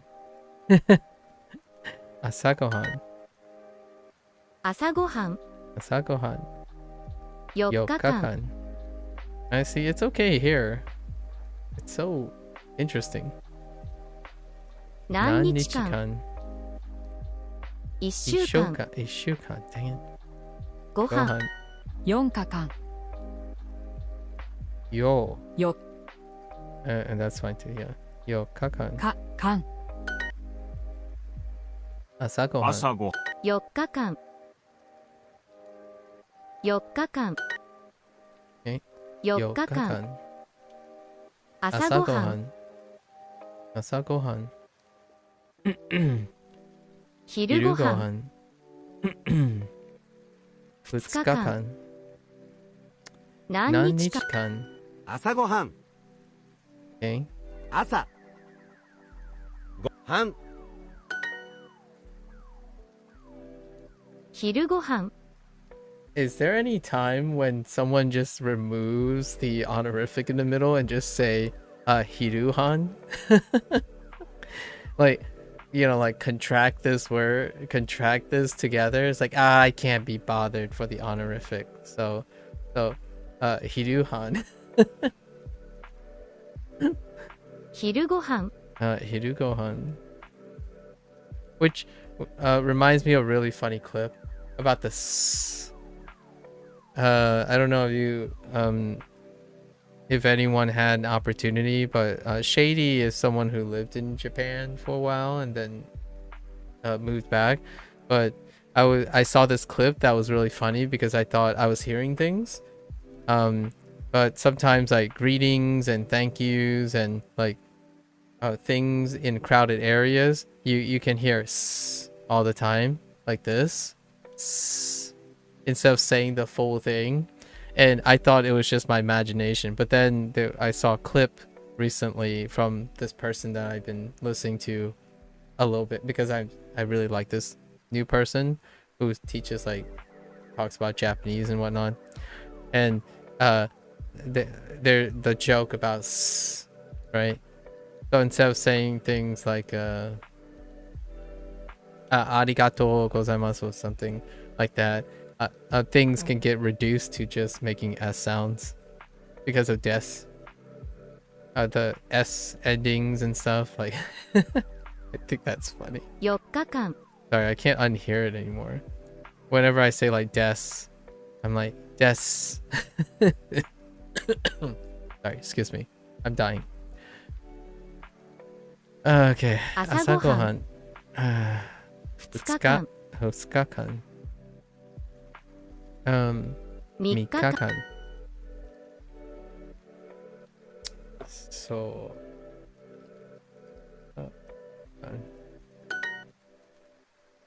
かよかかん okay. 朝ごはん Mm-hmm. 1週間 Mm-hmm. 昼ごはん4日間。Okay.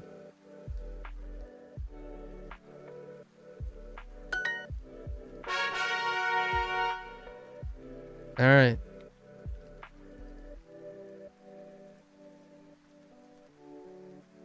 So I want to go. No. I need to take a break. So, we will try to complete the whole thing tomorrow to keep up, to make up the time. Let's finish our mistakes because, oh no, I skipped a lot of things though. To get bypass that bug. No. We're fine. I'm gonna take it easy today. Yeah, everything gets refreshed because of that bug. Yeah. We will call it here for today. I've been getting a little bit too exhausted here, so I want to keep the day a little bit before midnight. Okay, so that's the end of our Japanese portion. Thanks for hanging out, and we had some really good discussions earlier in the day. Hiru, asa would be, oh, if you were wondering. Oh, okay, so if you had them together, it'd be called chu shoku. Oh, so it's something else. Okay, chu shoku. What does that mean? Chu shoku. Granola. Oh. Lunch? Oh, when you put it together. So what you think it does? Oh, it does mean lunch. Oh, but it turns into a different read. Oh, interesting. Oh, that's actually pretty cool. Interesting. Huh. Okay. That's a neat one. That's a pretty neat one. Okay. What a coincidence. What a coinky dink. Okay. Alright. So we are gonna wrap it up here. Gonna try to aim for a shorter day today. A little bit. Falling behind on the rest. Okay, so this is a wrap for the Japanese portion. Thanks for listening and hanging out. We had lots of wonderful discussions. So regularly these days. It's kind of nice. There's so many different perspectives. And yeah, if you're gonna watch this later, thanks for watching. Yeah, keep up. Japanese is a wonderful language. I can't say much more about that. It's so interesting. I'm gonna have to work on the kata, and then having it match up with like takata, right, with the Thai form. Ugh, that's gonna take a bit of practice. Okay. Until then, right, for the Japanese goers there, mata ne, ja ne. And I'm going to take a break. I'm going to stretch, get something, and we're going to switch gears. I'll be right back. Thank you.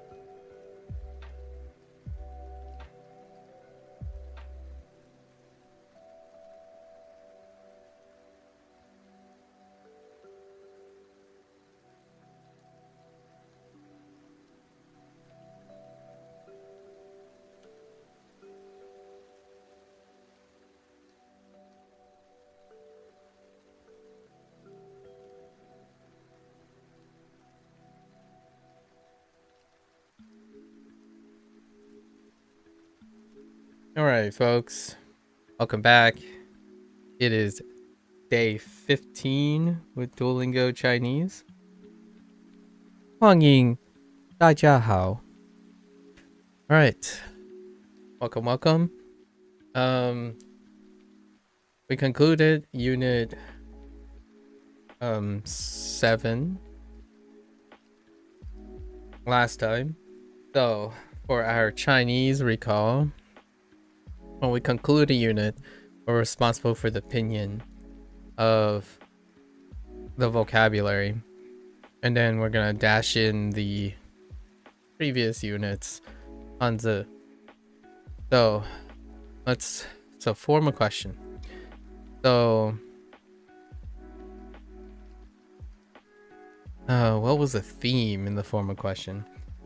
I think it was the things you do, like things you can do, and they provided a few adjectives, sort of. They're kind of like fleshing out the adjectives and providing locations and whatnot. So, things we can do would be, and my arm is broken. Okay, unit 7. So, 去 去 吃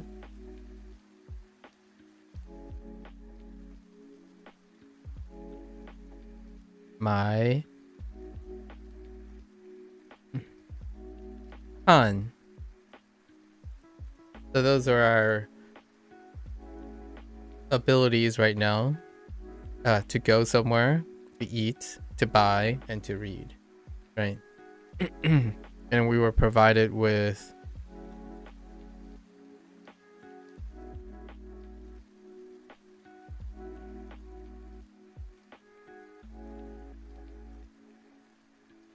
Guan.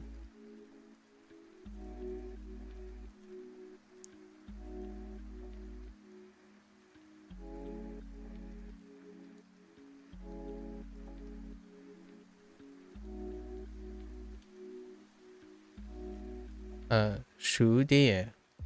Shu Dian. No. Wait. Dian. It's going down.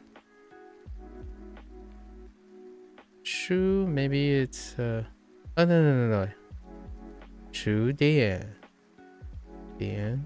Shu Dian. Okay, we're gonna have to check that. Later. Shu Dian.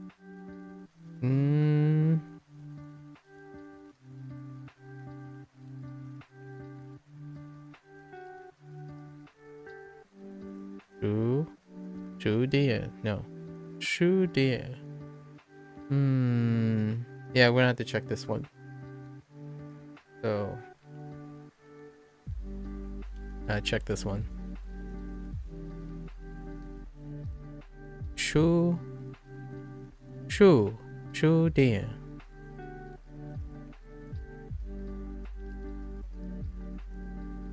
Shu Dian.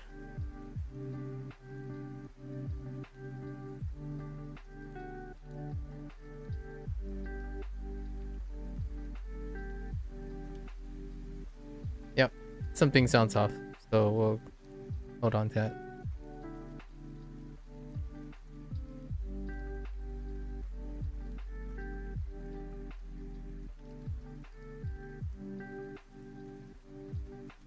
Chao shi.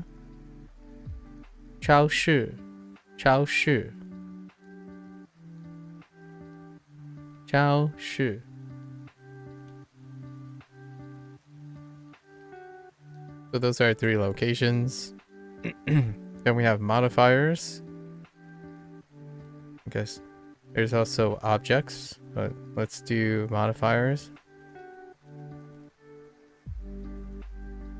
Han, and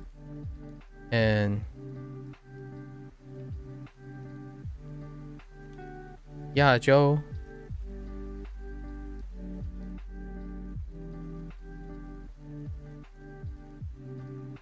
Then we have objects we can interact with. So, 吃书 sorry 书 yeah, still not sure if it's tone 1 or tone 4. 书 no 书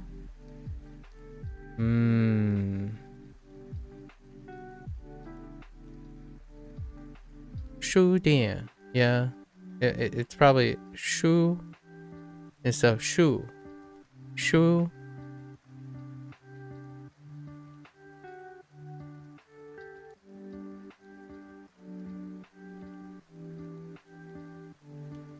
零食 零食 零食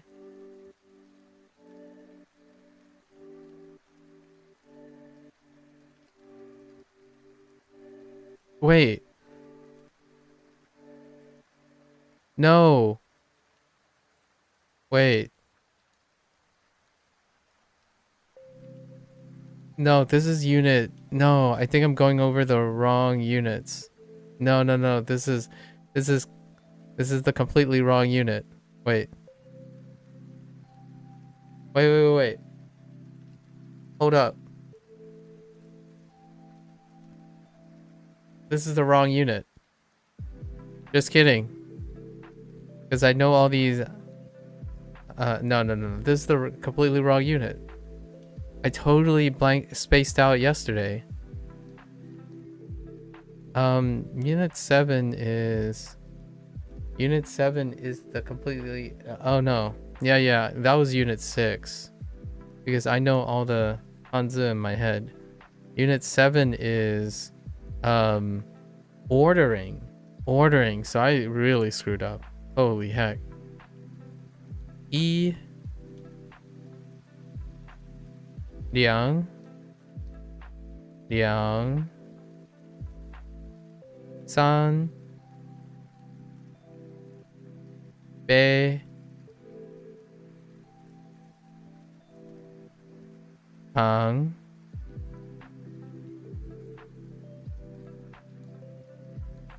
yeah, not even close. That was the completely wrong unit. Tang. We're ordering things. Li cha.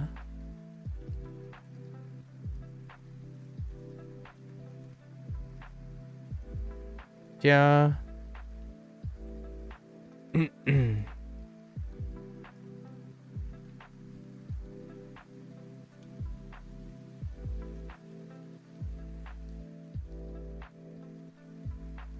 Nyo.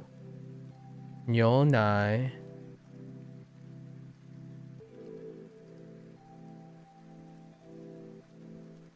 Nai cha.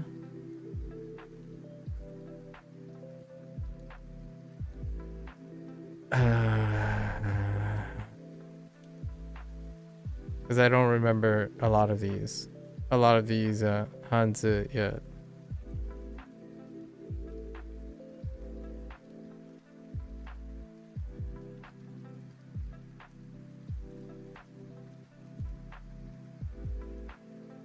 So ma as like a question former ma.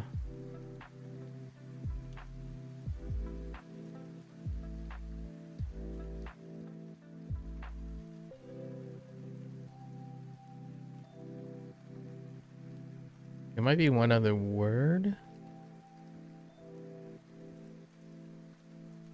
Am I missing one other word? Oh, no? Nope.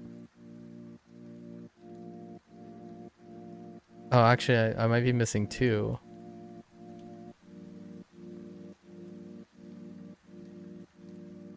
So, it's probably a pair. What could it be? Oh, no, it's not.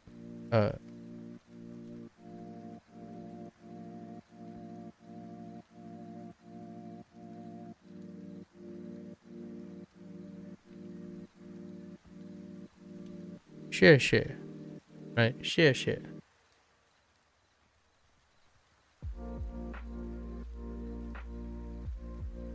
Oh, okay.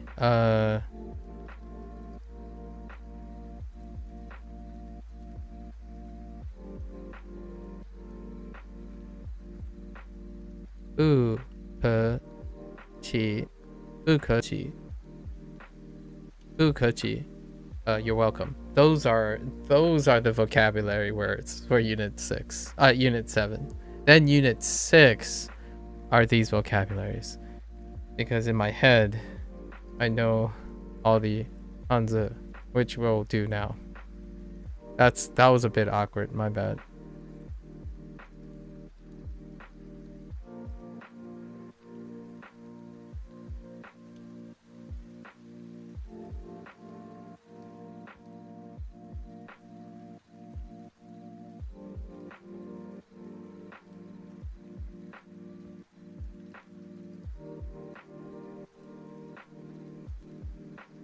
Bangguan, right? Bangguan.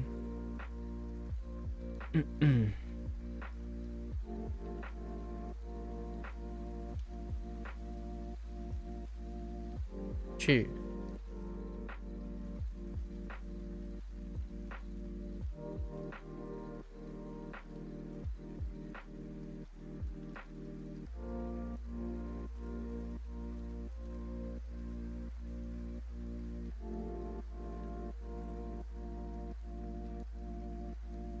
Shu Dian.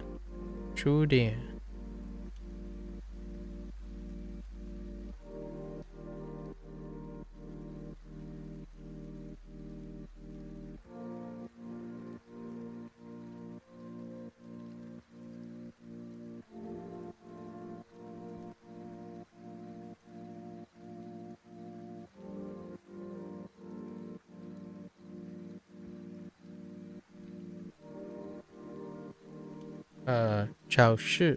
Chao Shi. Chao. Yeah. Chao Shi. Chao Shi.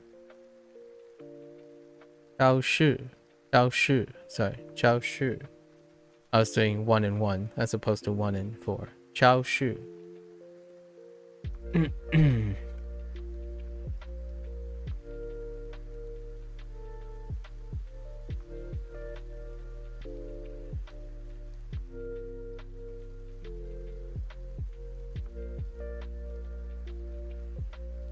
That could be better.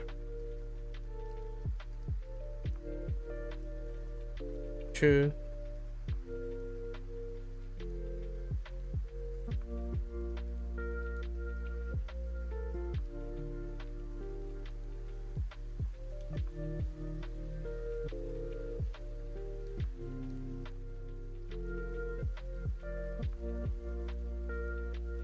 On.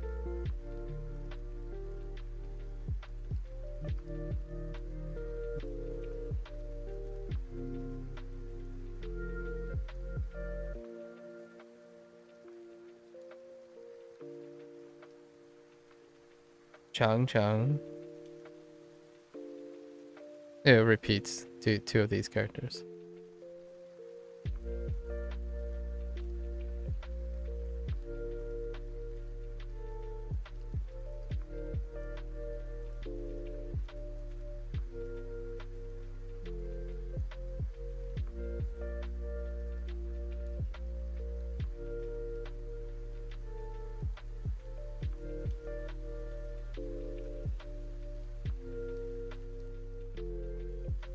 That was awful.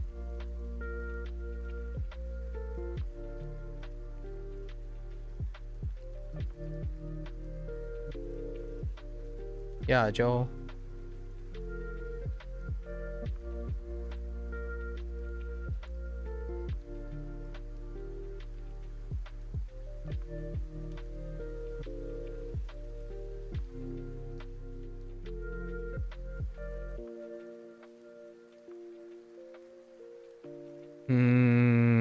That could be better.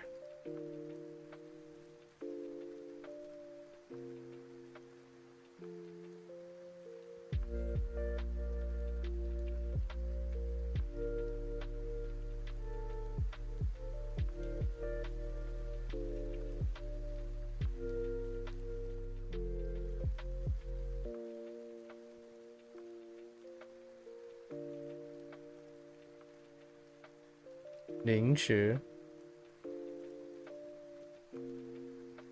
吃 yeah 零食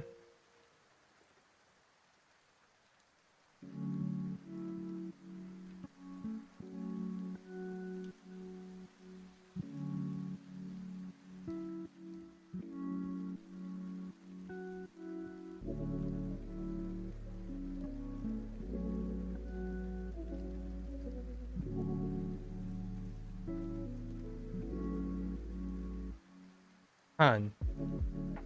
I think that's all of them. Oh no, just kidding.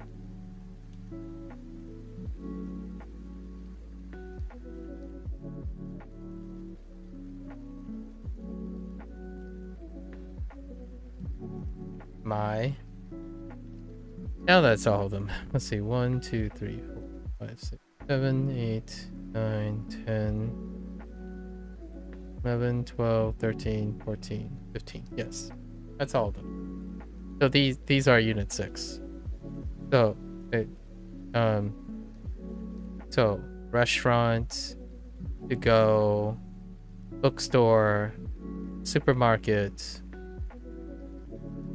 eat, Korean, 장장 frequently, or 부장 infrequently.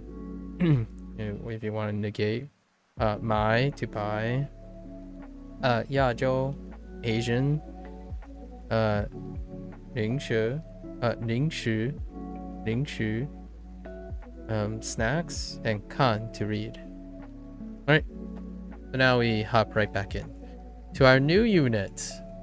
I want to double check shu. Is it shu or is it not? I often get that incorrect. Oh, okay, it is. It's tone 1. So shu. Alright. And then we're responsible for these tomorrow. So our new one that we wrote in pinyin. Did we get most of them? So 1, 2, 3. 1, 2, 3 cup. 1, 2, 3 cup. Oh, I missed one.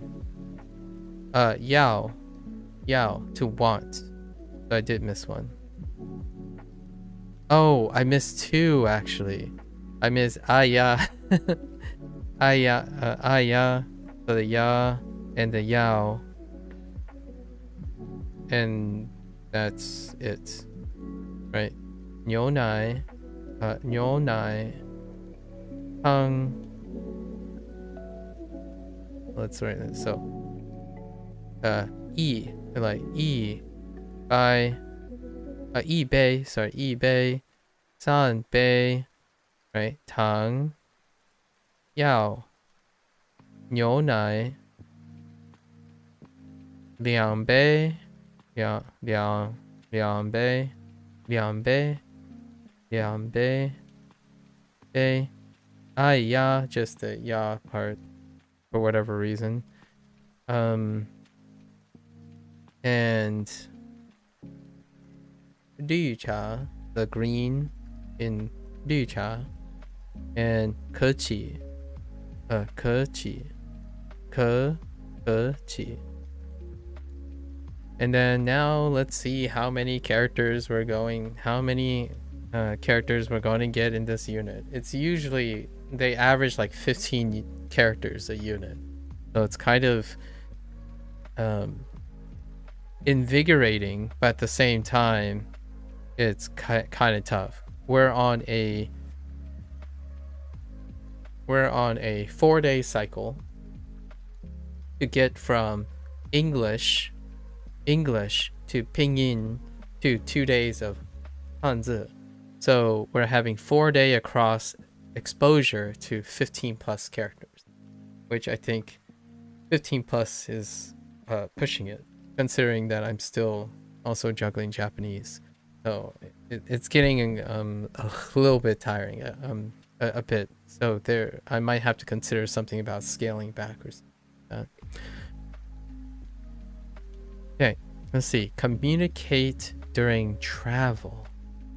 Oh, and their guidebooks have grammar points at the bottom of each section. So let's go check this out first. So, ni hao. Where's the train station? Ni hao.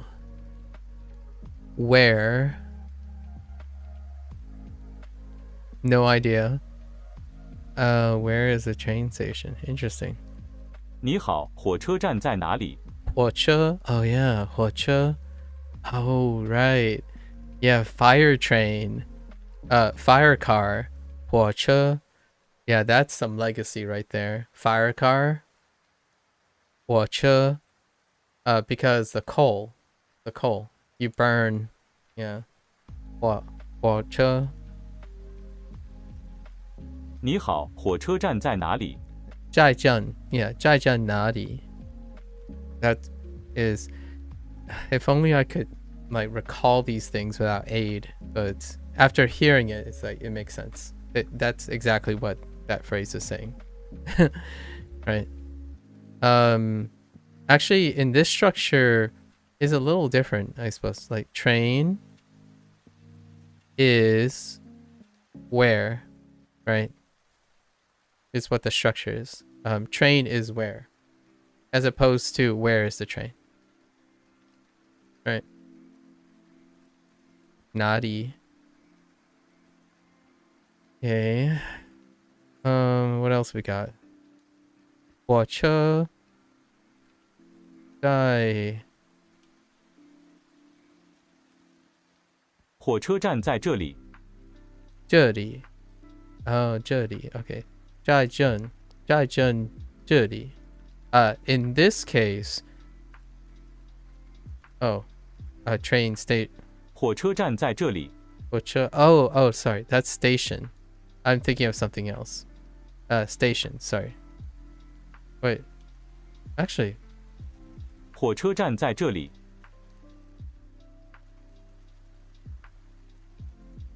No. 在. Yeah, 在. 在 is station. Yeah, 火车在. 站. I don't think I've ever used station before. 在. 站. Sorry, 站. 火车站. 火车站在这里。So yeah, so this thing is station. Interesting.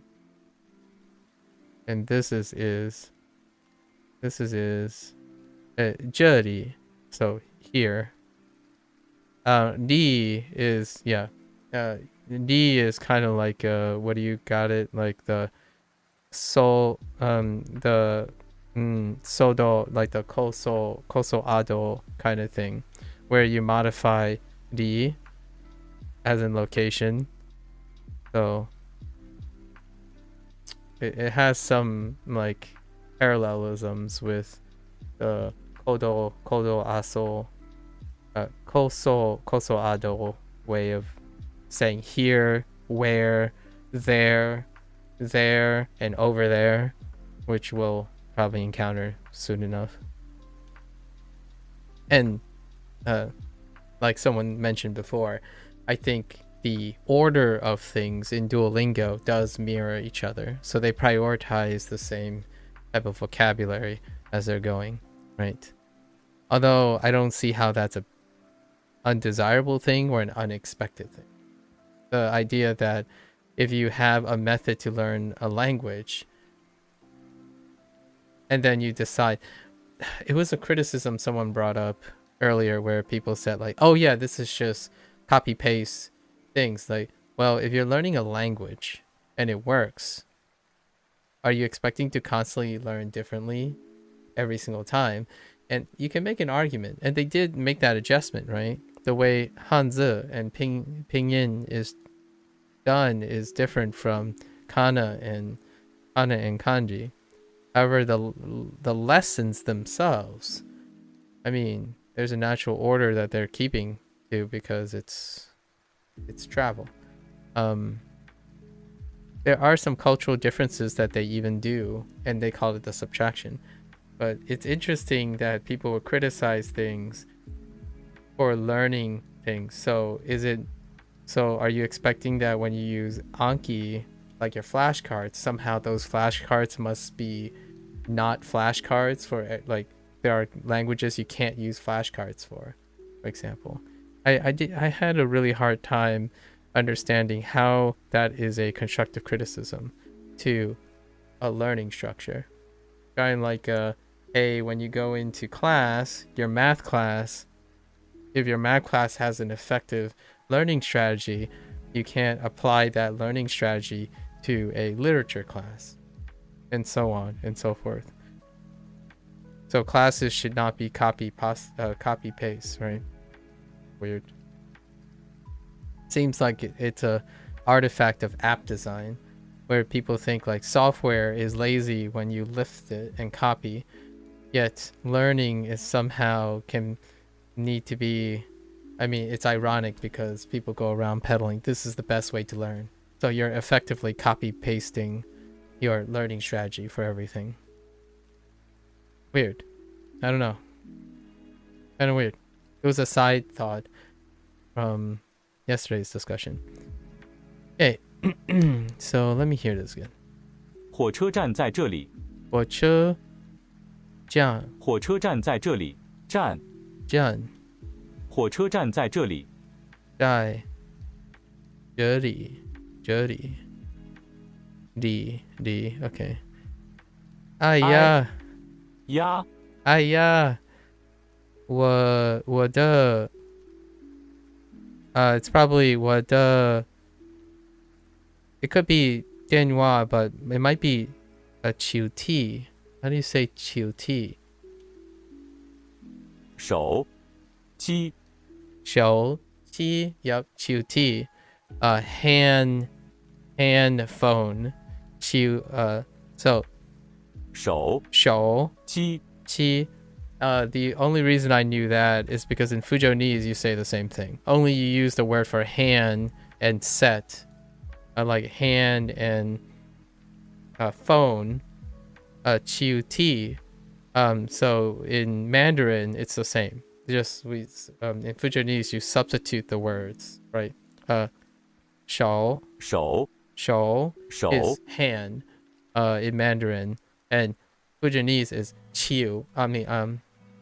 Qiu is hand, so it's the same setup. So 手机在 and then 在哪里 yeah 哪里 okay 你的手机 I don't know if it's qi.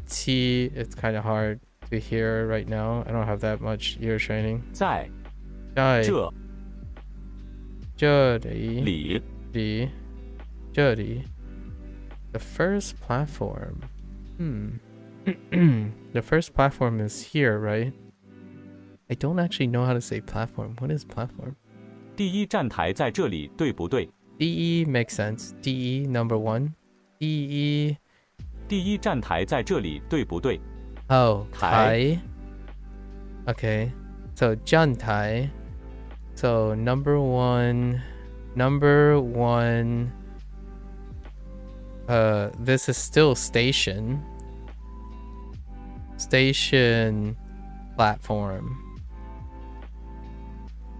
Kind of sounds like I get it. It kind of sounds like sign, and I get it. Or board, like a pie, like a plate or a plate, which kind of makes sense to platform. 在 and then 里 yeah 对不对 okay 对 how you say number 第一站排 yeah 排在 okay so 在 I don't have yet, right? Yeah, no 在在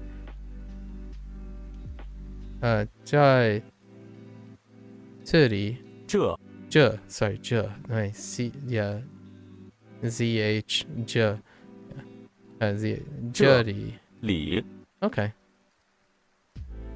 cool like it so 在 okay so 在 is the For location. Okay.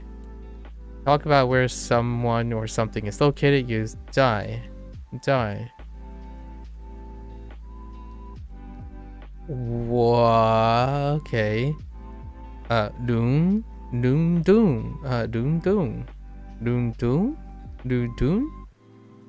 伦敦不在美国。我在美国。London is in the US. Yeah, fair enough. 在 okay. 不在美国。伦敦不在美国。I haven't ever heard, dude. Learning other places in Mandarin sounds pretty cool. 伦敦不在美国。What do we have here? Which is in the same order. London isn't in the USA. Same order, right? 他们在学校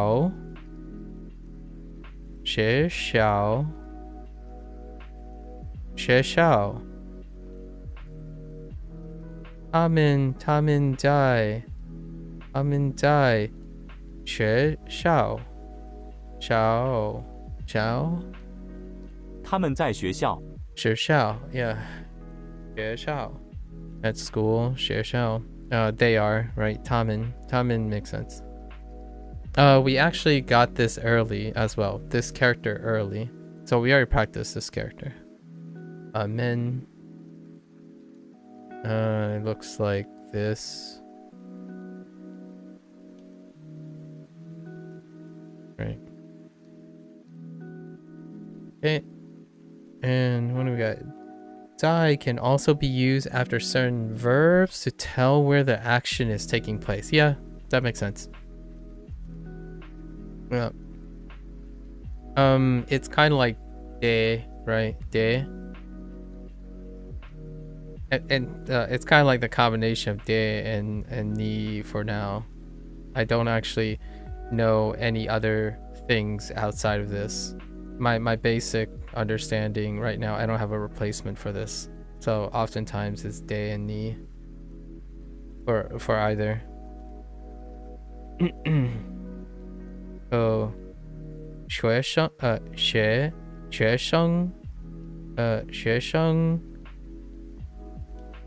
住在加拿大。Okay. The student, yeah. 住 to live. Yeah, 住. Now we've gotten the sundeimasu, right? Okay. That makes sense. I'm used to that. So with pinyin, it helps out a lot before I can read the Hanzi. Now that I can read most of the pinyin, it's not too bad. 你住在中国吗? Do you live in China? Yeah, fair enough.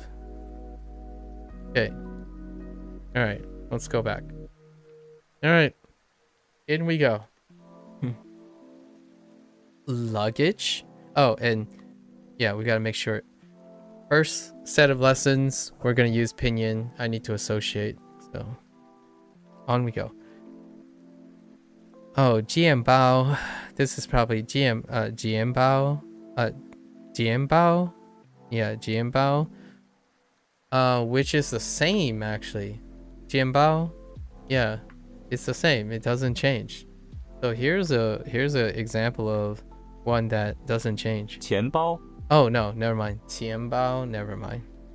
Jianbao. Now I'm starting to get a pattern here. Whenever there's Q, J instead. So I'm saying jianbao, right? Jianbao versus qianbao. So maybe that's one of the patterns that I need to keep in mind between Fujianese and at least my Fujianese accent. and Mandarin. I think it gets reduced to J's. So, jianbao versus qianbao, qianbao versus jianbao. And then this is, I don't know luggage. Haven't ever used this before. So it has a familiar one, so.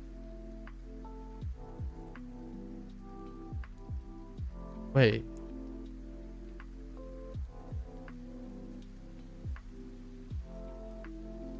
We have this already, but it's Lu Xing. Okay, Xing, right? We had Lu Xing. Yeah, Lu Xing for traveling. But now we have Xingli. Xingli. 行李. Oh, that's kind of high. That's higher than I would have thought for neutral. 行李. And obviously 意大利. Okay. Sure. 行李. Okay, sure. Luggage. 钱包。钱包。钱包。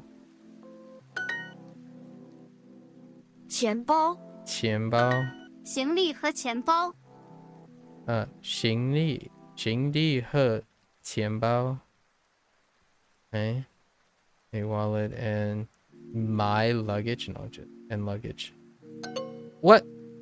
Oh, I went. Oh, son of a. Order matters. I don't. 我的钱包在这里。在这里.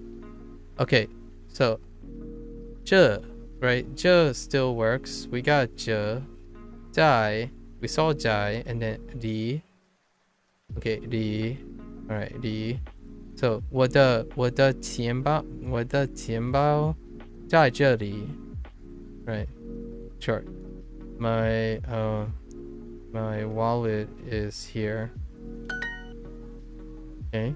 钱包.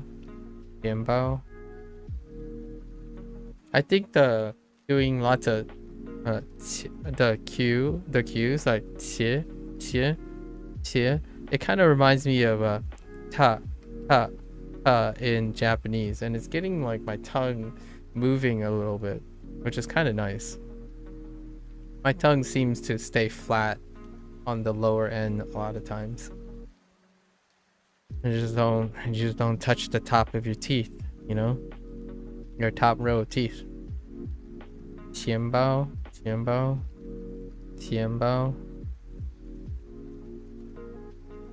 Okay.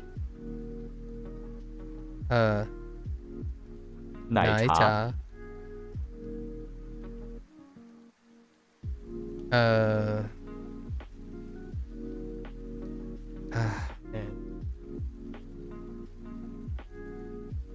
这里.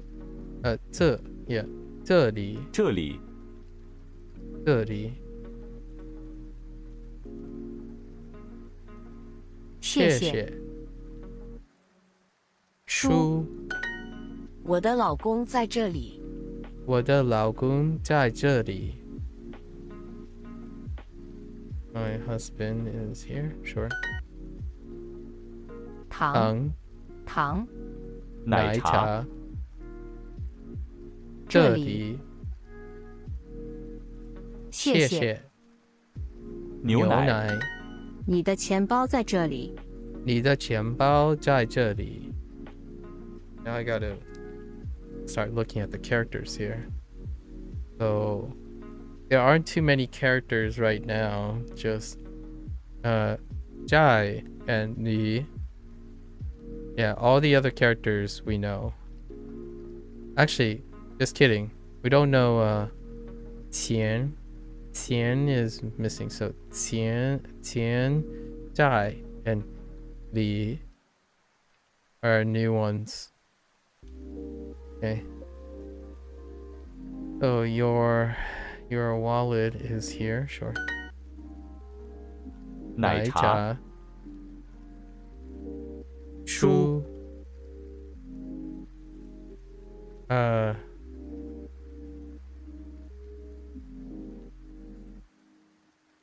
行李。糖。冰。行李。行李。行李。行李。我的钱包。我的钱包。哎，我的钱包。我的行李在这里。我的行李。行李 and Lee 行李 Lee is new too. Okay. 行李在这里。这里。在。等一在这里。在这里。Yeah. 在这里。Okay. 在这里。我的行李。我的行李。My luggage. 我的行李。你的行李在这里。你的行李在这里。在这里。我的妈妈在这里。我的妈妈在这里。My mom here. Fair enough. 行李和钱包。行李和钱包。Okay, let's not mess this up again. Hey, off we go. Bathroom. Oh no. I don't like how to say this in general, but let's try this. This says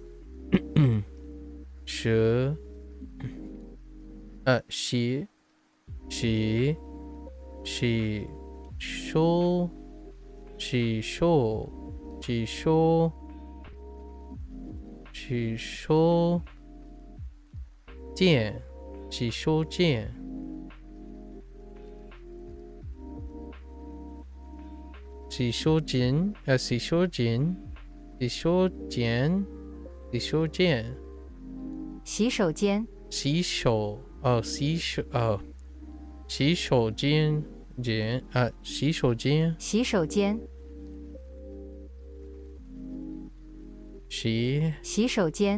手间洗手间I don't know if I've yeah, no, not even close. 洗手间洗手间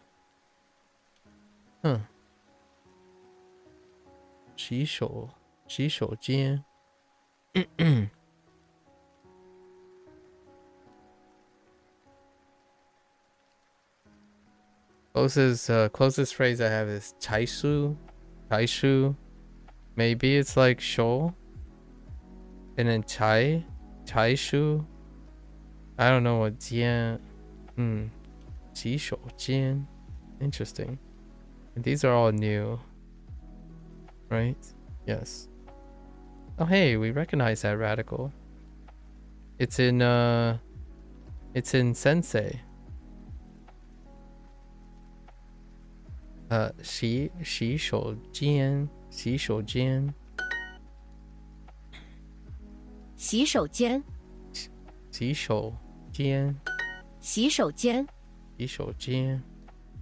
It's otearai all over again. 洗手间哪里哪里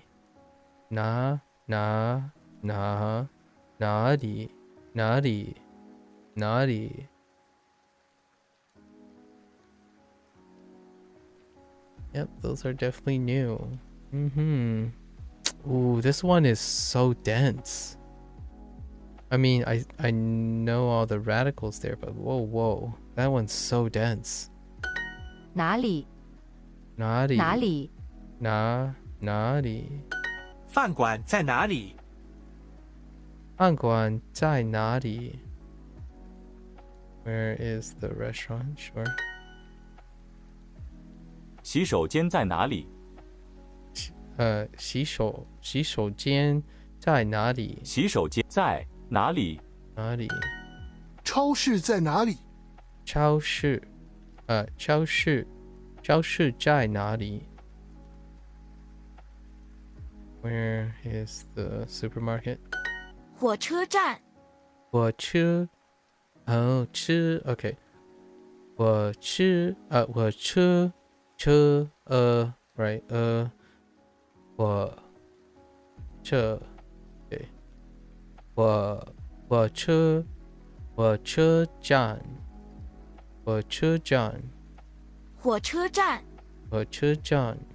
Yeah 站 火车站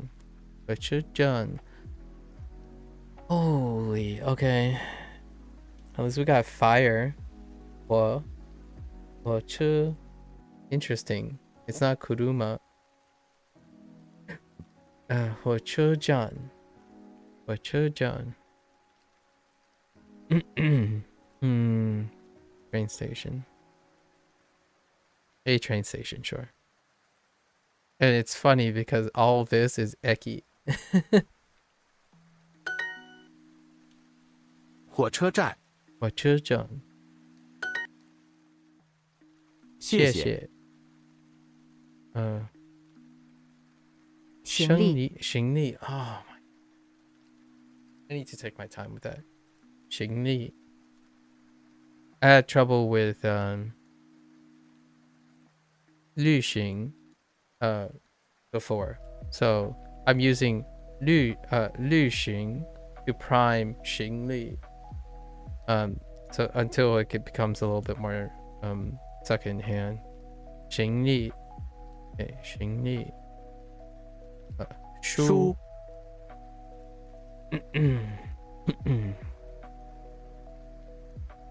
洗手站 洗手间 Oh my god 洗手间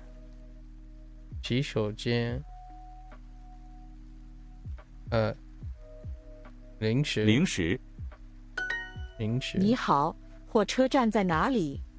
你好，火车站哪里？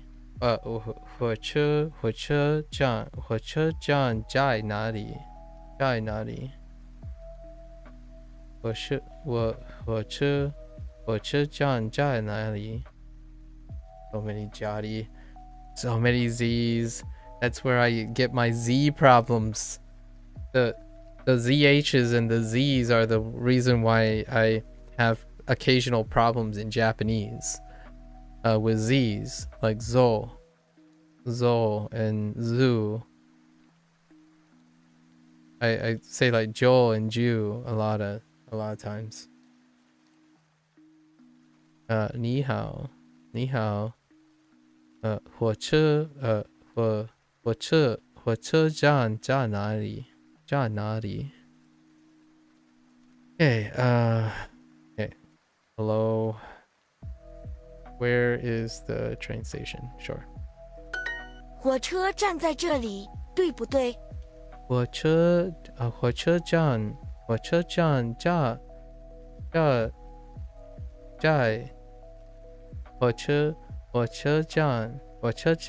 在车里在车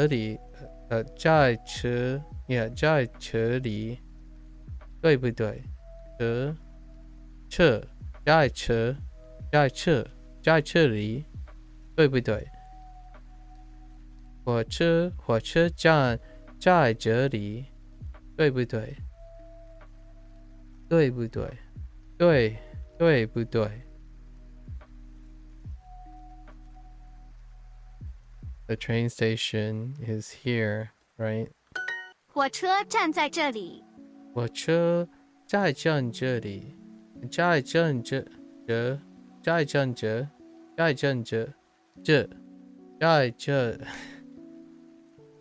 火车站在这里，火车站blah blah blah。 火车站在这里。The train station is here. Holy heck, save me. 对，火车站在这里。 Well, there's only one way to accomplish repetitious sounds, right? You gotta put in the work.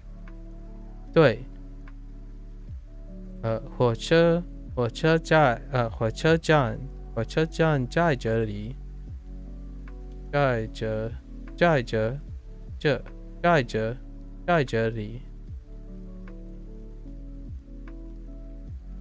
That's right. The train station is here.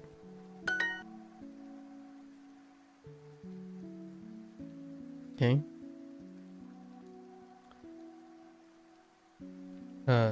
超市 Why do you say like that? 超市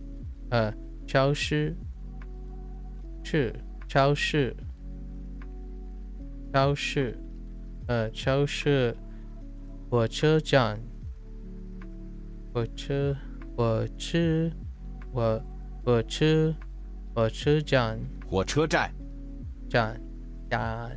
火车站 Oh no, how did this work? 是手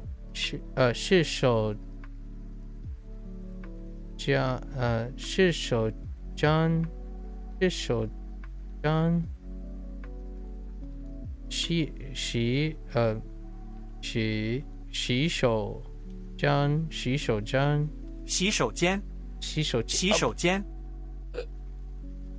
Oh, save me.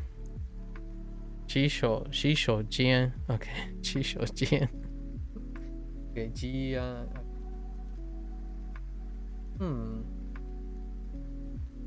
洗手间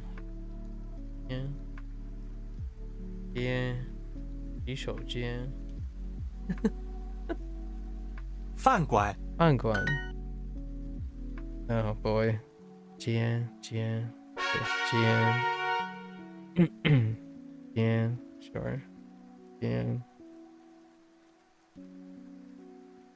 洗手 Oh, 手 same 手手机手机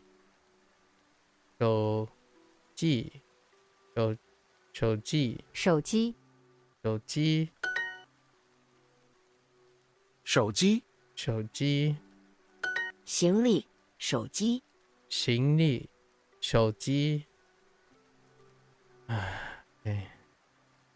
Okay. 车票 ticket. Yep, that is definitely ticket. 车票 Yep. 车票 What is that density? Oh wait, I see. Okay, the top part, the radical is familiar. The bottom one is... I can guess it. Yeah. It's probably like Okay, yeah, that's fine. 车票 car like car paper or piece of paper in my opinion, but it's not really paper, but it's ticket. It's actually specifically talking about a car ticket though. You can have other tickets. So 票 I'm guessing we're gonna have 票 in other ways probably. 车票车票手机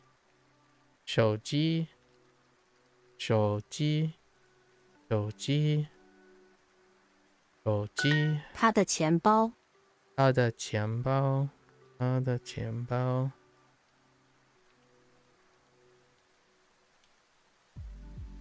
That kind of looks like a nightmarish. Oh no, actually not. It's probably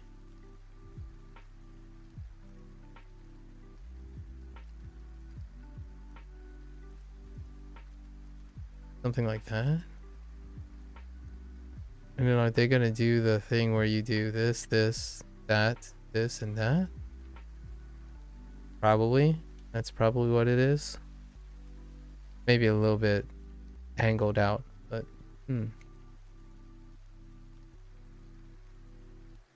他的钱包 This is her wallet. Whoops.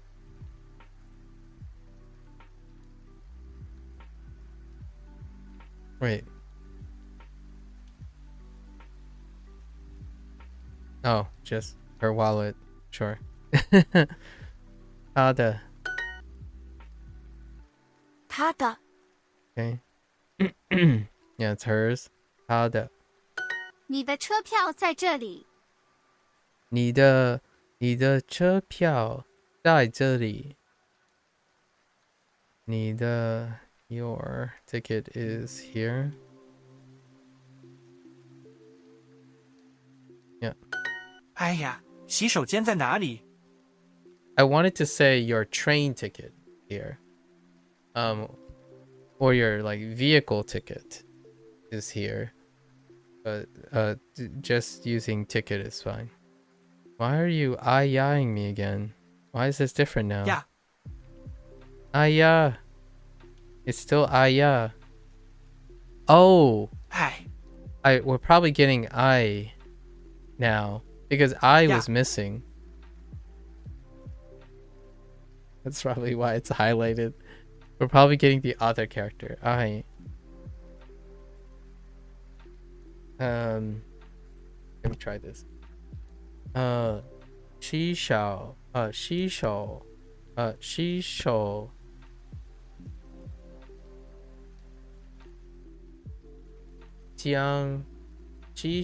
间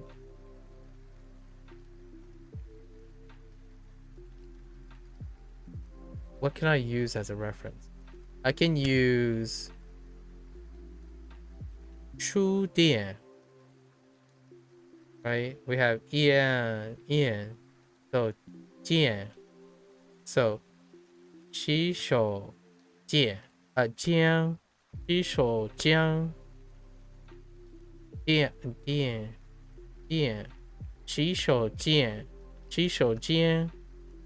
probably 洗手间 so we're gonna use a bookstore's ending finale to prime this until it becomes second nature.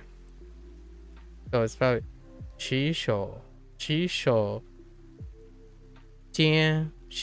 间在哪里 哎呀，洗手间在哪里？ Okay, yeah. So we're going to use what we already know. The only really useful one that I have IAN is bookstore. Even though bookstore is tone 4, tones are not a problem. So from moving forward, I'm probably going to do it that way, where I will pick up an initial or final from a previous word and then just change the tone. Changing the tone is not the problem, right? So 书店, right? 书店. So if I wanted it to be tone 1, it's 店, and then I changed the initial into j. So 间. So 洗手间, right? 洗手间. Okay. Lots of extra steps. It's okay. It's okay. We're gonna get there. We are gonna get there. Where is the... Why is train station and station set? What the... Wait. It's fine. We're talking about the bathroom though. 他的冰 零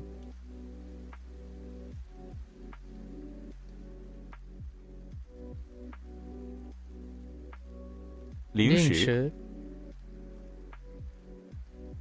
洗手间 洗手间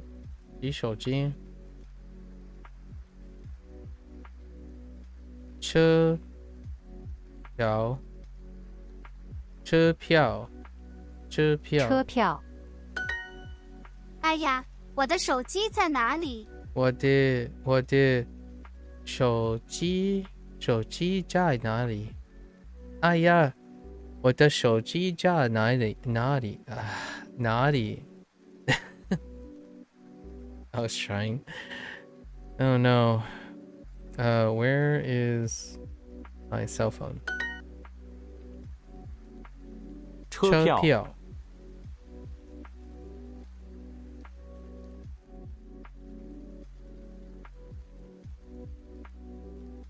行李，no， 行李行李 no 行李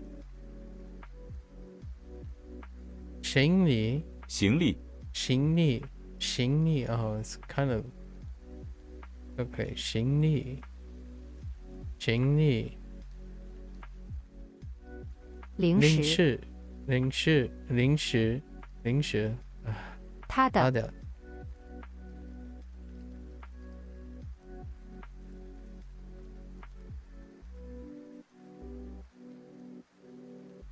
这里他的行李哎呀，我的车票在哪里？哎呀，我的车票在哪里？哪里？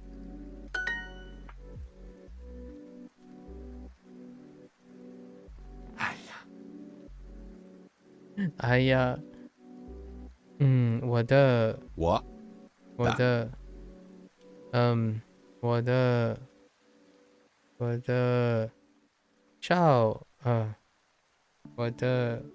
照机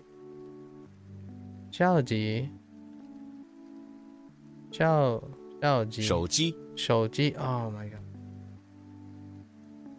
手机 I was using the wrong tone 手机在哪里？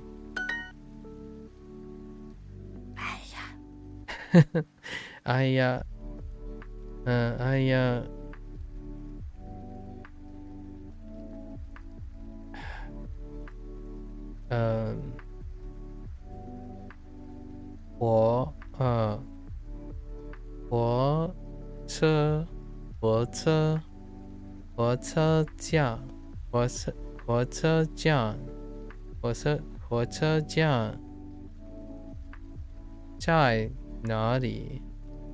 火车站在哪里？火车站在哪里？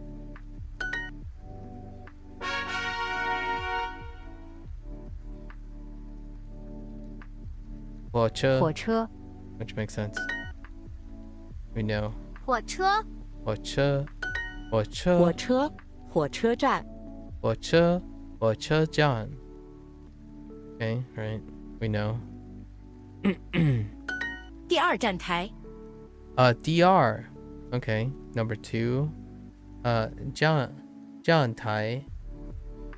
Okay, 站台。DR 站台。Platform number 2. Or second platform, sure. The second platform is fine. DR. It's really saying number 2 platform though. Or number 2 train platform. Or station platform. Number 2 station platform. DR站台。DR 站台。Oh man. D. Okay. D. R. We didn't get R yet. Like, we were counting cups, and they used Liang. R. 站台。Okay. 哎呀，这不是第二站台。哎呀，这不是。这不是第二站台。站台。第二站台在哪里？第二站台在哪里？Where is second platform? 第一站台。第一站台。Okay. The first platform. Okay. 这里。We're gonna get very used to "j" very soon. I like that there's a lot of "us" because "us" is, it's been so long since I've been using reading and making the sound. After Japanese, spent like pretty much so long getting rid of like restricting myself from accidentally doing "us." 这里。Okay. 牛奶。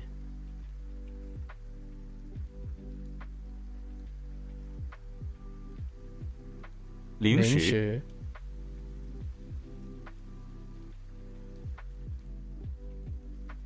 车票。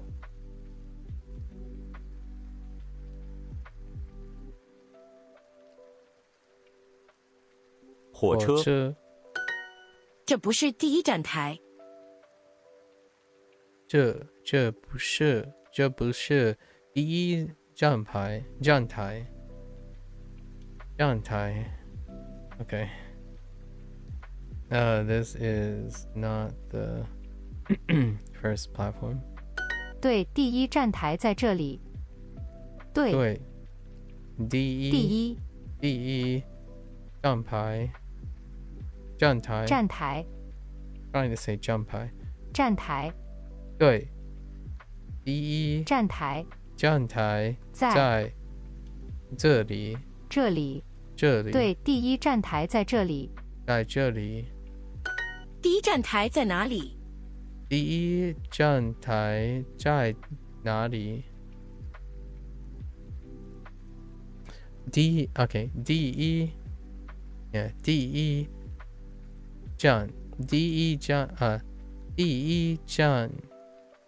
台。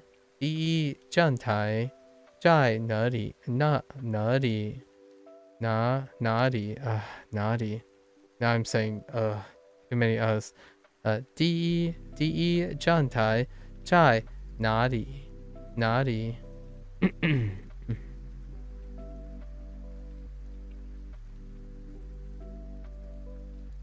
这是第二站台。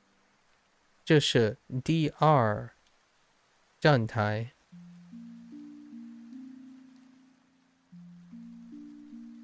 第一站台在这里。第一站台在这里。Okay. 火车。第二站台在这里，对不对？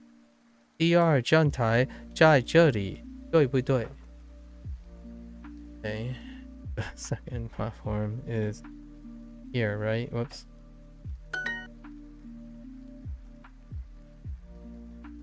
Hmm. 这是第二站台。对吗？ Okay. 对。第一站台。在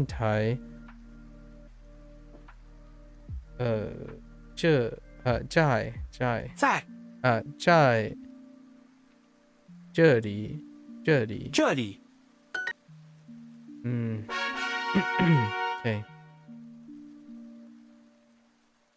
I'm scared. I think I counted maybe 18. I think there's like 18 new characters, if not more. Unless I'm overestimating. I feel like it was like 18. 行李和钱包。行李和钱包。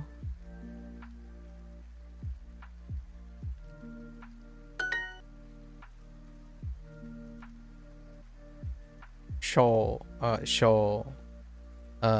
机手机和钱包。I put it, that was a fourth tone. 手机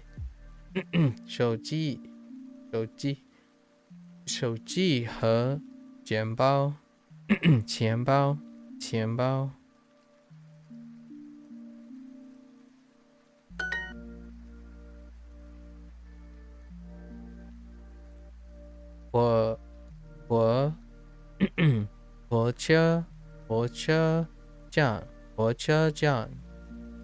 火车站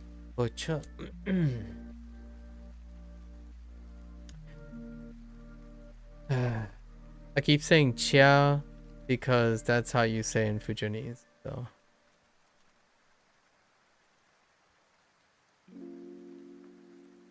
Che. 火车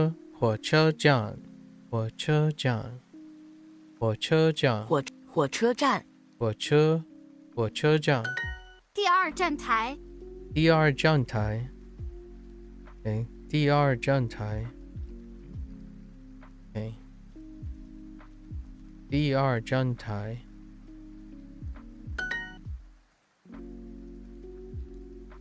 车票。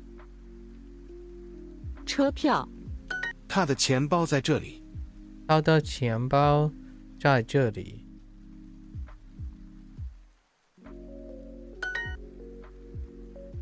他的第一站台在哪里？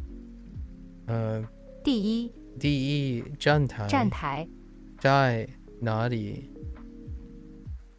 在哪里？洗手间、饭馆。no， 洗手间，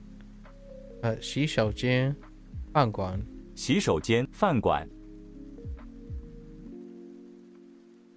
对。火车站在这里，对不对？火车在这里 ，no， 在这里，对不对？火车站在这里，对不对？对不对？这是第二站台。这是第二站台。这是第二站台。Okay. All right, let's spend 15 minutes and do a little bit. Oh, it wasn't 18. 16. Close enough. It felt like 18, but 16. Not, it was pretty close. Okay.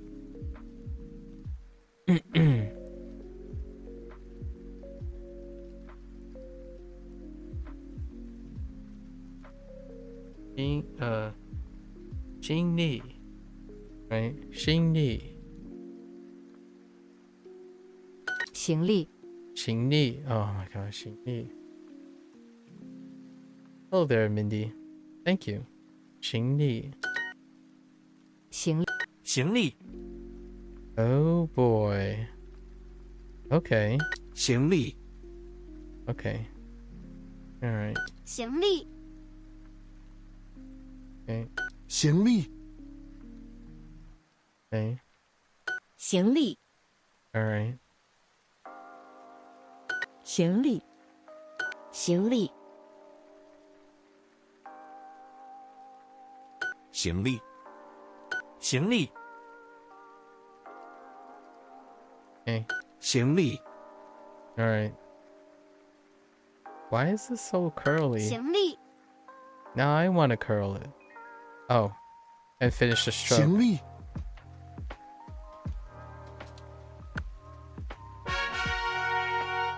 Oh my gosh.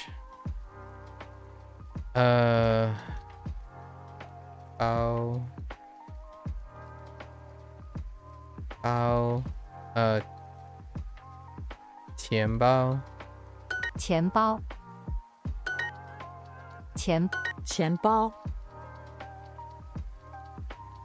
Okay. Yeah, no surprises. Yep, no surprises. Okay. 钱包. 钱包. 钱包. This is a lot flatter than I thought. 钱包，钱包，钱包，钱包，钱包，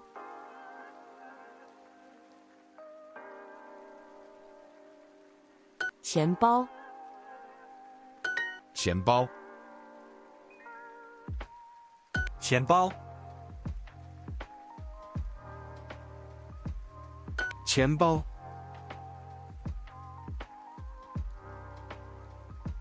That's right here. You're right here. 钱包， It's way more angular. Okay. Try again. Right here. Right here. Okay.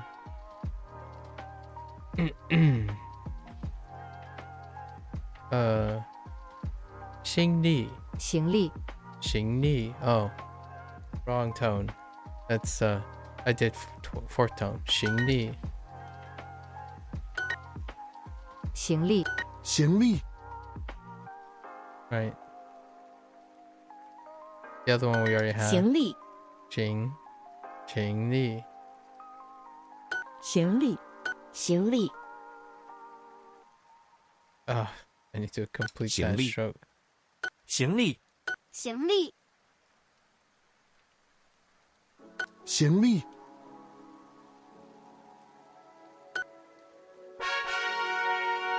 Okay.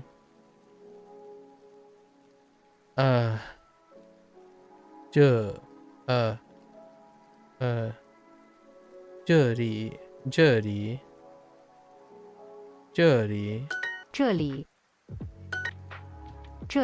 这里， Okay. 这里， No surprises here as well. 这里 Might mess up our 这里 stroke order though. 这里， Oh no. It's not as bad when I don't see all the lines. 这里，这里这里，这里， Oh, and I still messed up the stroke Jelly. order as anticipated. 这里 Because I want to make all the horizontals and then, like, I want to do all of them and then pull it down, but 这里， not how that works. Because of the quadrants. 钱包钱包 Okay. 钱包，钱包 is probably one of the more comfortable 钱 words 包， since it's the same. 钱包钱包 legitimately no change at all. 钱包，钱包钱包，钱包，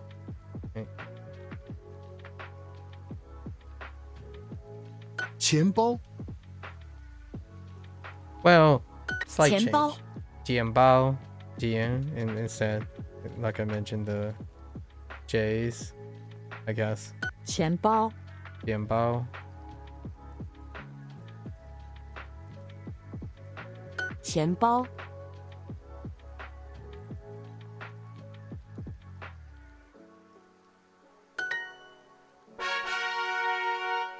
Okay.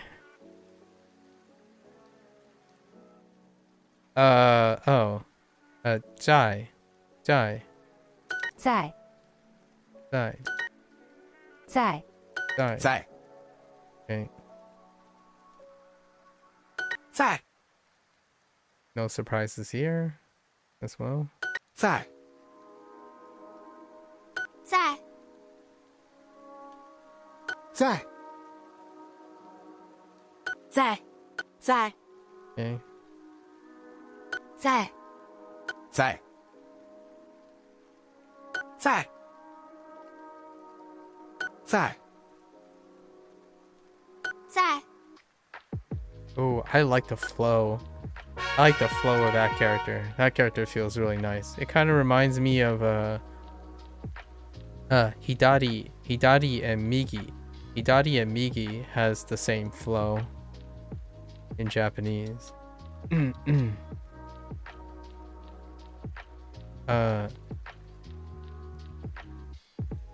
行李，行李，行李，行李，行李。I'm like making it too harsh. It's kind of like sounding like tone 3. 行李，行李，行李，行行李，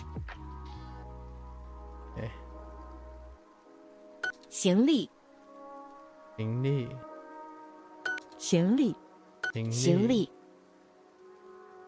行李，行李，行行李，行李，行李，行李，行李，行李。哎，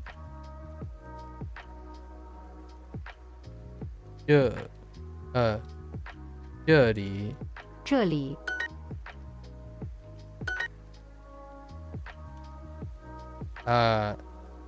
哪里，哪里，哪里，哪里，那里， No. Oh, it's naughty. Oh my gosh. Are you serious? It's naughty. Oh, dang it. It was a guess. 这里， Okay. 那里， Naughty. 这里， Okay, fair enough. I thought it was naughty. Naughty as opposed to naughty. 那里，哪里？ Wait. Hold up. That's naughty. Wait. 这里， Hold up. 那里， Oh my gosh, it's slightly different. Oh my gosh, they added a radical to the left. So I got debated. I thought it was naughty because it looks right, but there's one extra radical to the left. Dang. Well played, Duolingo. Yeah. So if you add a little box here, right? Second. 那里， Oh, naughty instead of naughty. Wait, it also changed the D part too. Interesting. This is 钱. This 钱 means. 钱， Oh no, money. What am I doing? I know what 钱 is. Money. 钱. What am I 钱 asking? 钱钱， or 见? 钱. 钱，钱，钱，钱. 钱， Yeah. 钱， Okay. 钱，钱， Okay. 钱，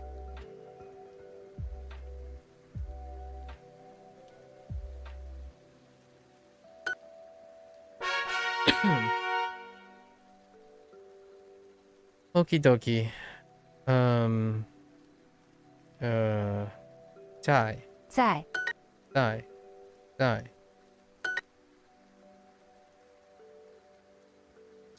在，在，在，在，在，在，在，在，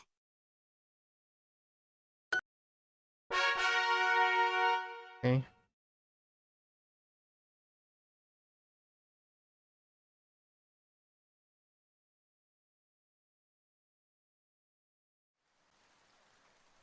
Okay. Try this again. 敬礼，行礼，行礼，行礼，行礼，行李，行礼， I keep doing li too high. 行李行李行李行李行李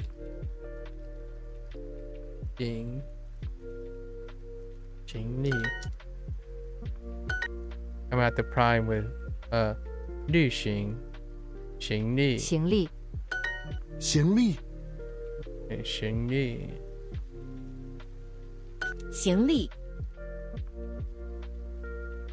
行李行李行李行李行李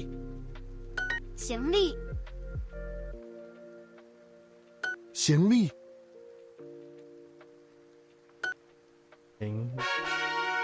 行李行李行李行李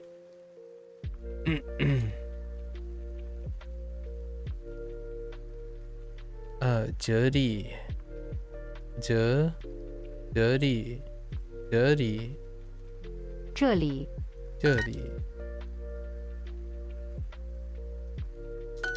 这里这里这里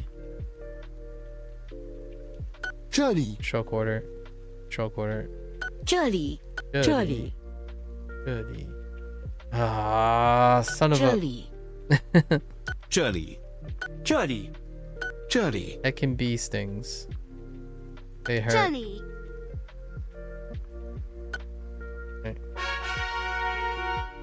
Oh, 15 minutes is a very long time.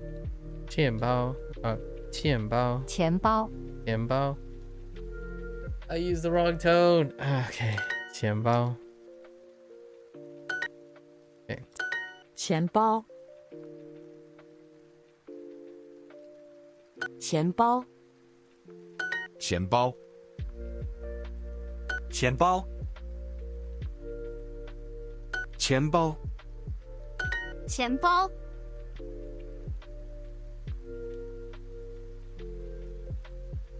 钱包钱包钱包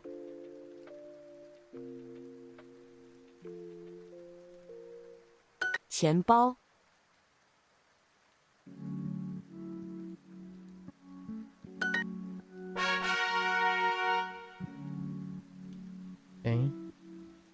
在在在在在在在在在 All right. Okay, so 4 lessons. Let's try to get this. 奶茶钱包糖糖I'm every time I'm going to hit the second tone. The second tone, I'm starting to kind of be too loose and hitting tone 4 instead. 牛奶书我的钱包在这里我的钱包在这里 Here. Oh, right. Second set. We don't need the ping. No more pinion. Right, no more pinion. So, let's see. Bing. 牛奶这里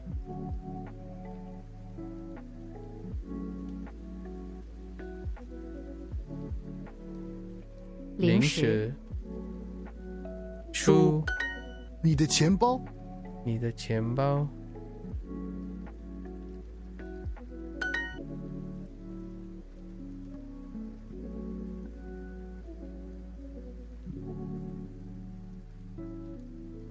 糖。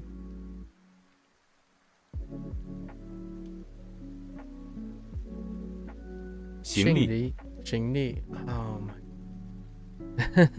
行李，牛奶，钱包，奶茶。我的老公在这里。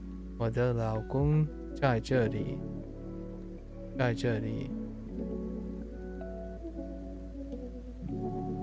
行李，行李，行李。你的行李在这里。你的行李在这里。钱包，钱包，钱包。我的妈妈在这里。我的妈妈在这里。你的行李，你的行李。let's see， 你的行李，行李，行李。我的妈妈，妈妈在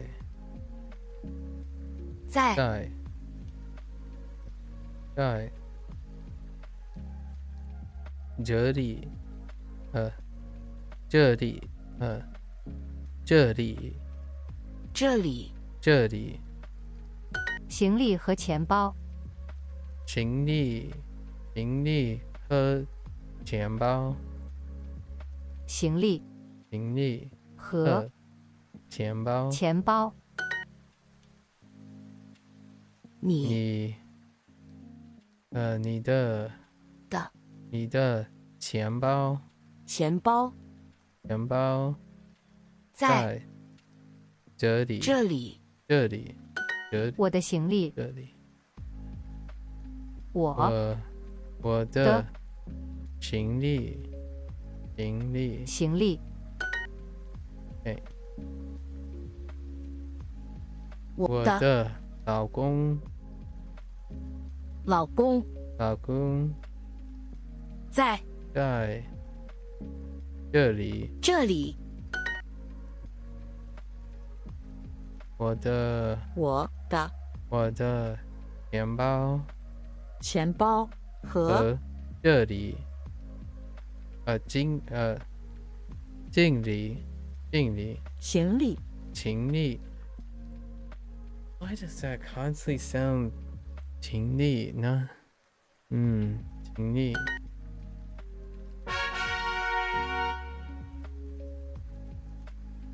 牛奶。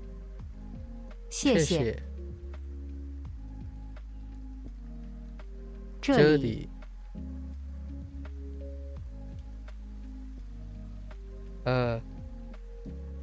洗手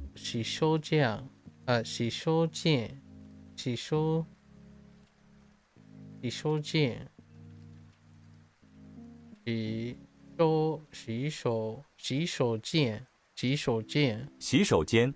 洗手间。Oh my god, so hard, so much higher. 洗手间。糖。哪里？哪里？洗手间在这里。洗手间在这里。这里。这里。这里。那这里。这里。火车站在哪里？火车站这。火车站在哪里？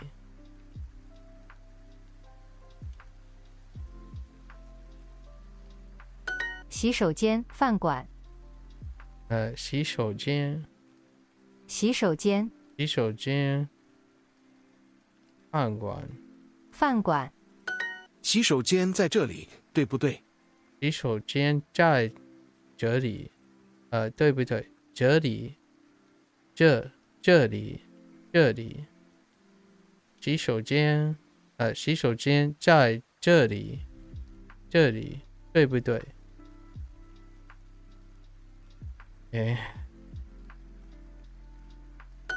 你好，火车站在哪里？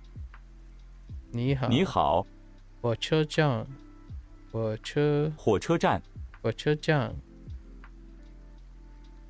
火车站在哪里？哪里？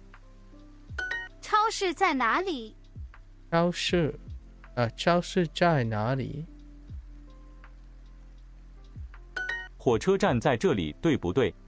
火车站，火车站，火车站，在这里，对不对？不对？火车站饭馆，火车站饭馆，对，洗手间在这里。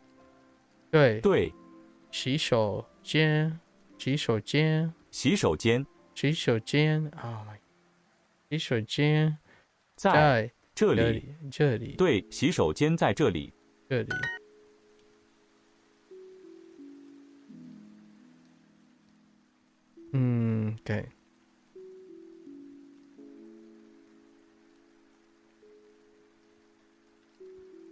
火车站，火车站在哪里？哪里？哪里？哪里？对，洗手间，洗手间，洗手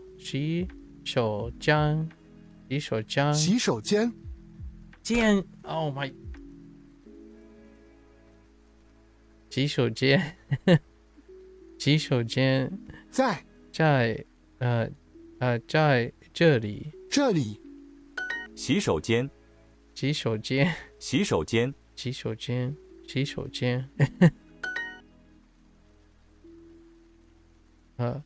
你好，火车站，洗手间，火车站，在哪里？哪里？在对，火车站，火车站，火车站，在在这里，车票，这里I misclicked. It's fine.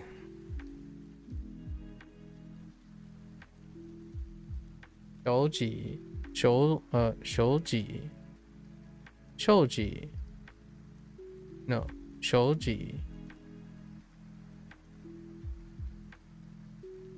你的手机 Oh my gosh I forgot it's high 手机okay. 哎呀，火车站在哪里？ Okay. 哎呀 Oh, you know, we didn't get this character still. 哎呀，火车站在哪里？火车站在哪里？在哪里？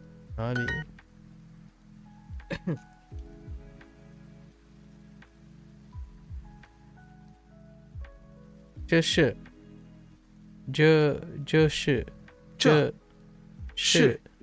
你的手机no 手机 or 手机 actually I gotta make sure 手机 okay 手机 手机 okay 这是他的行李。这是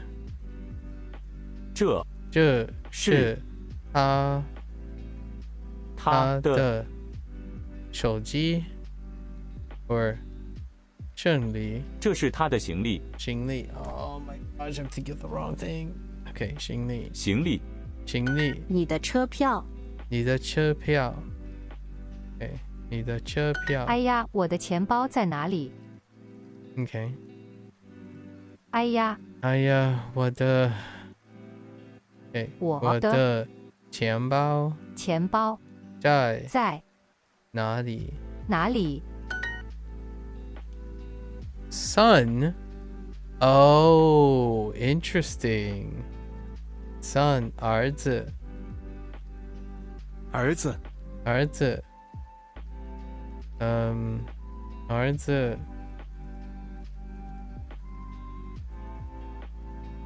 我的手机在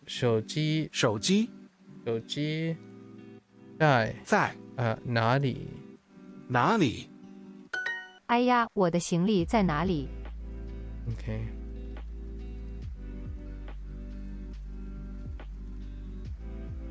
哪里 Oops。哪里？哎呀 ，Where's 哎呀？哎呀，我的。哎呀，我的行李在哪里？行李在哪里？哪里？这是我的手机。这是我的手机。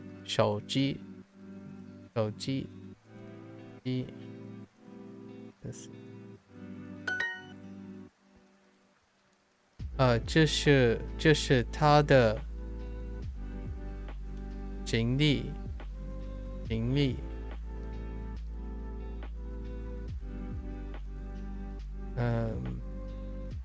这是他的行李。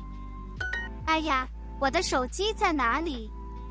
我的手机在哪里 ？Oh no, where is cell phone？ 谢谢。冰。他的书。奶茶。哎呀，我的车票在哪里？哎呀，我的车票。OK, it's this one. 哎呀，我的车票在哪里？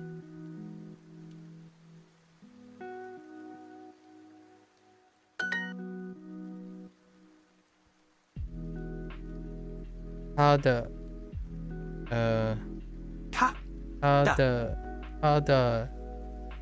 钱包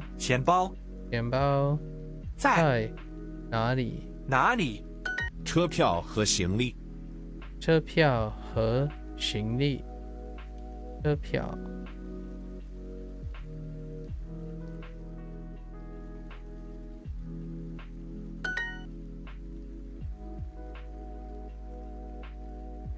车票和行李。车票和行李。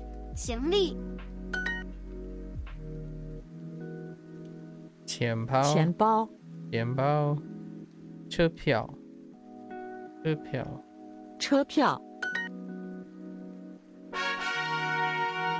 Okay, one more lesson. 第二站台在这里，对不对？Oh yeah. Okay. 第二站牌在这里，这里，对不对？Second platform is here, right?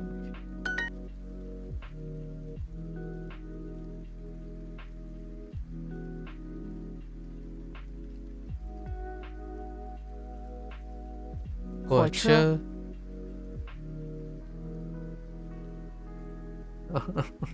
对，好的。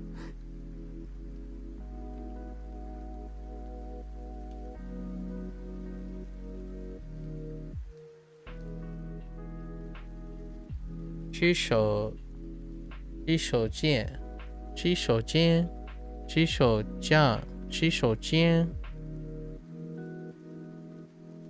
洗手间，洗手间，间 ，OK。冰，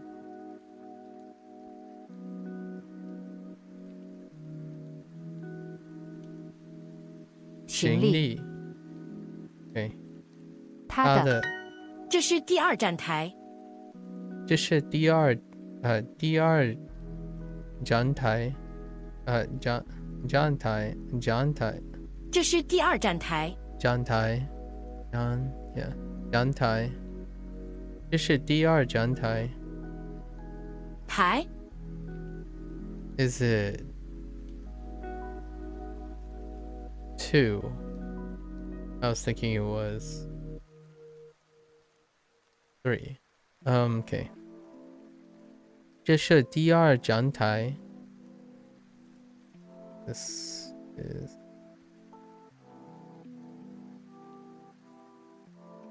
我去第二站台。我去 Oh, interesting.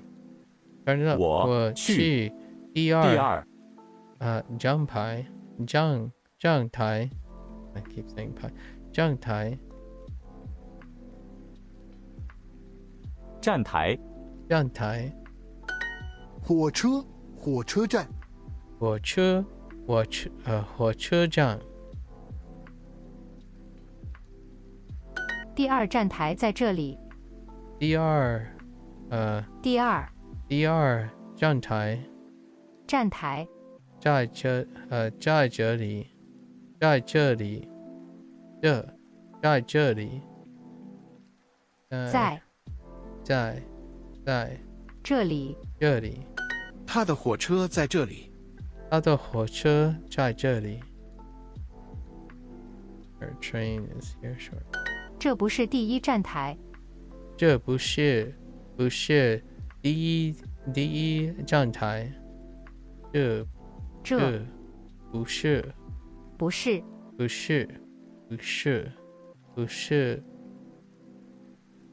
第一站台。他的火车在哪里？他的火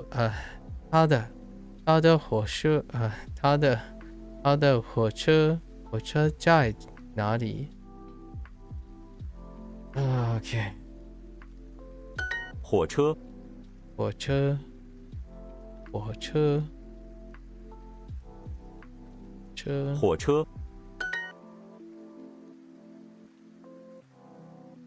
诶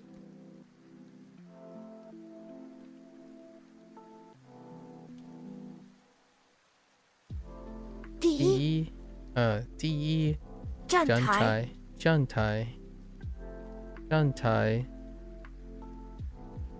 在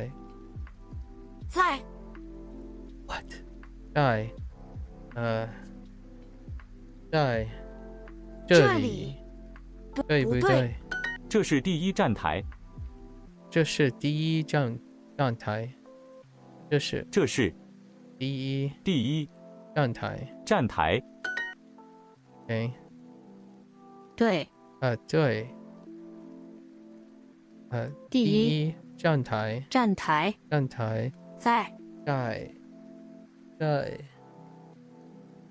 这里。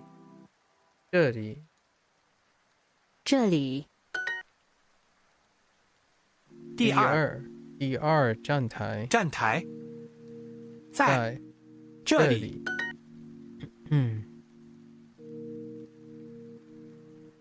OK。这不是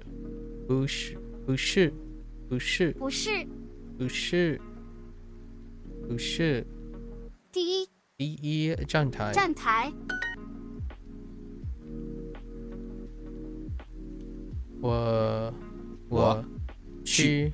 我去第二站台。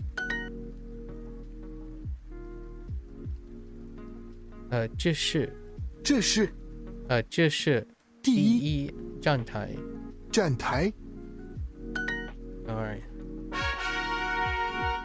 Oh, hunky dory. That is hunky dory. Okay. So, we need to get used to these. So our exercise today is to get all these, right? Which is pretty nice. It's below average, right? It's below 15, and then we're back up to 15 plus again. So let's review, right? And it's a lot harder because it's only recording all the unique Hanzi, just the unique Hanzi. So I need to remember the full phrase, right? And that's really tough. Okay.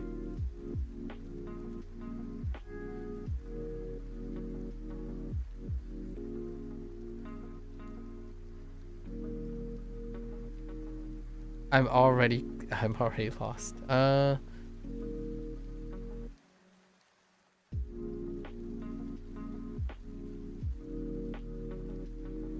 Xingdi, right? Xingdi. So this is Li. Xingdi. Xingdi.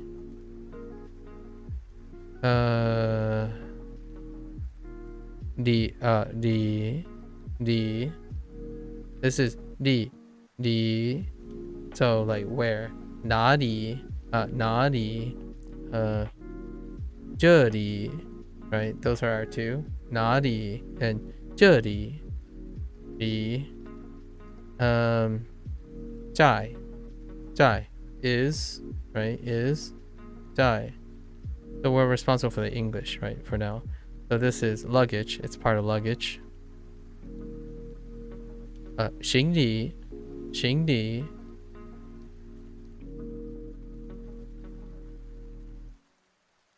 this is part of where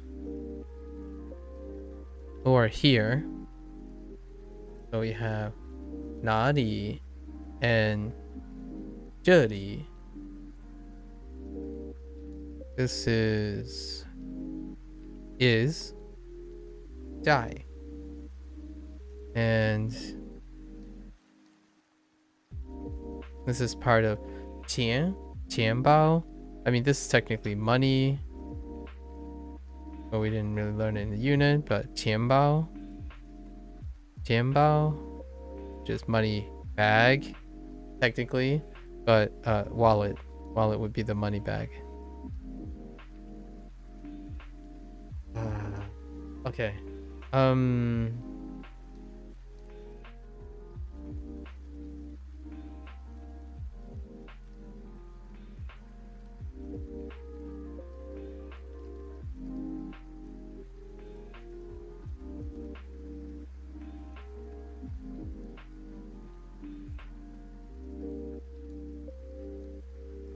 This is 哪里, right?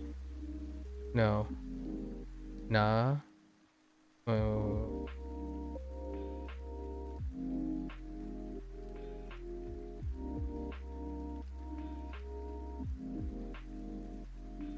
Yeah, 哪 part of 哪里 part of where.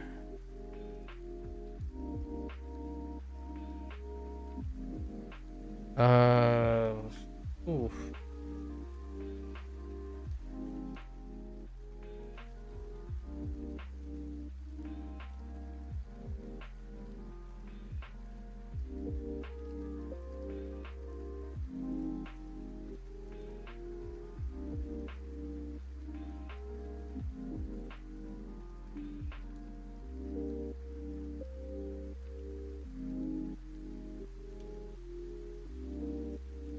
I think all three of these are connected. Yeah, these are the three for...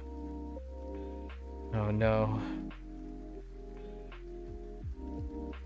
洗手浆 洗手浆 洗手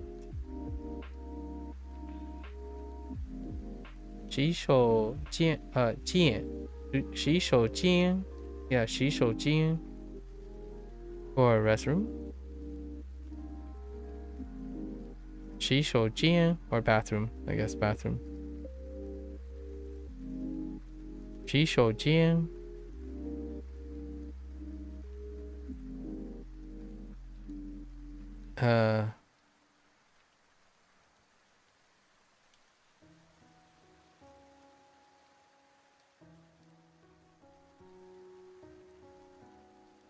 火车将 so 火车将火车火车将 right, so train and then also station, train station.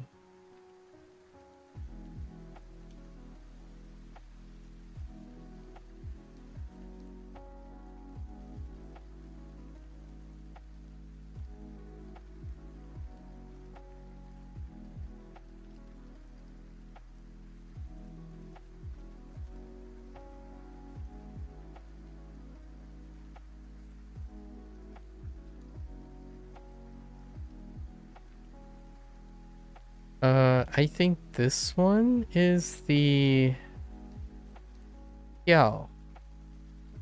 So like Che Yao. So ticket.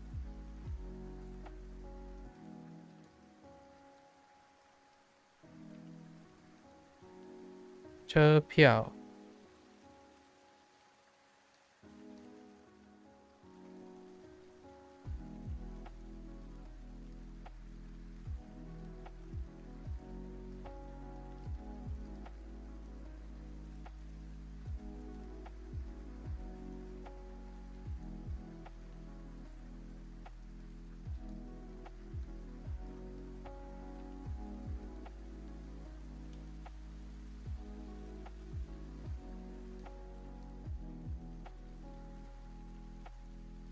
Yeah, I don't remember anymore.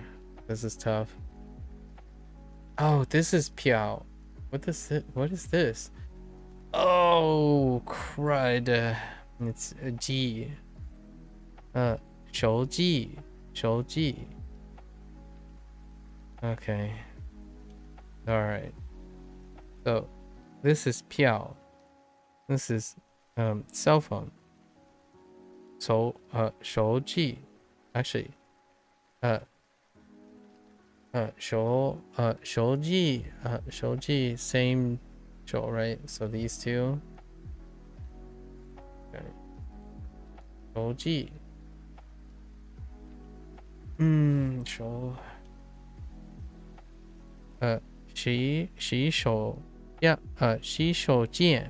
Xi shou jian. And Shouji. And this is Piao. These two. Che Piao.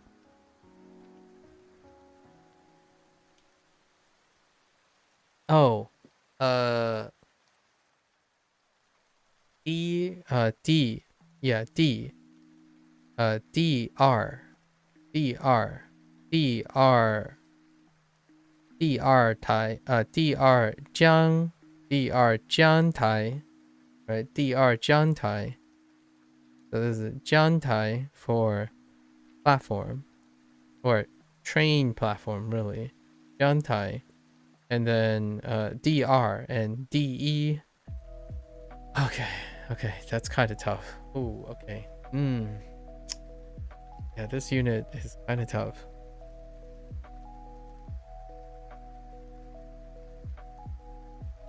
Okay. Alright, so let's try to get these into our memory for tomorrow. No more opinion for these guys. So not too bad. This set is not too bad. So we can take a shorter day so I can rest a little bit. I'm a little exhausted. Wait. Oh, that one is... Ooh. There's one that looks... I have a lookalike. Oh, yeah. Yep. Same radical at the top. Okay. So... And these are bugged. But we already know them. So... Fine. Some of these are rough though. Okay. So freebies, right? We got 2 Bs, and then this one was I remember it's something like this. Then you do this. You do this.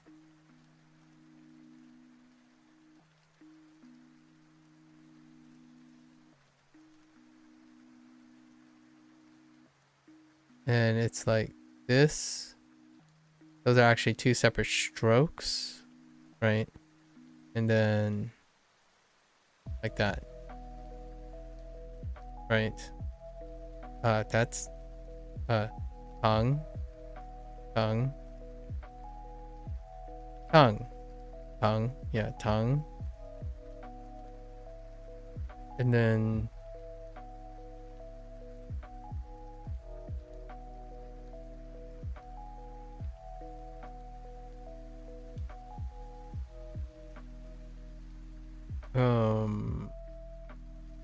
am I drawing a blank on this?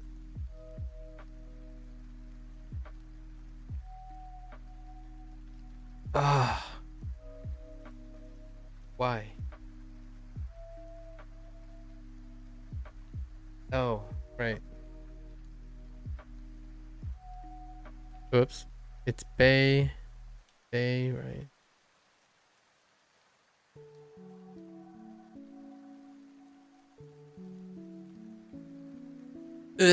Okay, that's terrible. Sorry. Oh my, stop. Why is my pen registering somewhere to the left of it? Stop it. Okay. A and Yao. Yao we know in advance already, so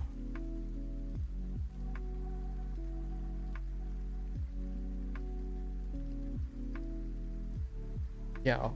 Okay. So let's try it. Are you using like an add-on or app to annotate, like snippet in Sketch? No. You mean like this thing? No, I'm not. Or do you mean this writing thing that I'm using? This is an extension on top of Chrome. I use it to write. But I don't really save anything or annotate.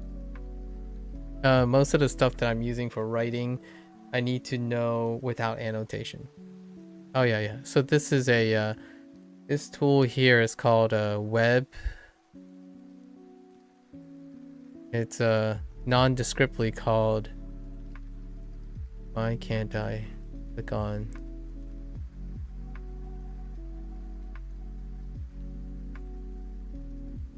Doesn't work. It's called Web Paint Tool. And it's an extension for Chrome. There isn't, but this doesn't support others. So, if you're on Chrome, then it works. All right. No worries. No worries. Oh, you use Chrome? Okay.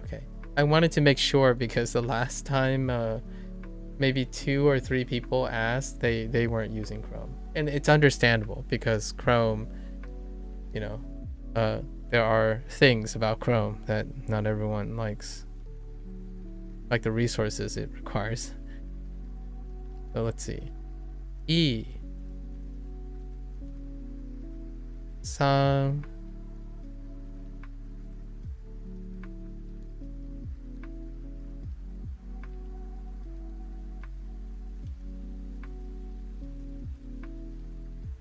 Oh, crud. Sorry. Wrong stroke order. Okay. Oh. Okay. Let's try that again.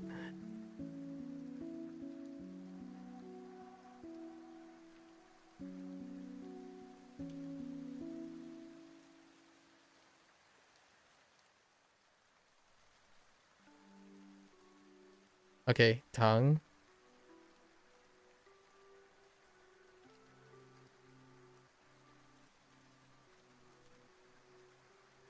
And it's gone.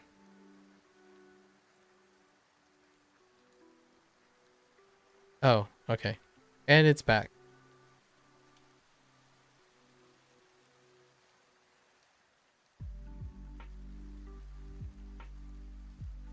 Okay. And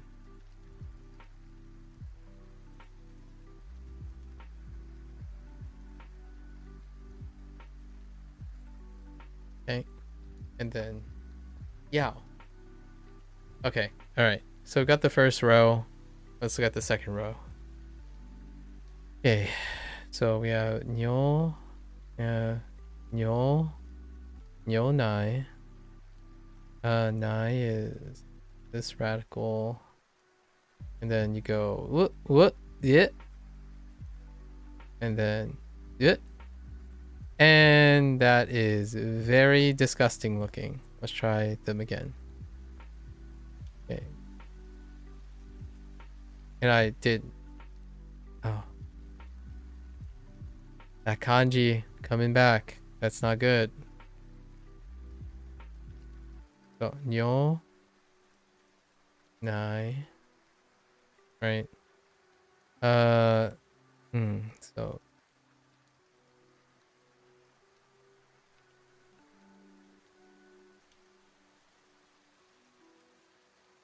That's good enough. And then we have Liang. Liang. Which was like this. I don't know why I drew it so... Why I wrote it so big, but...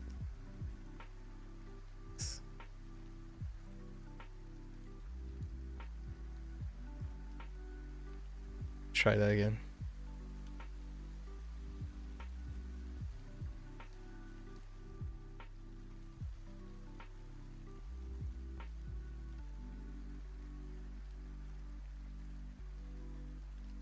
Needs to be wider. I think the thing is too tall. So maybe flatten it a little.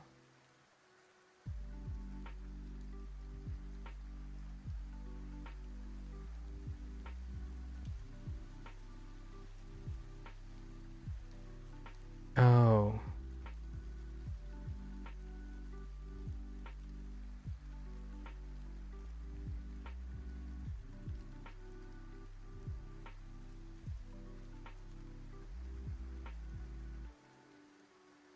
Okay. So, Liang. This is the ya and haya. No, still missing a few hanzi. Hopefully they add it back retroactively. This one's kind of okay. So you go like here, and right, and okay, that's fine. Yeah, which I forgot today. I forgot this vocabulary. Yeah, and yao. Yao, I forgot too. Okay, and then this is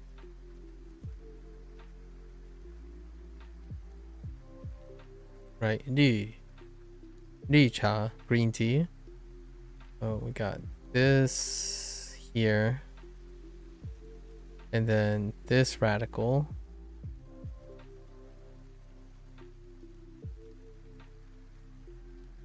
Like that. Okay. Alright. So we're going to try to remember. Okay.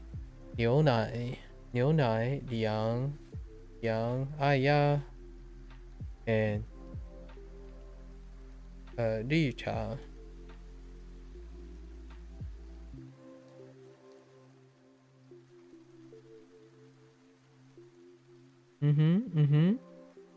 Okay. Let's try again.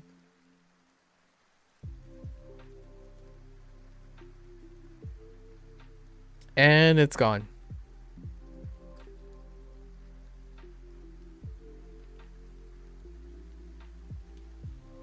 Wow. Like I legitimately have a blank. Okay. Okay.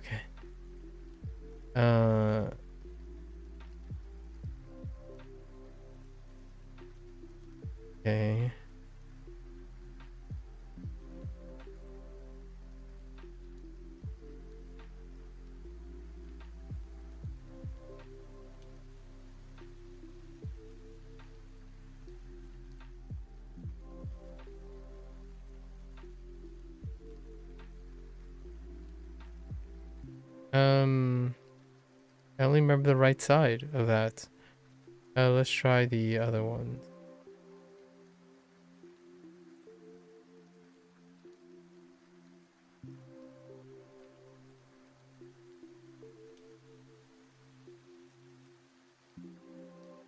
Yeah. Wow, I only remember bits and pieces of everything.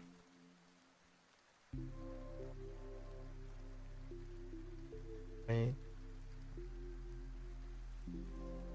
Box. Right. Alright.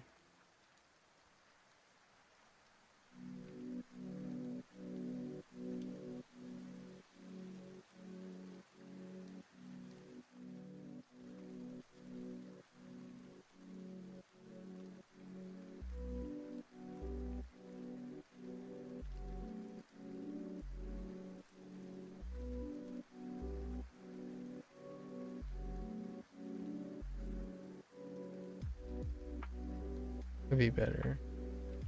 Let's try that again.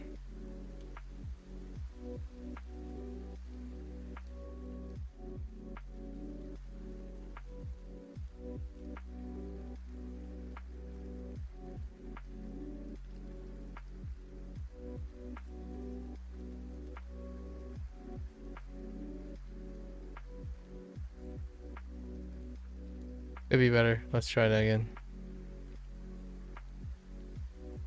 Dang it. Yeah. We can adjust.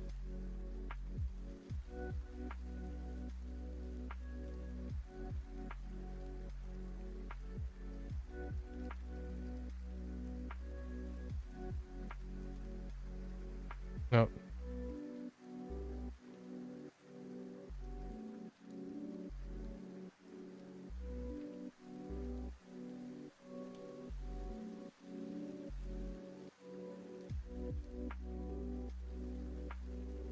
That doesn't look right.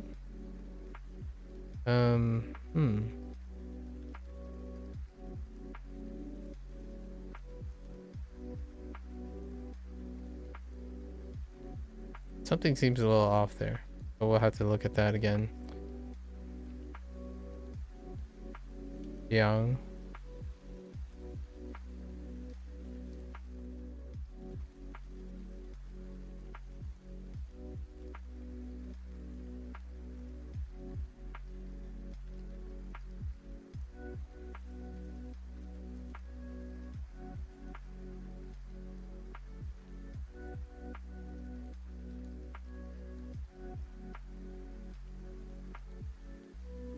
Oh, okay. I remember.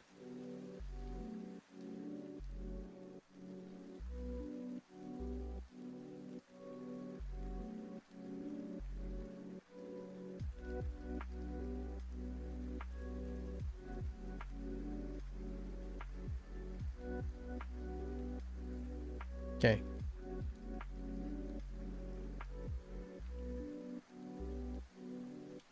Okay. And then let's add the others.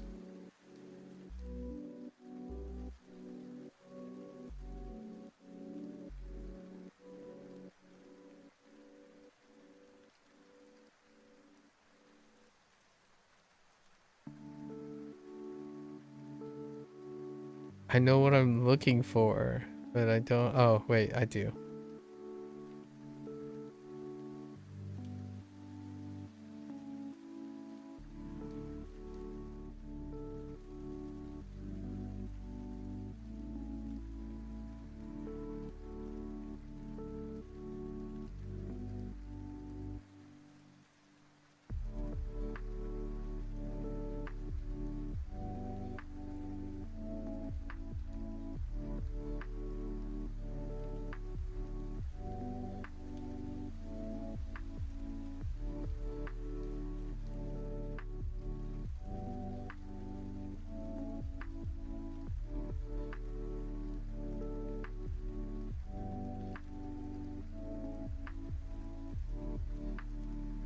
Okay. All right. All right. We got the two rows now.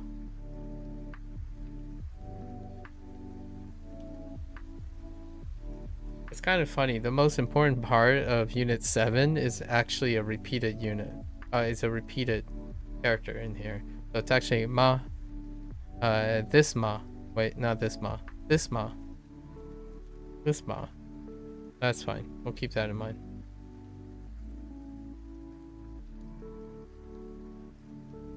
And then we have ke qi. Ke qi left. Ke and qi. Ke qi.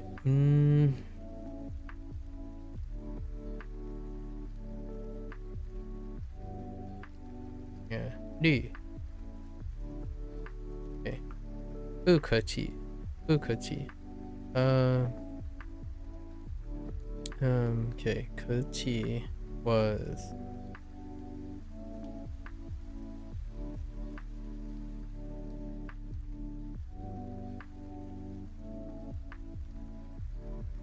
right? Yeah. Although these are stretched out really far, so I need to be a little more aggressive with them. And then whoop, whoop, and whoop. Yeah. Okay. Okay. All right.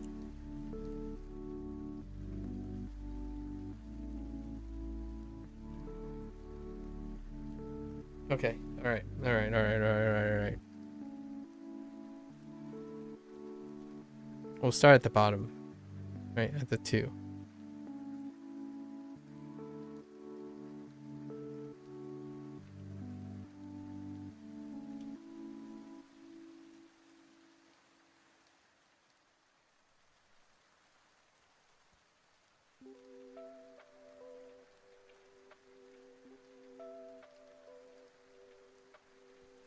Right. And then moving up.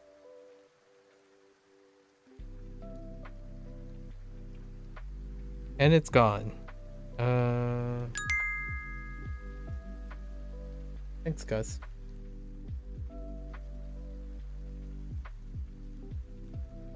Okay. I know this. We got this. Okay.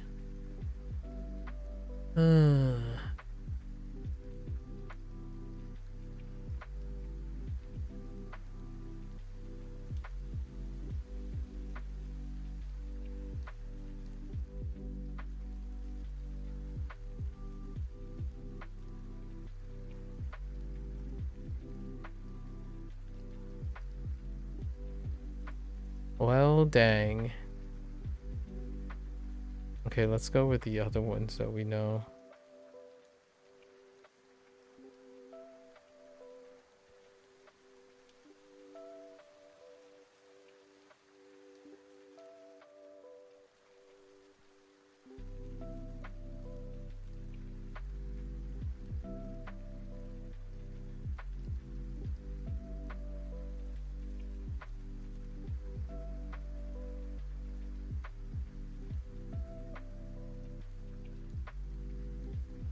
Does that jot my memory of the other ones? No.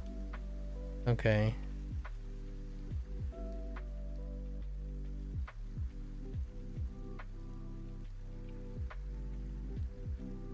Does that help? No.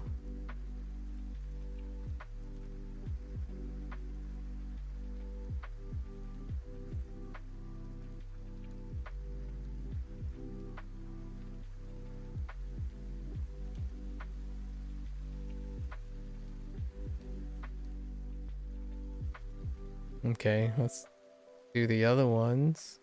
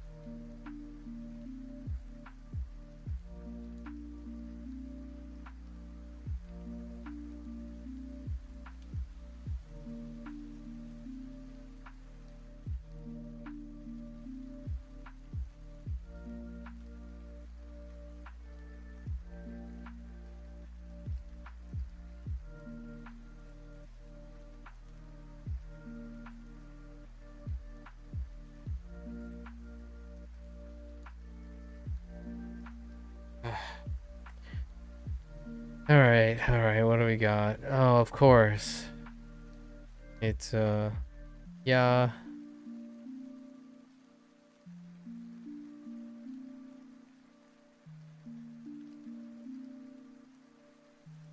Right, yeah.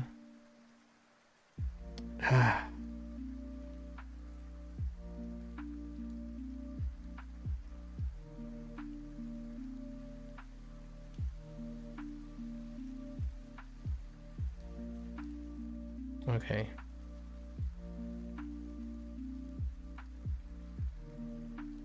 Okay. Alright. We go again.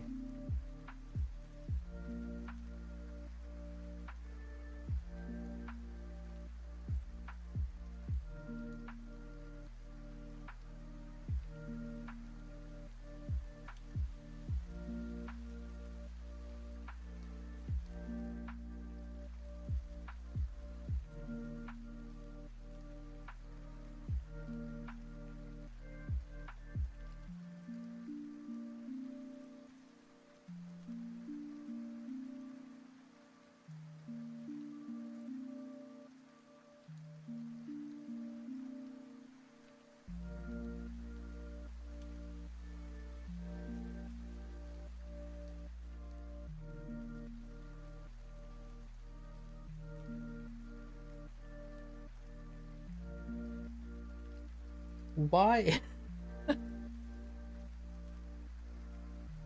How do I keep forgetting the left side of it? Why is it? Oh.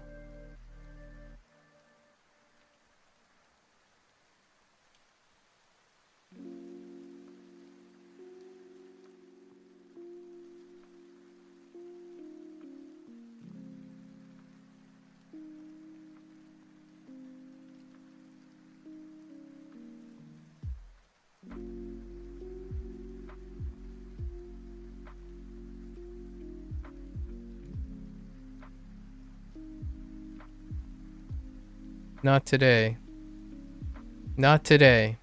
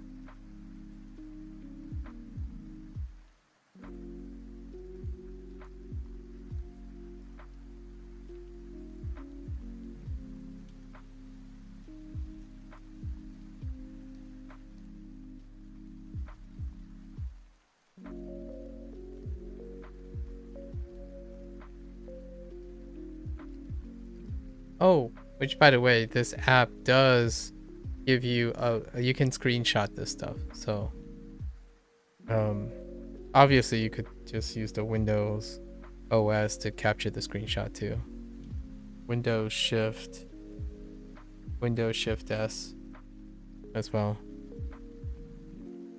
If you ever want to save the image or something like that. It does have a camera thing to capture. I don't know how quick it is compared to Windows screenshot. Let's see. One last thing. Yao.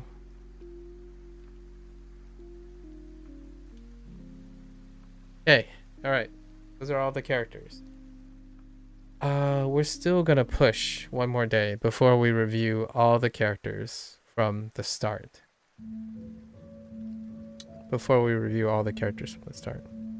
Alright.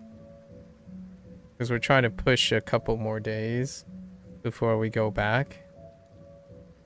We do have some time. We could try. What is that?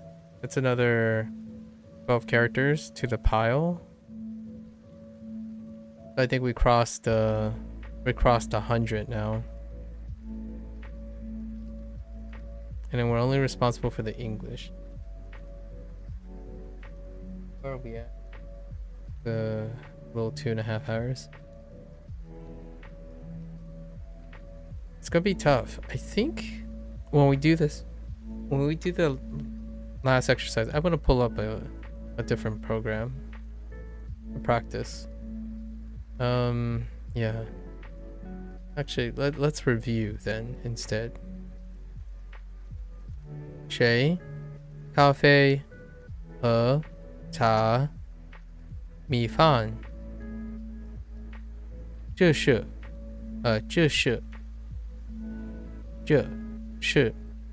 糖、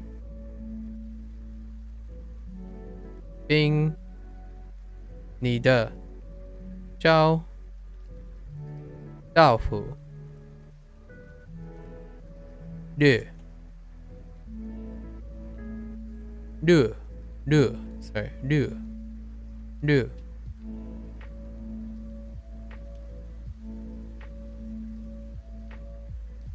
英国、美国、中国、人、我、好、你好 right 你好。意大利、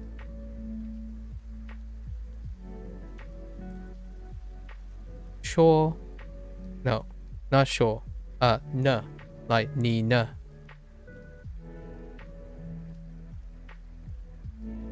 when language when 医生、老师、服务人。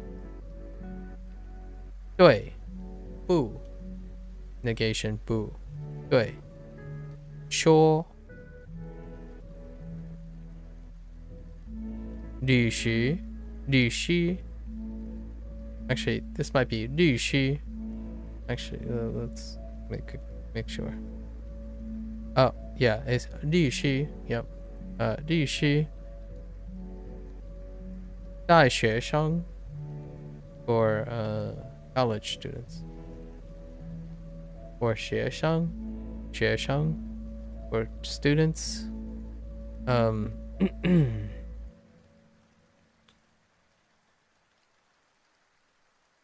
喜欢日本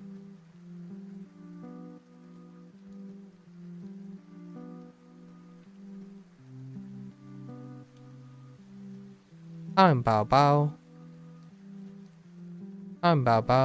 菜音乐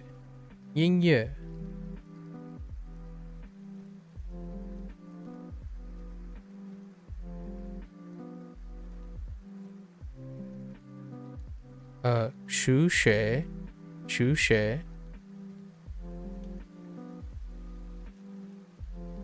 this and this 数学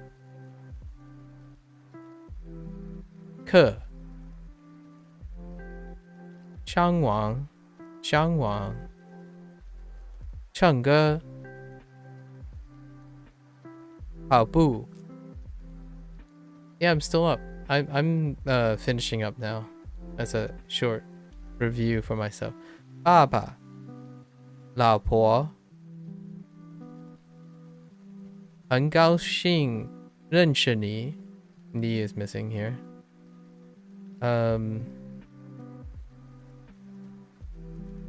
加拿大 da is missing 加拿大他 or she 妈妈老公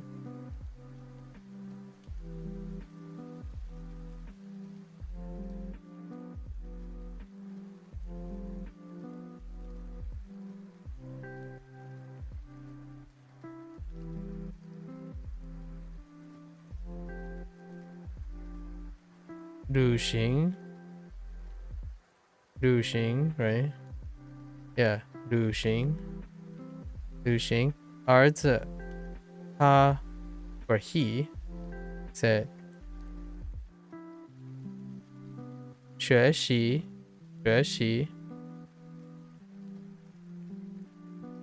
也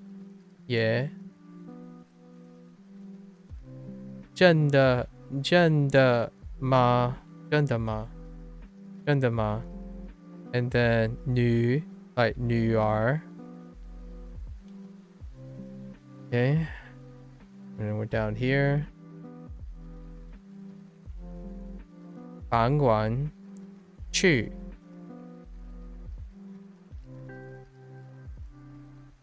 书店 oh wait oh yeah it's tone 4. I might have made a mistake on my recall thinking is going up, but 书店教师吃饭长城亚洲买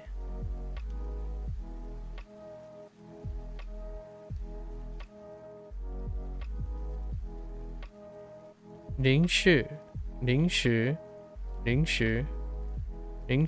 看 okay, and then we have 一三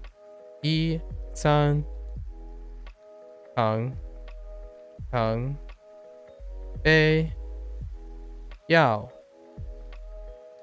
牛奶凉爱呀就是呀绿茶就是绿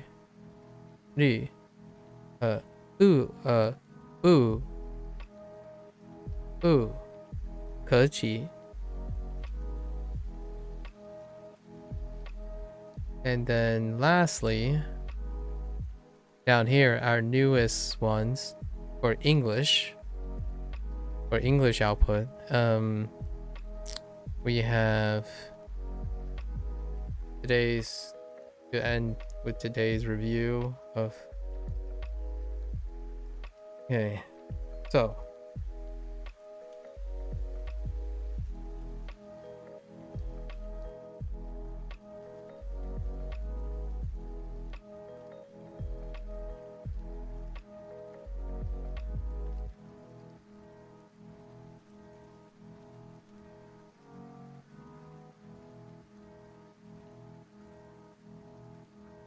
why don't I remember you? We'll get the others first then. This is the as part of where. So not naughty. So here's naughty and 这里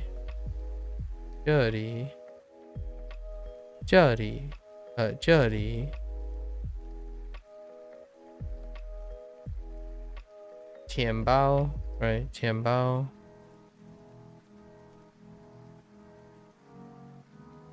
在 is I'm still lost as to is 行李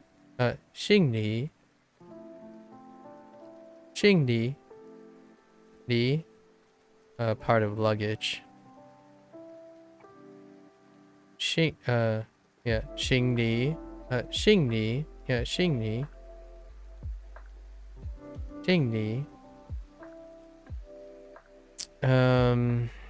then we have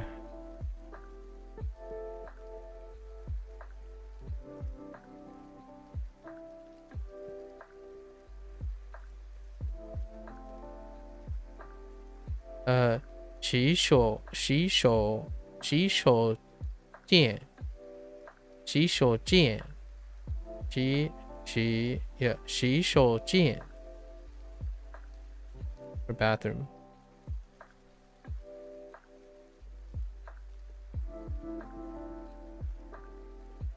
火车站 right, for train and train station.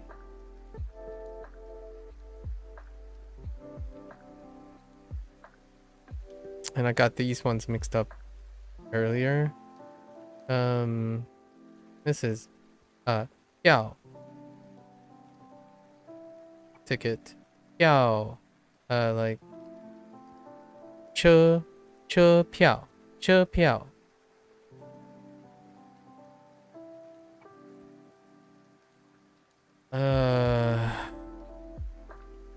we'll come back to that.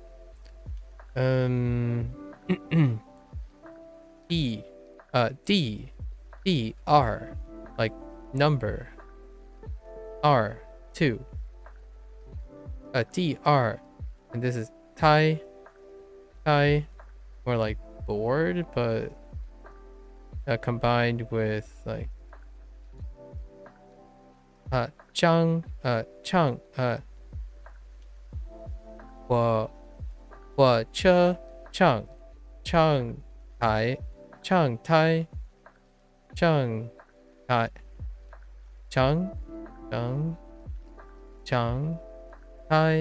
yeah, Changtai put together platform, right? Changtai, and now what is this? What is this? Oh, right. 手机 together with show. Where's show at? Right here. 手机 cell phone.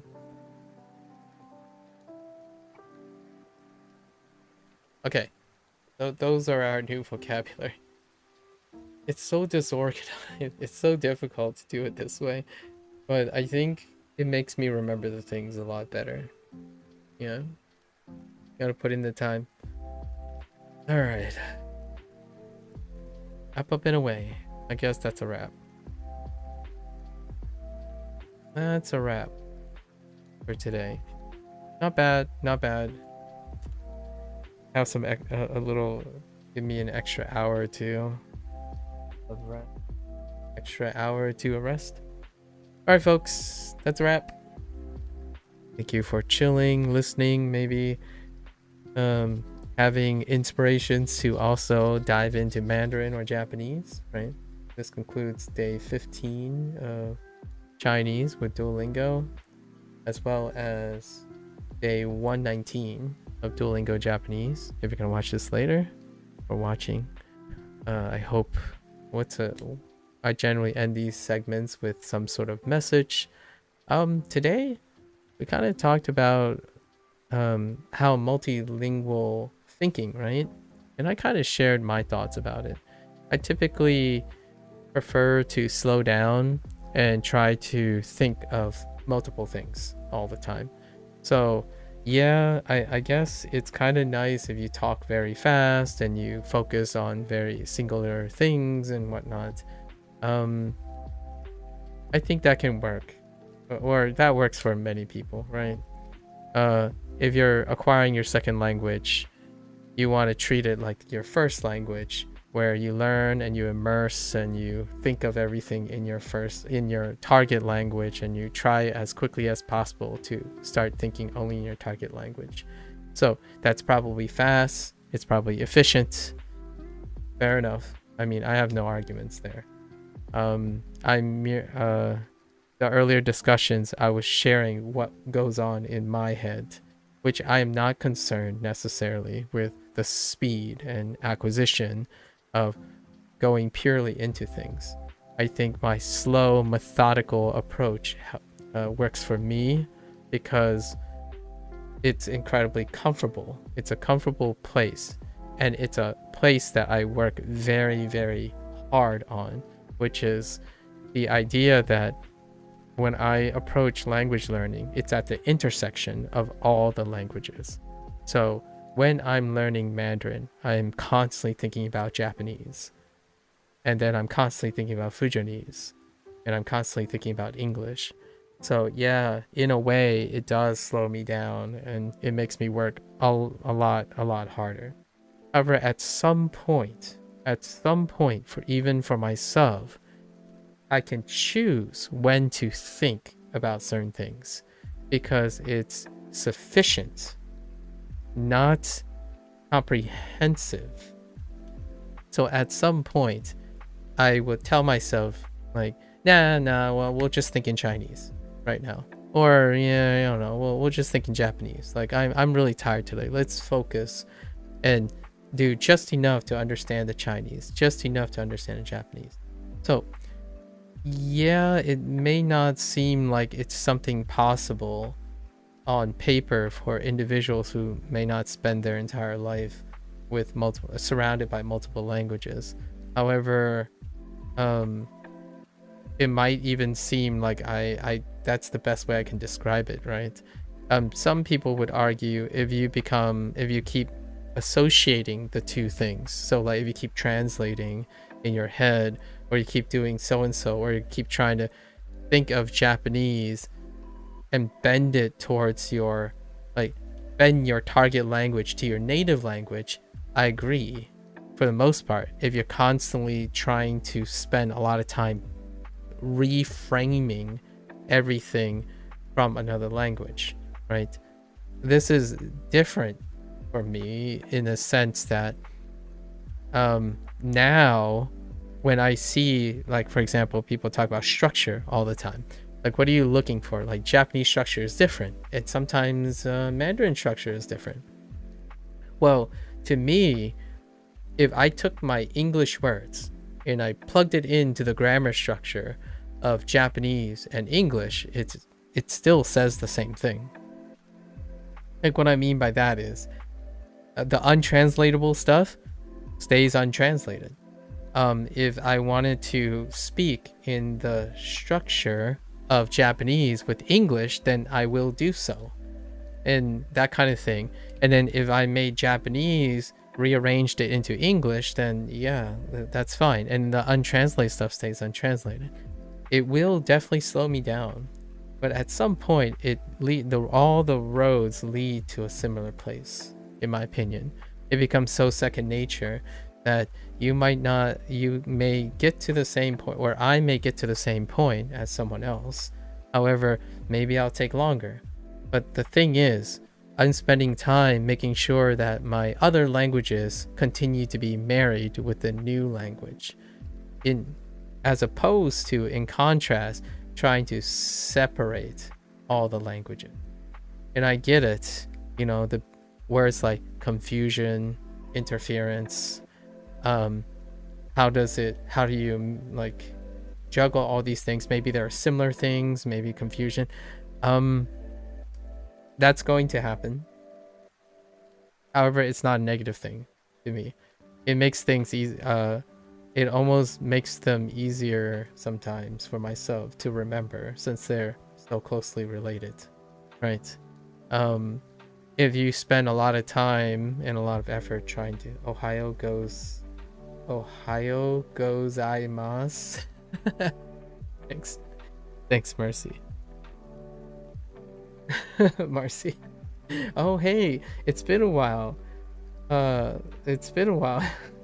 Yeah, I'm about to conclude today, so I'm just ending with a closing remark. You got my back. Yeah, so it's a position that I want to share, and I feel like it's the most comfortable position in the future for other people. So, like, if you're into acquiring your second language, we out here speaking corrupted Romanji, you know how we do it. Yeah.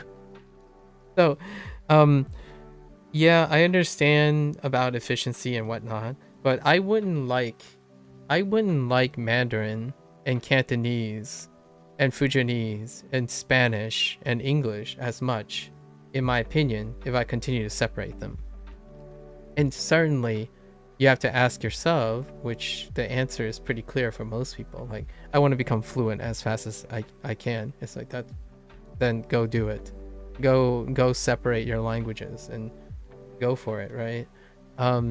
Myself, by the time I get to wherever point some people like to get to, I have a like I already elevated all my other languages in respect to that language. So there are other individuals, and actually some people shared this with other influential people, who, knowing the associations and embracing how in my opinion, embracing how your mind works, which you create associations between things, as opposed to trying to forget and compartmentalize things, you can also get to a point that is relative to that. So for me, yeah, I'm not speedrunning language learning, for lack of a better word. In fact, that's kind of the reason why I can do this for so long, right? I don't spend all the time thinking literally, or trying to think and punish myself for thinking I can't bring anything from my past self, or like from anything that I have, into something. In my opinion, that whole like advisement for forget to translate, or stop translating, or stop thinking a specific language, it's very difficult for me to relate to that. The logic seems sound, in my opinion. For many people, the logic is probably pretty sound, where, oh yeah, like if you want to learn Japanese rapidly, or you want to learn your target language very rapidly, you got to stop relying on your whatever your common language you're using to learn, right? And that is very sound. Is it desirable and enough to motivate someone to reach a certain point? That's up to the person who's taking that information. For myself, I'm not going to stray away from it. Some days I feel like translating to English, some days I don't. Some days I think of Japanese when I'm doing Mandarin, some days I think of it in English. So the concern, in my opinion here, is how much effort and how much concern and how much deflation, or what are the trade-offs of constantly having to fight yourself? Like, oh yeah, man, oof, yeah, English, I just thought of English, now I just feel sad. It's like, today's not my day. I keep thinking in my common language. It's like every day is a great opportunity to learn. So embracing what you do, and then making an effort to do something else, while not necessarily punishing yourself for doing that, I think that goes a long way to making people consistent, as opposed to, because thinking things are wrong is kind of going to pile up. So like if you suddenly translate and thinking English, you inherently punish yourself, like it's wrong to do this. Like, I don't think that's the kind of mindset that can help other people, right? So ima something wa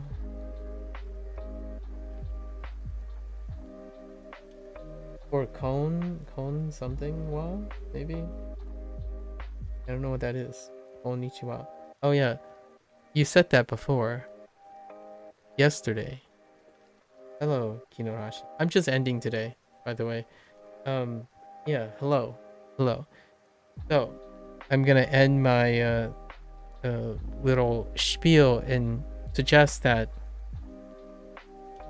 I don't think it's worth it for individuals who are becoming progressively negative about the separation of their quote-unquote native language or their common language to facilitate learning a language. I think it's a deal. You have to understand, you have to determine for yourself if it's a deal breaker And sometimes it can be very difficult to know until it's probably too late, right? Like 3 months down the line, you still kick yourself. It's like, oh yeah, I thought in English, or shame or something, or oh, I thought in whatever your language you prefer, right? I don't really see it that way. However, I would say the most popular opinion at the moment is probably that idea. It's like, oh yeah, you can't learn this if you're constantly still using your other language. Like, well, I kind of beg to differ. However, it might require focusing on doing that in order to acquire the skills and the practice necessary to do that. And I kind of get that. Unfortunately, this is where my feelings and my own experience cannot bridge, because growing up in a household of multiple languages, I won't be able to provide any insight or any like empathy for someone. I can't simply unlearn or unexpose myself to an environment that I was raised in, right? I hear 2 simultaneous languages all the time as I'm growing up. I would be speaking English and my parents would be in the house speaking Chinese. If we return from school, we are in the restaurant, near the restaurant, people are talking Chinese and Fujonese back and forth, and then English would be thrown around because we have English customers. The important thing when learning a new language is to make some aspect of your life in the new language. Exactly. You'll never master a language unless you dedicate some part of your life. Yeah. You don't need your entire life in a new language. Yep. And here's a bit of a caveat. If you tether, now here's a different thing, right? Sometimes it's like mutually exclusive is what I'm concerned about. Like, for example, if you're thinking in English, there's no room, or like if you're thinking in your native language, there's no room for the target language. So when you're thinking and behaving in your target language, there's no room to integrate with your native language. So you spend the whole day sectioning days out. Like, oh yeah, when I'm in this groove, it's not actually part of your life. It's something new you're acquiring. What I'm trying to say is closer to what you're saying about making it some aspect of your life. So instead, I go about it integrating it. So when I think of English, I'm encouraged to think of Japanese. When I think of Japanese, I'm encouraged to think of Mandarin, etc. It comes full circle.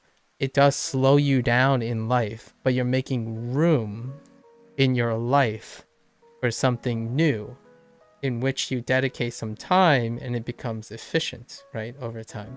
So yeah, my thoughts are slower as I'm going about my day, because now when I look at a tree, I don't think of tree, just tree. I think of ki, chiu.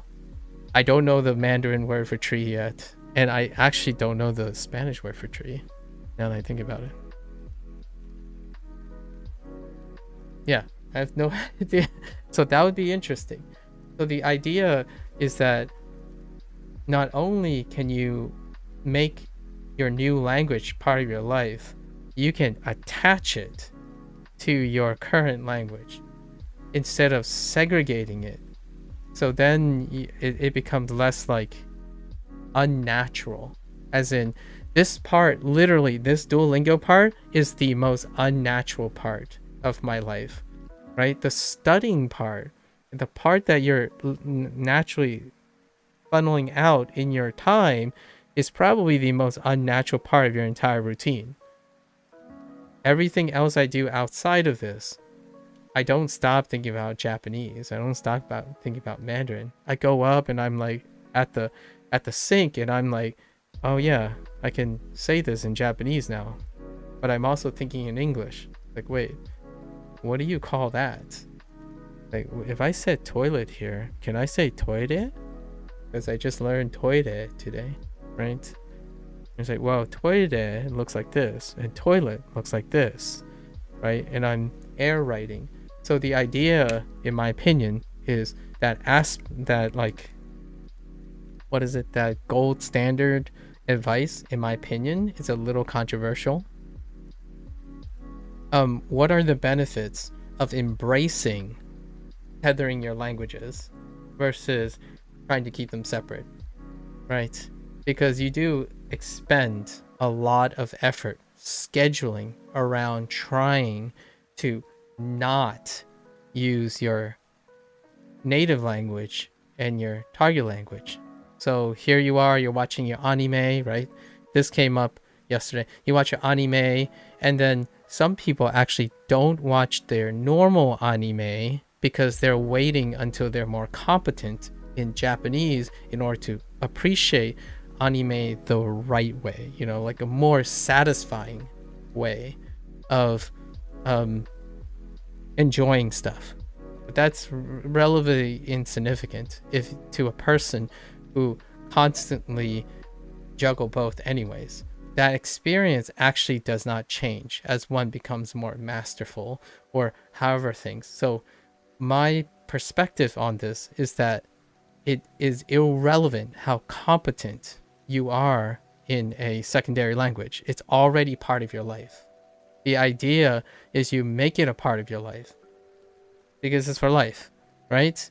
So if you want to be quote unquote fluent and natural, why start with a mindset that demonstrates that it can't be part of your life until you reach a specific milestone? I don't have to master a language or even reach conversational level in order to use the language in my life. That was the idea. So then you don't have to be concerned with whether you mastered the language or become fluent at some point. It's already part of your life, and by the time you like maybe start conversations and stuff, it wouldn't even feel much different because you've been doing it the whole time. At least that's my opinion. My opinion is that if I start going to Japan, I start talking, whatever my competence level is, it's going to feel like I'm doing what I typically do every day anyways, which is I think of something that's in English, I think of something, I look at an object, and then either a Japanese word comes to my mind or an English word comes to my mind. Whichever comes first, right? So when I'm looking at my monitor, am I thinking monitor or am I thinking monitor? Right?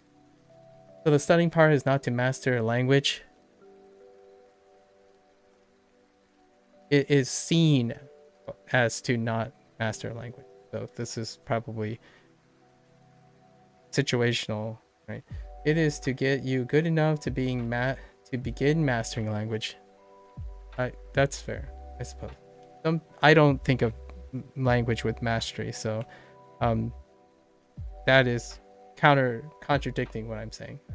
So for you, that seems like you consider mastering a language. Some people do think like only reading manga in Japanese. They might also only play video games in Japanese, right? They only speak in Japanese, or they try to only read in Japanese subtitles with Japanese audio. Yeah, to be honest, some of my basic Japanese vocab has already started passively coming up in your mind. I see. Someone talked about getting a language from the game part of the mind to the language part of the mind. Studying can bring it into the game part of your mind. Immersion brings it to the language part of your mind. Okay, I can see that. The whole like compartmentalization of the mind, I think, is something of a simplification of how the brain works. Generally, most of your memories are not necessarily compartmentalized like that, but more associated all the time. So early in the days, I mean, I'm not a neurobiologist or a neuropsychologist, like a psychobio as well.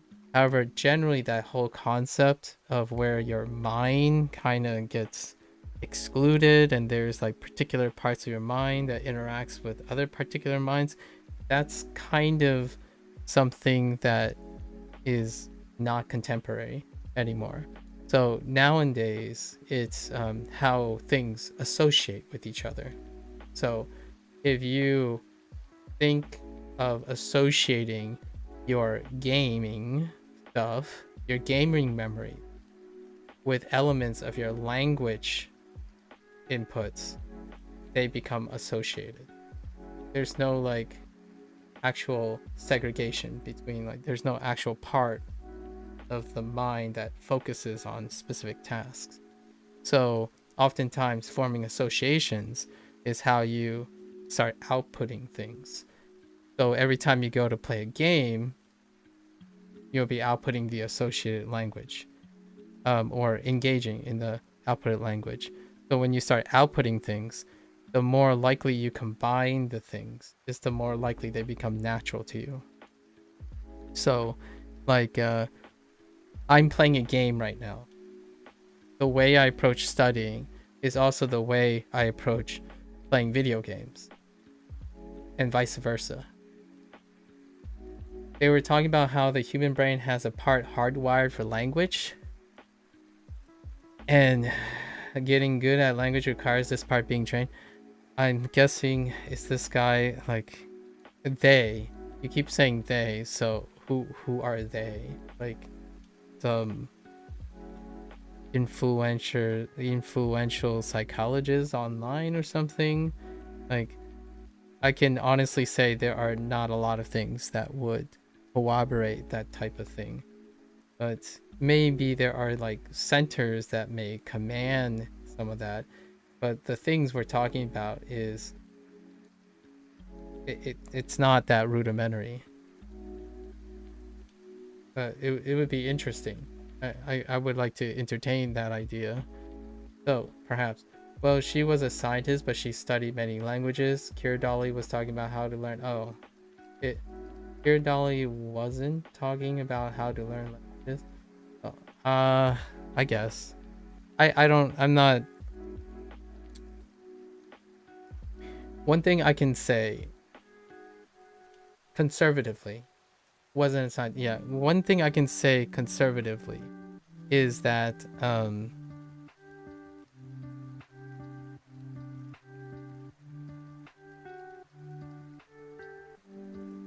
thinking of it that way can encourage behavior that allows for beneficial language learning.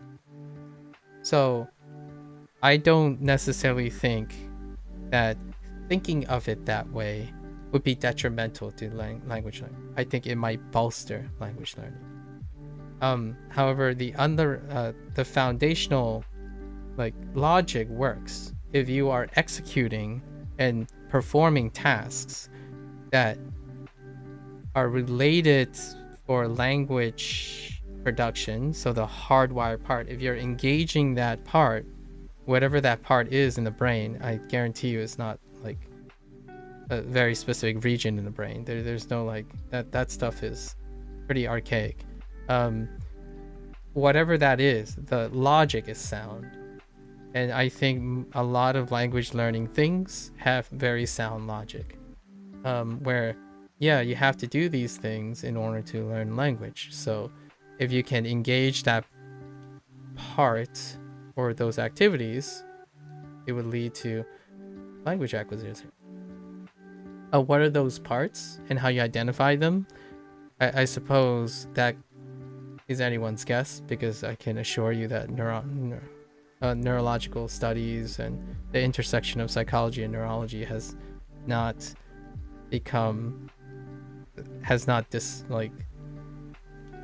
figured that out yet, or demonstrated a lot of robust science to back that up.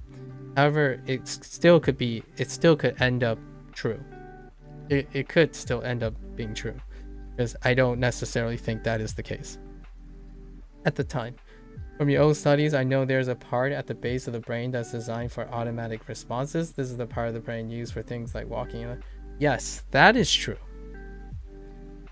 Sort of. I think it's still true, sort of. The reason why I say sort of is because damages to specific types of brain, like opportunistic situations where people have compromised parts of those brains, don't necessarily have the inability to do those things. So like the brain's plasticity is not to be underestimated. So yes, certainly by default, there's particular brain function designed for certain places, but I wouldn't say there aren't things that challenge the plasticity of the brain. We'll go into this discussion another time. That's a pretty interesting thing to talk about, and I would love to learn more about your studies. I haven't studied this like in a professional setting. I was a molecular biologist, so I studied things on a much smaller scale. You suspect pronunciation is related to this part of the brain? Interesting. I'm gonna say yes and no, because yeah, I'm gonna say yes and no. Largely due to the phenomenon known as, this was just high school science. Okay, so if you think of mind-body connection, Hinorashi, if you think of the mind-body connection, we're not talking about science, like hardcore science anymore, like just the effects and training, right? If you think of the mind-body connection, then the answer is no. That's a counter argument to something that's autonomic. So for example, when you perform a push-up for the first time, and then you consciously are aware of how you have feedback from them, all of that is not associated commonly with, like exclusively associated with an automatic response. So you may argue like, oh yeah, well, you can catch yourself when you're about to fall, right? Those are autonomic responses. If you're falling, you'll catch yourself. You can also have a conscious level of being able to rectify how you catch yourself. So it's not exclusively automatic. Like there are lots of things about the mind-body connection that are not automatic, but can be practiced and trained. That includes running, walking, like your movements that would be classified as automatic. So there's still components of conscious thought that can create new intuitive responses that become intuitive. So it's not exclusively that particular part of the brain that is automatic. However, that would be a fun topic for another time. And pronunciation also is that. I'm not talking fully automatic. I'm talking about how people basically walk like a fly by wire guidance systems. You do the basic controls, but the small nuances are done automatically. So I'm saying they don't. They're not, the small nuances are not always done automatically, right? You're saying they're not fully automatic. Yes, I'm going to say again, once again, I'm going to emphasize that it is erroneous to suggest one is more contributing more dynamically to something than the other. So there are automatic components and then there are not automatic components. Now, what happens when you remove those automatic components? It's not clear if the person can still function without those quote unquote places in your brain. And there are many anecdotal or case studies where damages to that particular place can be reconstituted in another place. So it's not to say that this is not true, but what you're suggesting is that that is probably the more important place, or like maybe it's not that simple. I guess I don't know what else to say about that, except probably try to end my stream before, like, people have thought, I don't know if you've a great study would be something like, if you look at case studies for head lesions, right, brain lesions, where certain parts of the brain would end up being removed or they become damaged, right? And those individuals have a surprisingly plasticity to be able to do what seemingly would be considered autonomic things that are ascribed to a specific brain. Obviously, there are parts of the brain where if you remove enough of it, it won't be able to compensate. But it's more than just that. So yes, I would say a part of speech is autonomic. There's something autonomic about it as well. I don't know how this is relevant to the idea of creating integration in one's lifestyle. However, you could make an argument that if it is autonomic, right, then you can't necessarily train it. However, you can feed it input so that you can engage the automatic thing to achieve what you want, I suppose. And I guess that may be a way to apply the idea that pronunciation is part of this system that you control. However, that you don't control because it's autonomic or automatic. I would say, like you, it's not fully automatic. So there's a component you can train, and there's a component that is automatic. And most people, I would say normal people, would probably be providing advice and training based on the non-automatic part, right? So we're using our logic, and you're saying basically walking like a fly by wired guidance systems. So those automatic things are probably not the things we're talking about here. Like Dolly's advice is probably based on all the things you can do voluntarily as opposed to automatic, and recognizing that there are automatic systems that you can input to encourage something, like pronunciation. For me, integrating that into your life, like, using both languages, 2 or 3 languages at the same time, however regular that is, it will likely be associated and engaging all these automatic systems that happen. So for example, when you go out to walk and one day you just decided, let me focus on what the walking feels like, as opposed to completely making it a passive activity, right? Walking can be a passive activity, which you call the automatic system, the guidance system, and it can be an active activity. That active activity then can become passive through training. So your walk can quite literally change, but then become automatic again.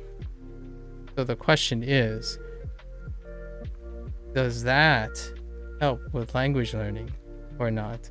Or does doing something by focusing on it create a new automatic, right? Because you're saying that small nuances are done automatically, and I disagree. It is the small nuances that tweak the automatic. Automatic responses are gross, wide things. So like a knee jerk, or generally automatic responses are big actions. They're like necessary actions. Small nuances are components, in my opinion, of higher thinking, of like not the part of the brain that's automatic. So knowing how the water feels between your toes are the small nuances that you must pay attention to. you can your automatic system cannot appreciate small nuances, in my opinion. That's the idea. So it's almost like my mindset about this is the reverse. Your automatic system cannot detect small nuances. You have to consciously make those changes. So like for pronunciation, in order to become more accurate in like say pitch accent, one must be actively training for the small nuances in order to take care of it. I don't think your automatic system will be able to pick up the nuances without you actively paying attention to it. So you can't say acquire pitch accent without attention to the small nuances, because they're not the automatic part. Automatic parts are the ones that deal with the big picture. So when you can walk, it takes care of most of the walking. To make walking more efficient, you have to pay attention to the nuance of walking in order to condition your automatic walking. To get faster at running, you have to train for the nuances of running in order to make it better. I had this interesting experience once. I was playing O's and I was not consciously clicking the circles. I was simply looking at the screen and my hand was being moved by a non-conscious part of your brain. It felt strange when this was happening. Yeah, but those are gross movements. So, could you tell what it was doing? Right? Like what I mean is, when you're doing that, it's a passive response. So you must have done it quite a lot. Right? But you don't know the nuances of those movements. Right? The automatic system doesn't keep track of nuances. I know, but it doesn't keep track of nuances. Look how complicated Osu gameplay is. Do you know? Are you really actually gonna go like? Okay, all right. Do you know how complicated a thought is? Like I don't know if like look at how complicated Os gameplay is. I play Os, right? But I'm not gonna say that it's not complicated. But I don't think you I feel like there's an underestimation of how complex a thought is, and how complex nuance everything you do is. So what you're doing now is probably equally as complicated, which is to have a discussion on demonstrating how complicated OS gameplay is. But OS's movements, the movement that takes to do those things, is far less complicated than what you can think of. So, like, your attention to playing and stuff trained and conditioned whatever you had, that little out-of-body experience. It was just strange to have my arm was moving with zero conscious thought.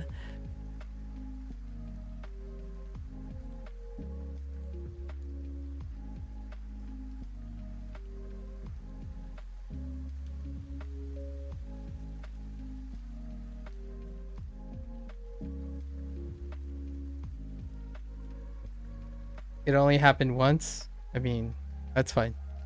I really this is probably too long to talk about, but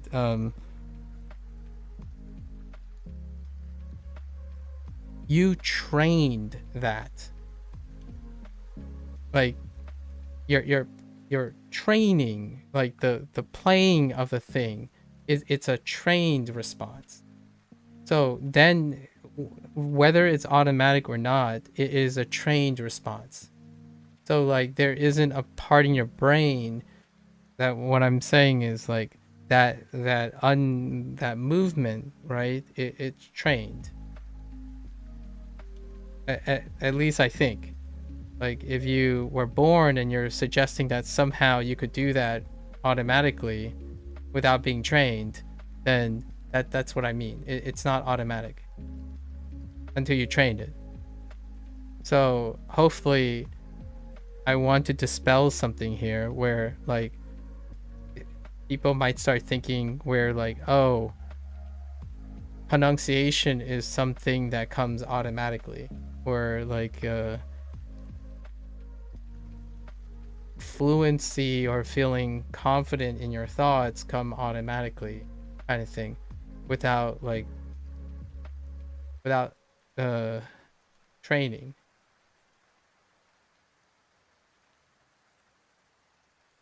That's not what you meant? Okay. I hope you're not insisting that. But the idea is that yeah, sure. If you think you had zero conscious thought while moving your arms. I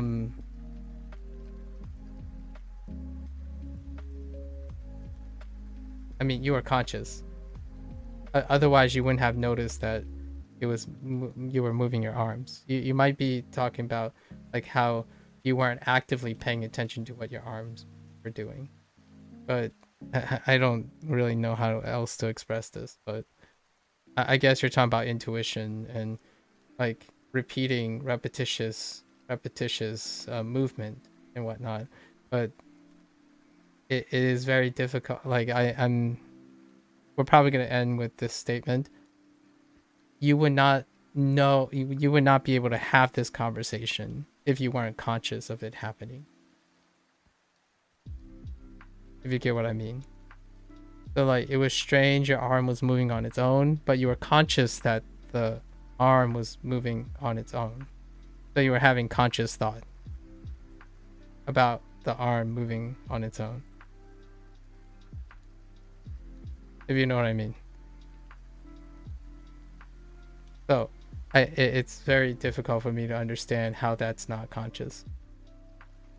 I meant that execution of a complex series of movements was trained, and then you basically say do patterns but don't think about the patterns. Yeah. Sort of. Yeah, sort of. Sort of. You're thinking about something that is allowing you to execute those patterns.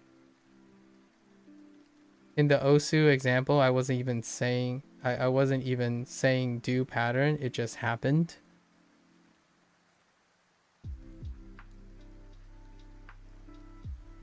Yes, that's intuition.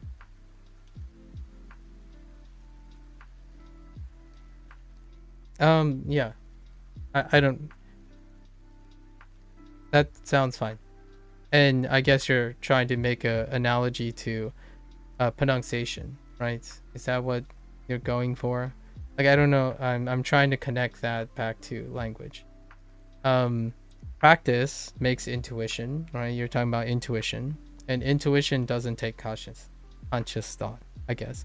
But you do have to stay conscious for it to happen. Yeah, I guess you could make an argument for that, right? Like, if you practice pronunciation enough, you might not have to think about doing it.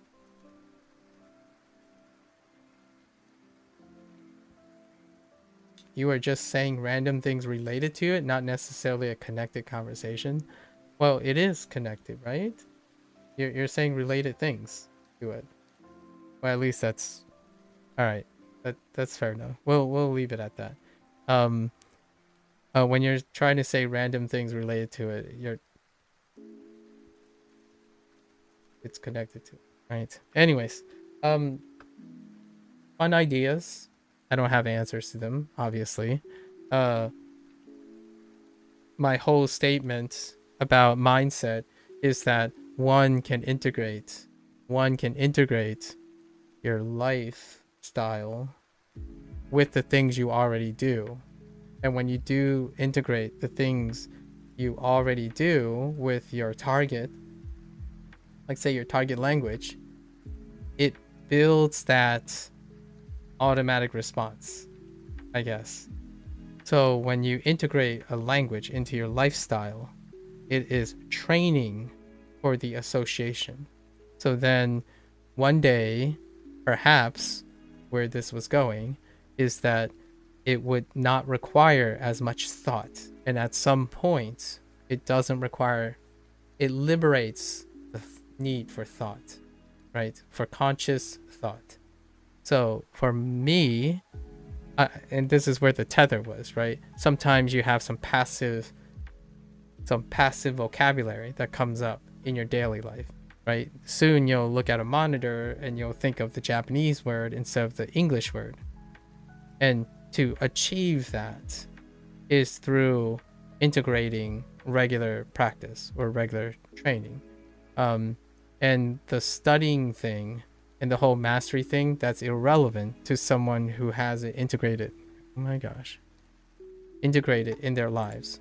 So I don't think I don't think I stray too far away from the idea that there is something automatic about things you trained really, really well and very, very vigorously. So for example, if you're going around and you're constantly at first thinking, I don't know the Japanese word for that, but it's certainly a tree, which now is a key.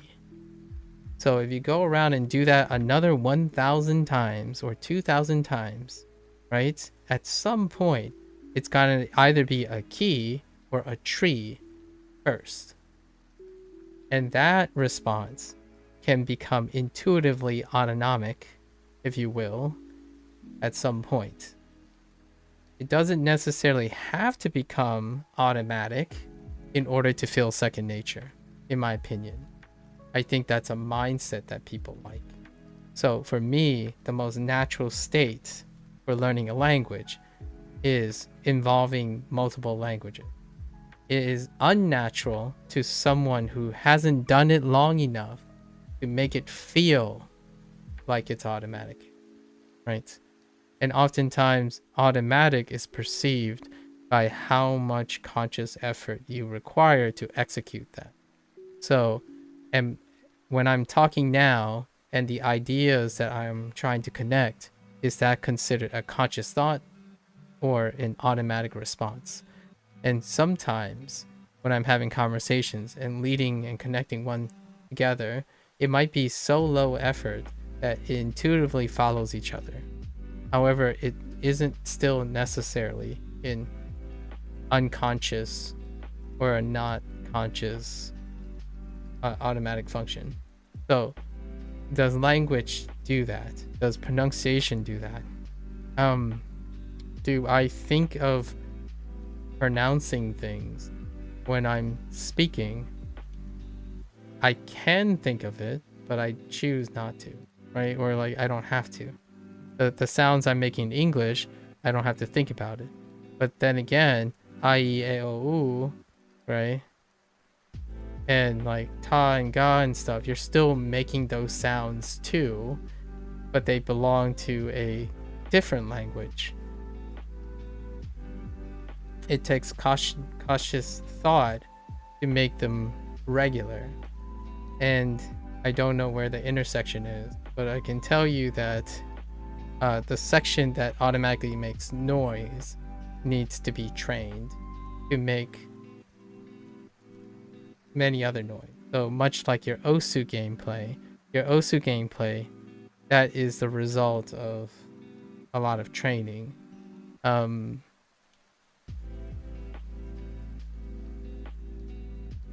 I don't know where I'm going with this, other than do it often. You know, find as many opportunities to do something often, like your language, and you'd be surprised. It might become automatic, right? It may never become automatic. Who knows? I don't think language can completely become automatic, at least in my opinion. I don't think English comes automatic to me. I think about what I say all the time.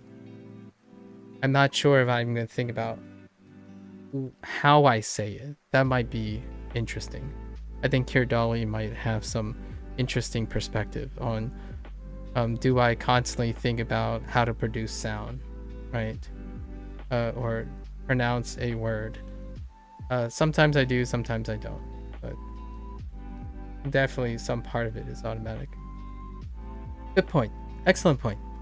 I don't know enough, so that's why we're talking about it a lot.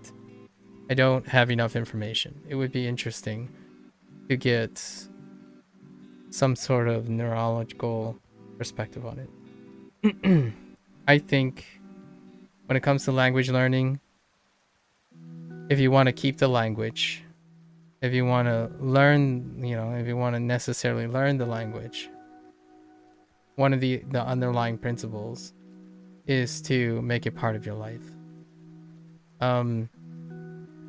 What's more part of your life than the native language you're using? So if you're constantly saying that right now you want to learn a language and your first thought is, I need to stop using my native language to learn that language, then until the day you, in my opinion, that it doesn't feel like your target language needs to be a separate part of your life, i.e. move to Japan, so it's no longer a separate part of your life, then perhaps that'll work out. For me, I don't plan on moving to Japan, so my life typically involves using both Japanese and English at the same time. So that is my natural state. And when people think about, oh yeah, how you feel naturally, this is my natural state. When I speak English, I often question if I'm saying things correctly or if I'm saying things appropriately or not. I expend a lot of energy explaining and thinking about it, like our conversation here. Like, I'm thinking about how to word certain things. So how close you get to a natural state is relative, in my opinion, to people. Some people might think fluency is when they only think in the language. Meanwhile, I'm thinking that there isn't too much of a difference between constantly translating and being fluent in the language, because I am constantly interpreting and translating every day. So in Osu gameplay can feel natural to someone when they see it. I think about my hand motion every time I play Osu. Do I turn my brain off when I play Osu? I haven't tried. So perhaps it is a thing. When I run, I think about the running. And when I walk, I still think about the walking. Some people do things passively, and I tend not to. One thing I do automatically, though, is breathe. And occasionally I think about my breathing. But there are lots of automatic things.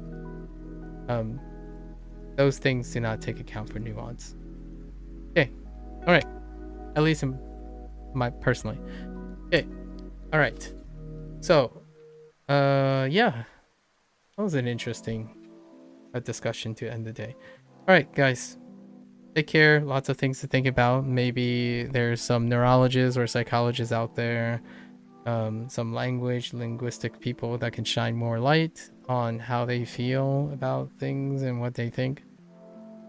I think the nice thing about this area is there isn't hard science to say certain things, and it leaves a lot of room for discussion. All right, guys.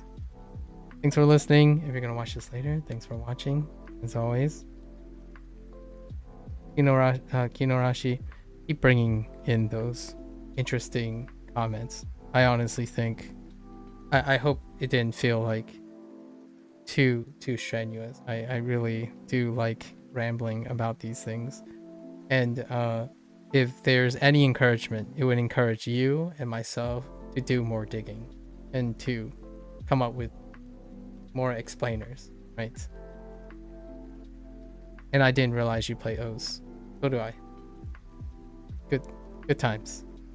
Okay. All right. As always, また明日。はい。じゃあね。またね。再见。明天见 right? Take care. Bye bye. And have a good one. Best of luck.